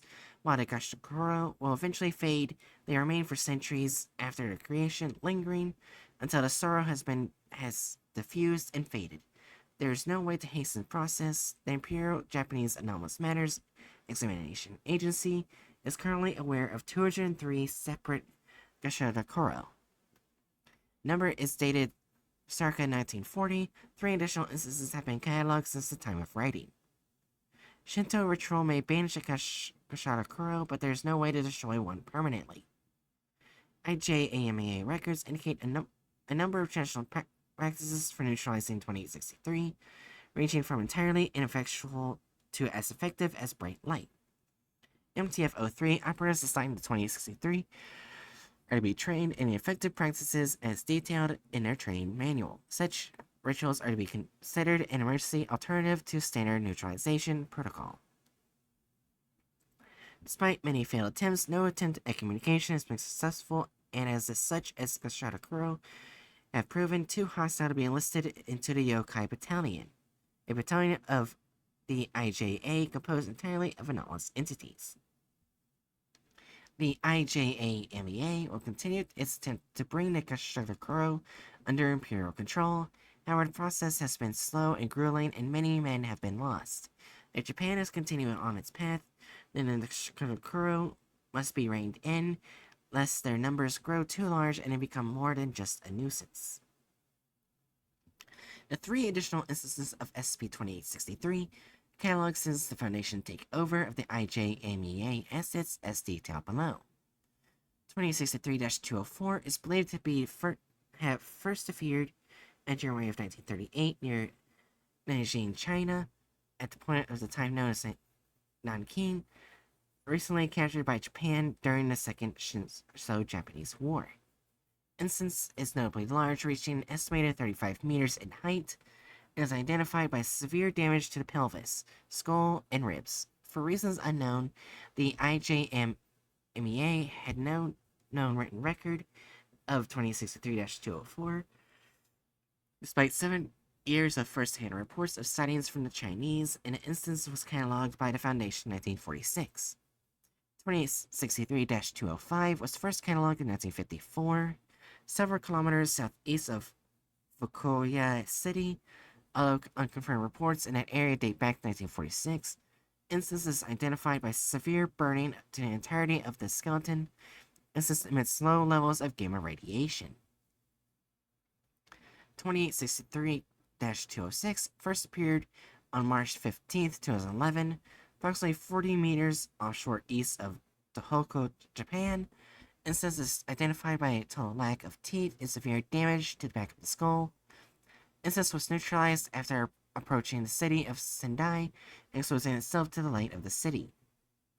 Due to mass exposure of civilians to 2863, a coordinated disinformation and suppressing campaign was launched to spread the idea that 2863-206 was merely a test of holographic imaging technology. Instance has been cited 3 times since initial sighting, each time appearing offshore. Alright, you remember the SCP now?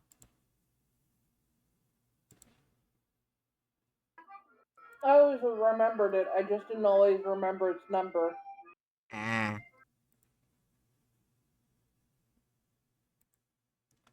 Alright.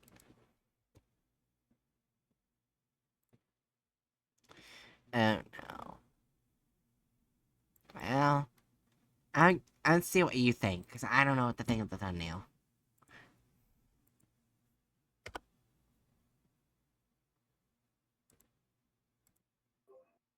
It looks like 2 random white guys staring at a yokai.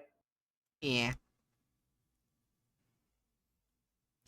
So what do you think that its rating should be? 'Cause I'm unsure.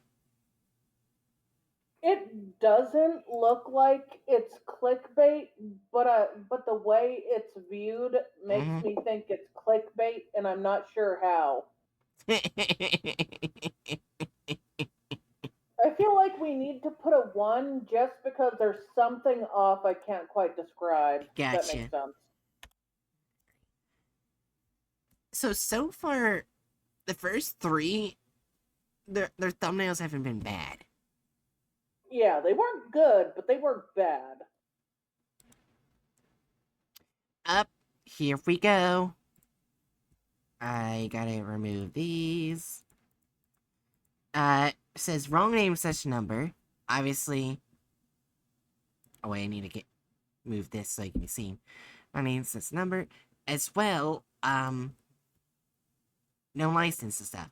I say wrong name, such number because they've said the name as the number is, what if SCP-2863 finds you, not the Gashikuro? They got rid of the Japanese name. That is bad. Yeah.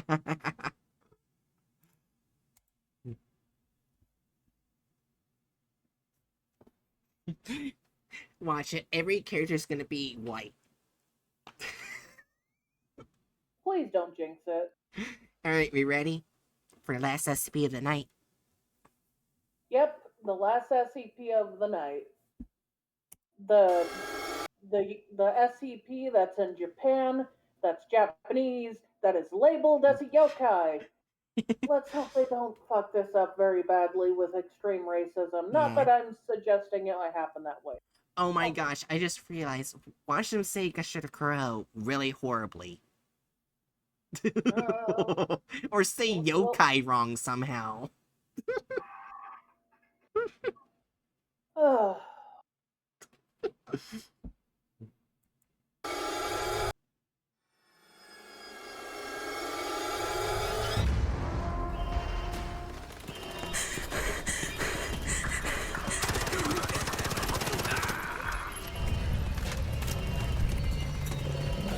Multiple things wrong with this.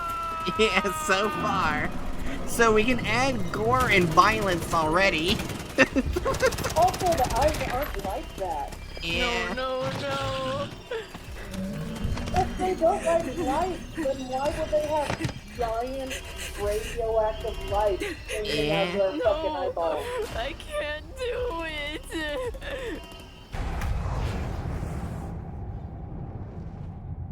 Oh, that's what was wrong with the thumbnail. It's not supposed to have anything in its eye socket.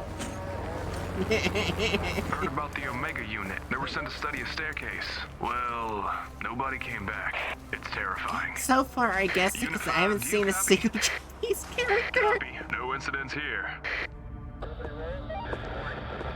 Mr. Mason, you've Oh had my enough gosh, it's time just to come white to a people. decision. We hope you are ready to cooperate. I don't want to have anything to do with the SCP Foundation. The things you do to people for the sake of your experiments. Mr. Mason, you have to understand, your story is very important to us. Your unique experience, the fact— Wait, how does he know what the SCP Foundation is? They're very good at silencing people. In their universe, the SCP Foundation is apparently well known and cruel. Yeah. What? Like, even when you think about it, even though like the GOC know who they are, or the Chaos Insurgency, or Servant's Hand, they don't go mass spraying out like, hey, this is who they are. They don't do that because they know it'll be bad. they know they'll be killed for doing it. The fact that you managed to survive all helps save a lot of lives. Oh yeah, Would deviated you really plot. let I needed innocent plot. people die? You should consider— No, you must tell us everything. Oh yeah, wrong SCP Very time well. for going If on. that's how you want to play it, I'll tell you everything I saw. It was my mistake. My arrogance was my undoing. I was so sure it was just fairy tales. Do you hear me? Nothing but a horror story to scare little kids. What the fuck? Again with the That will drug! calm you down. A magical drug My that name the is SCP Alex Foundation Mason, doesn't and I am the actually senior have that manager of makes the you say iLight everything Electric and Company. anything. It was my first business trip, so far away from home. I was sent here, to Japan. We had a simple task, to increase the production hold without— on. That is not Japanese letters. That's something you would see in Pokemon. Well, we could always try to use a translator to see if it says anything.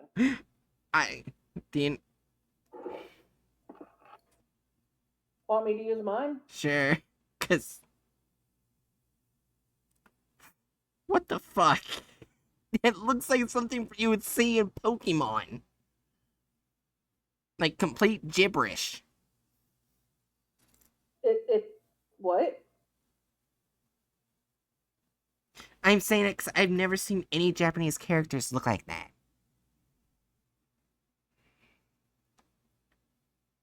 And like in Pokemon games, they have things that look like this is used as complete gibberish just to like save time, I guess. Like I'm not trying to be offensive to the Japanese culture, it's just like they do that in the Pokemon game.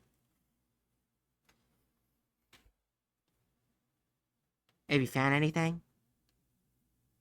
Well, I'm trying to.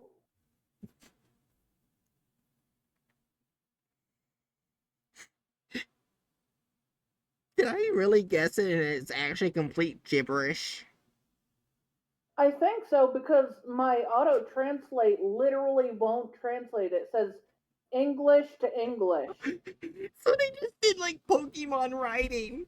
Just come on. Are you? Maybe I'm wrong. Maybe I'm wrong. Spood?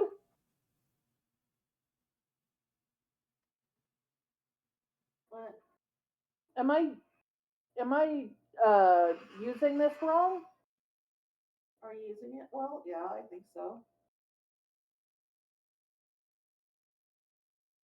Well, I'm trying to detect a language and it won't detect a language. That's why I'm asking.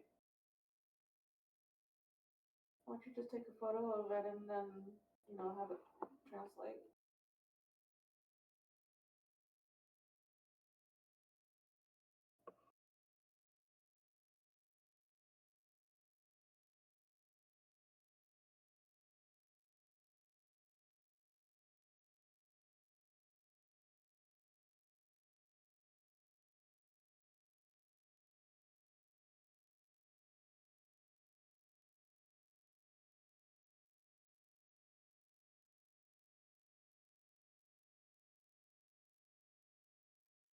Oh my gosh, Jiri. Yeah? I decided to do taxi and from English to Japanese to taxi in Google Translate. They put the writing backwards. Wait, that It's backwards. Hold on, I can send it to you. Copy. Alright, give me a moment, Jerry. Alright. See? There it is. It's completely backwards.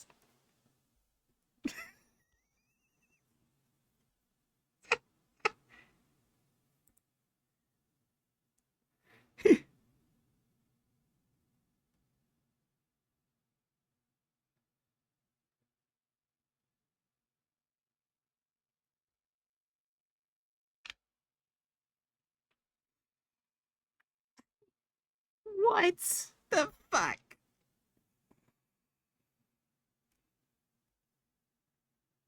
I just noticed I was muted. Yeah. I do not think that is Japanese in any way.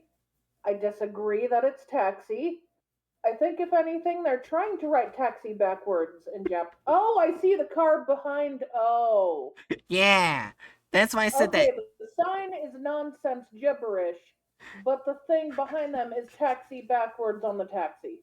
Yes. Also, I can put racism because I'm pretty sure this is supposed to be a Japanese guy, but that's white. I'm sorry. They messed up the Japanese. They put gibberish. And they put a white man. Also, why did they make his eyes so unnaturally long? I don't know. I already flagged racism. Let's continue. To increase the production without harming the locals in any way. I even thought it would be way too easy, even for a newbie like me. If only I had known. I went from the airport straight to the factory. After a short tour, I was surprised to realize that the small factory was the only facility in town that gave Oh my people gosh. jobs. It used More 90% of the energy racism. resources as well. They're all white However, its with performance was squinted eyes. That is a stereotype.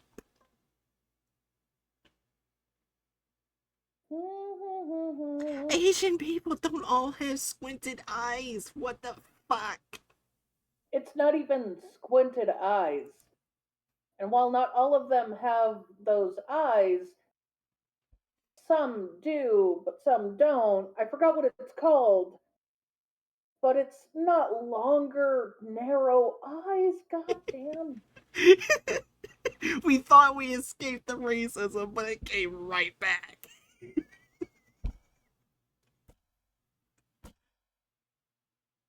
God damn. Okay, let's see poor. how racist this farm content can get, I guess. Yeah. Because only half of its potential was being used. One would think fixing that would be easy. Increase the power and problem solved. I'd be a hero and get to go home. Still. Then we learned what differences in mentality truly meant. My suggestion was flatly rejected. I saw the faces of the director and factory workers turned white, like I had said something awful. But I truly had no idea. Can we just That's when they add told me the use legend. of AI It simply was with how very the weird to hear. characters' mouths move, and it literally every episode so far? Video, sorry. Yeah, I kind of see it because it doesn't match up the voices.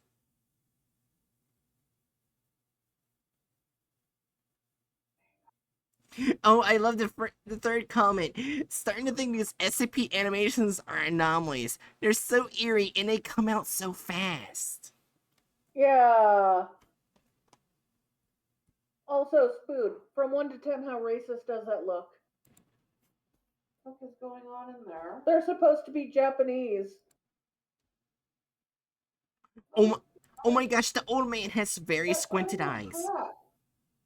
Don't worry, the only normal looking people are the white ones. Oh my goodness. They're totally not racist. From 1 to 10. Oh god. Is it 11? Yeah. Okay.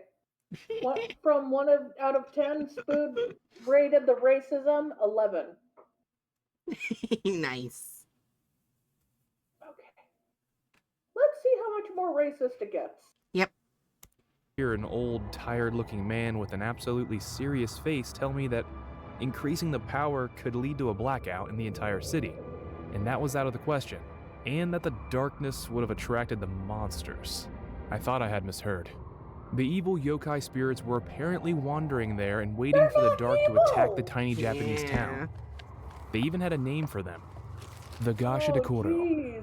They Skeleton didn't butcher the spirits name. living in the darkness. Of course. Look how weirdly racist they drew the yokai somehow. And I bet you $5, Jiri, they put this backwards. Do you want me to take my translator out? Will it translate as anything? Let me see if I can go back a bit to see if it helps. There we go. Go ahead. Skeleton. It literally says skeleton a lot. Are you? That is. I can take a picture. No, I believe you. I'm just. Oh my god.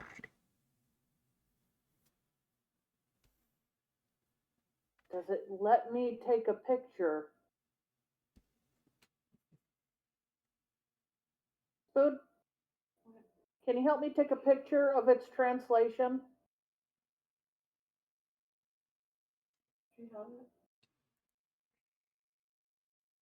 Okay, I guess I'll take and open a different app since you are not really helping me.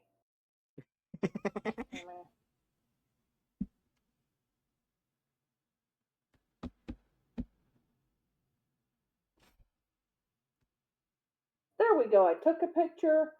I am now going to send the hilarious picture. Come on.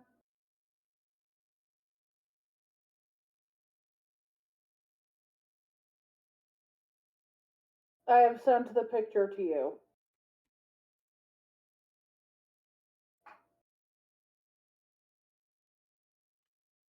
Wait, so on the last one, they put it upside down?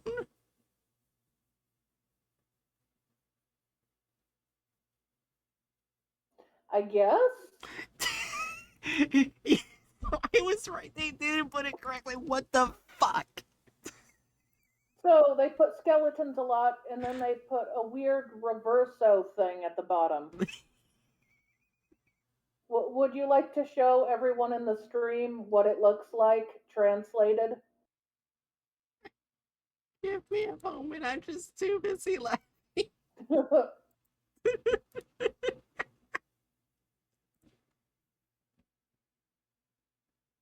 Oh god. Alright, so let's go here. Here. Go to this one.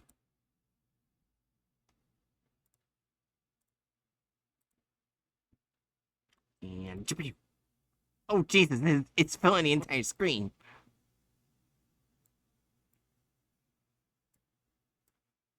Why did OBS make it so huge? I do not know why.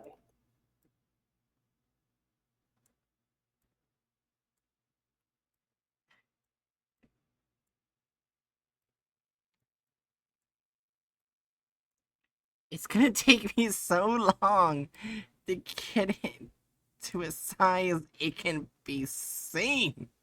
What the fuck, I OBS? don't even know why it did that. I took the picture with my phone, so it's not even a big picture.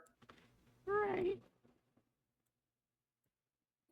If you see the second picture, of the other half of the book, it says walking around near the darkness, attacking a small town.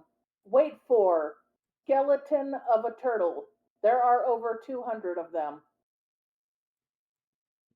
Okay, it's slowly gonna be able to see now. There we go, we can see it. There it is.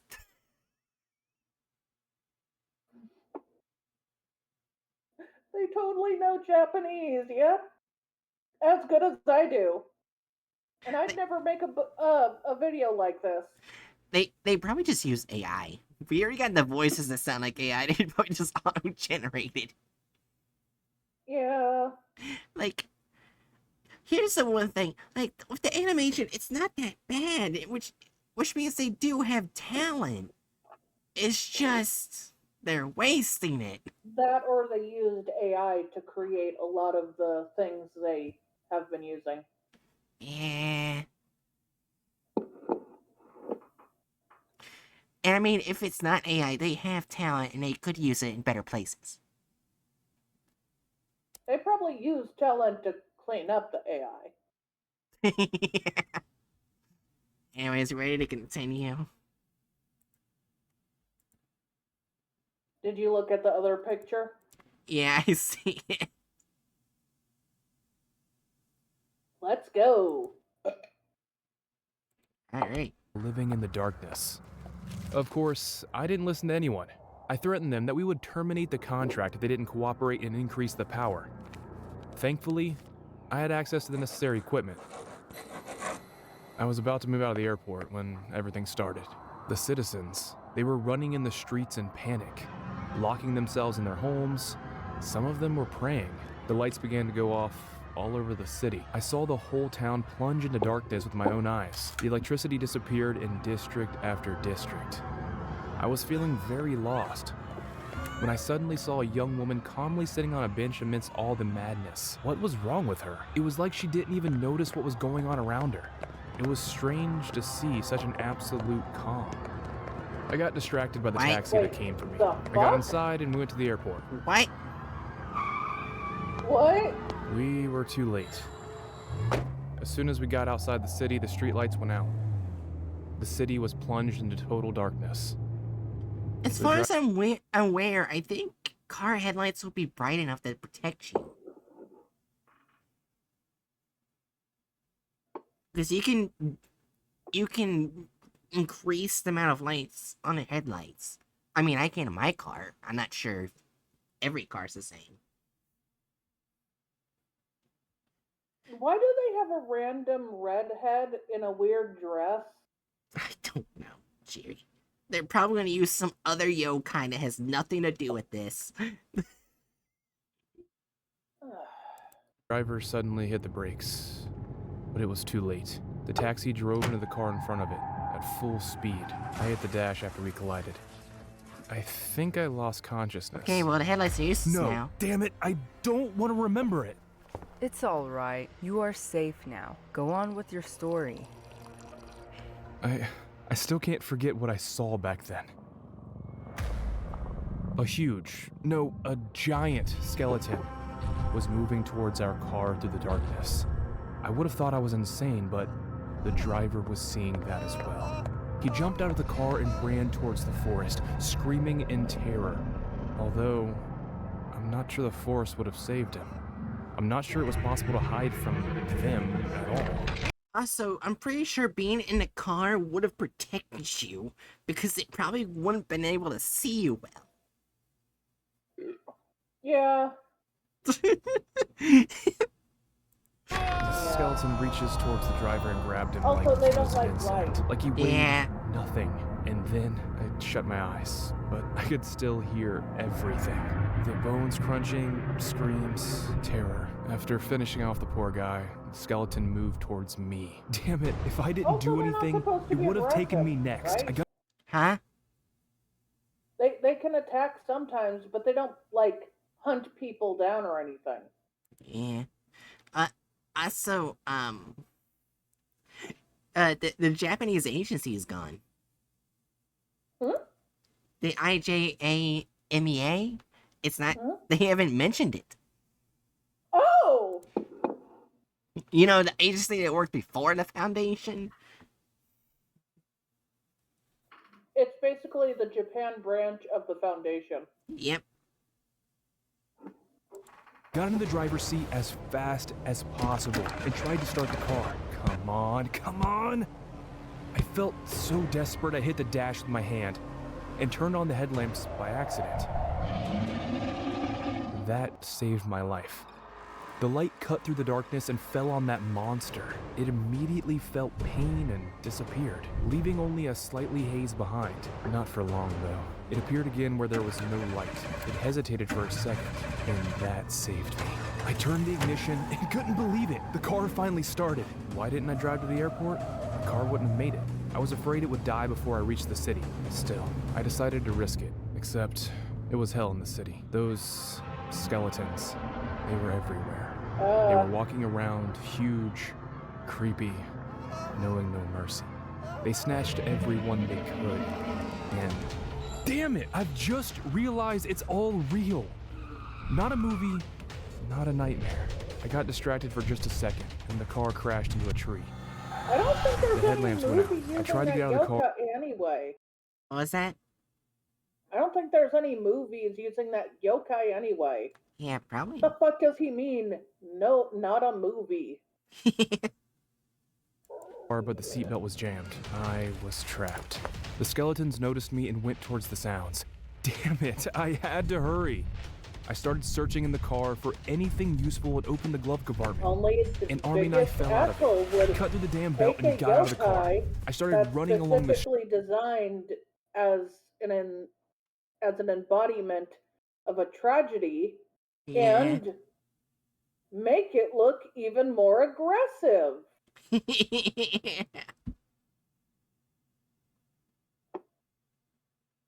street.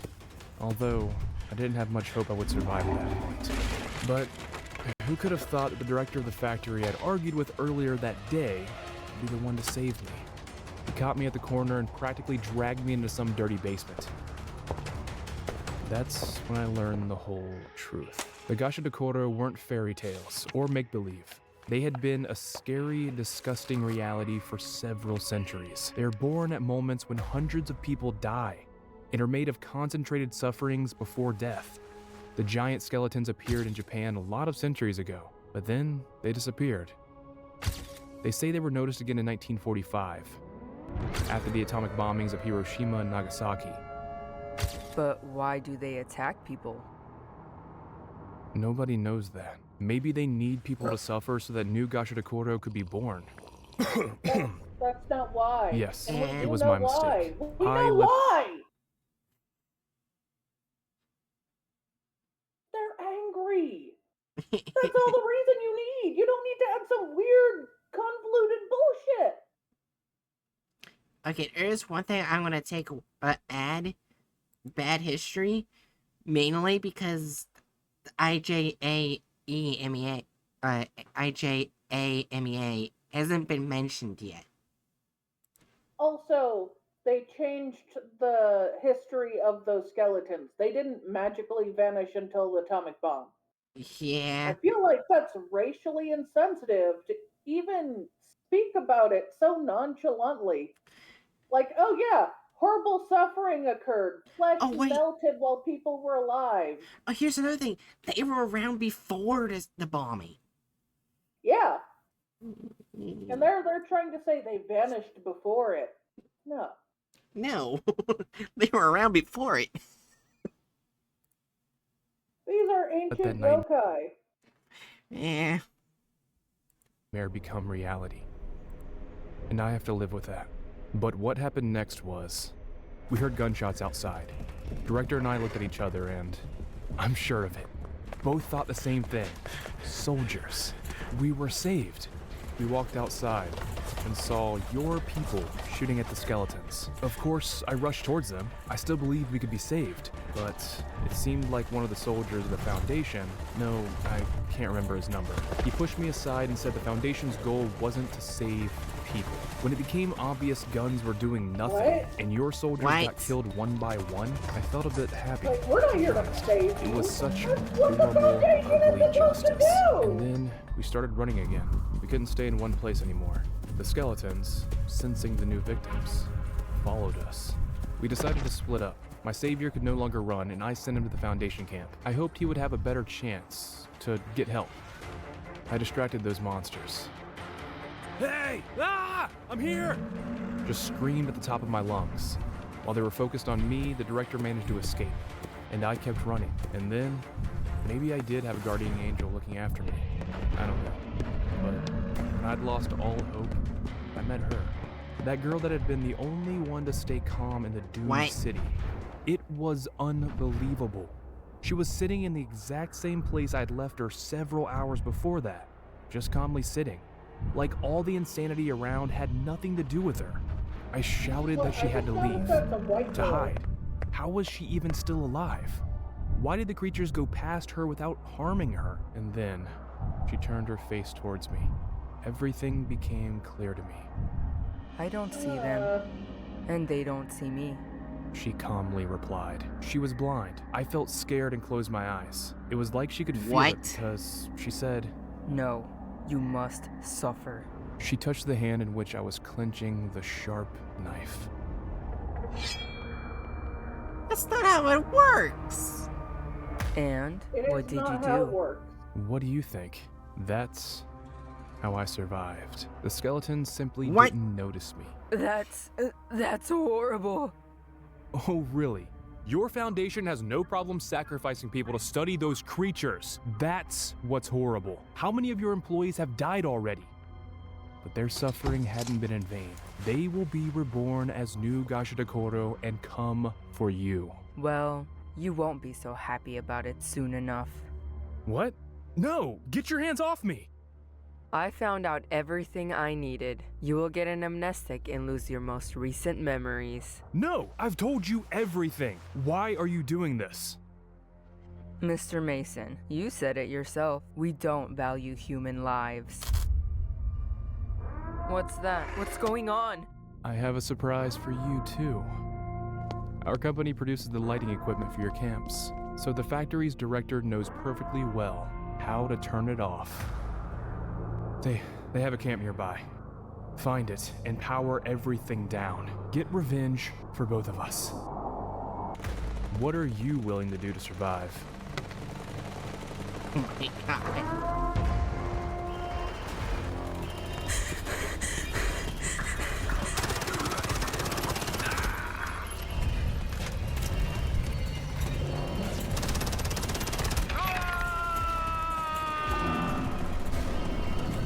You know that he's gonna get a very low rating, but at the same time, I kind of like where that went. No. Yeah. Like, the stories aren't bad. It's just that they're not getting the SCP right. They're not getting SCP right in any form of any way. Yeah, if they weren't doing SCP stuff and just doing horror stories, it wouldn't be bad. I would consider them stupid, but I wouldn't get angry at them. Yeah.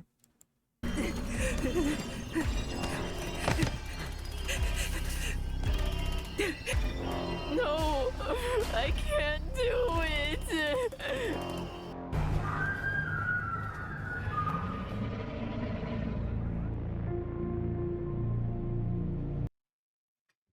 So yeah, every episode so far is just them saying Foundation evil. Yeah, and I really don't like it. Removal of license and characters. 4. Yep. They removed every character. They removed the Japanese section of the Foundation, Yep. which is run by Japanese people. Almost like they have Japanese people in Japan that work in Japan. I'm not sure what else to say. Yeah, added gore or violence, probably a 4. 4. Yeah. Devious from part article, it's an easy one. 4. Only men in video / offensiveness. 4.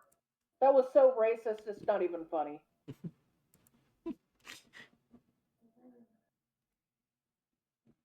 Alright, let me add this all up. At least they had an okay thumbnail.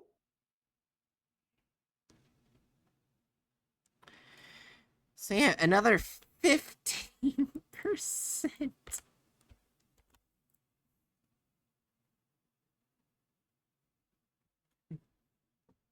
God damn. And that's the final one tonight. Well, yeah, not sure if you noticed, but there's also 734 and 734 Part 2. That's because they separated it into 2 videos. Which means... that's okay. Which means they're now they're going to do a story. And we already know how the stories go. This is going to piss us both off, isn't it? Yes.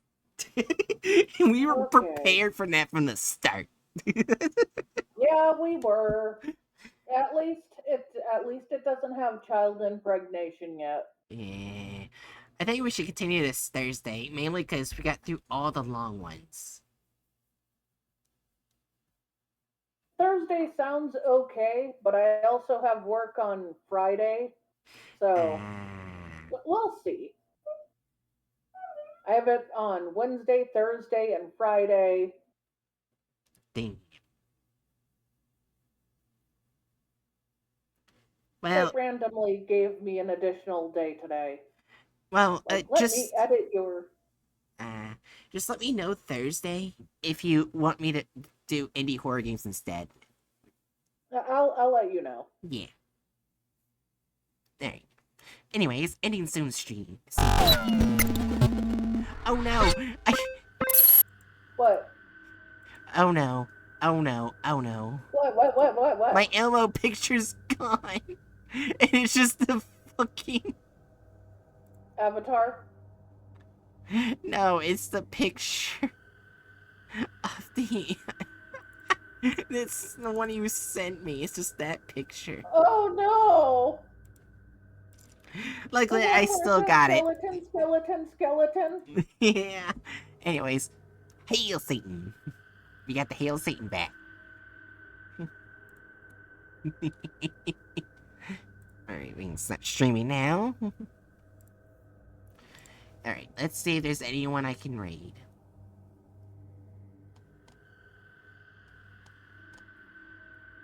Alright.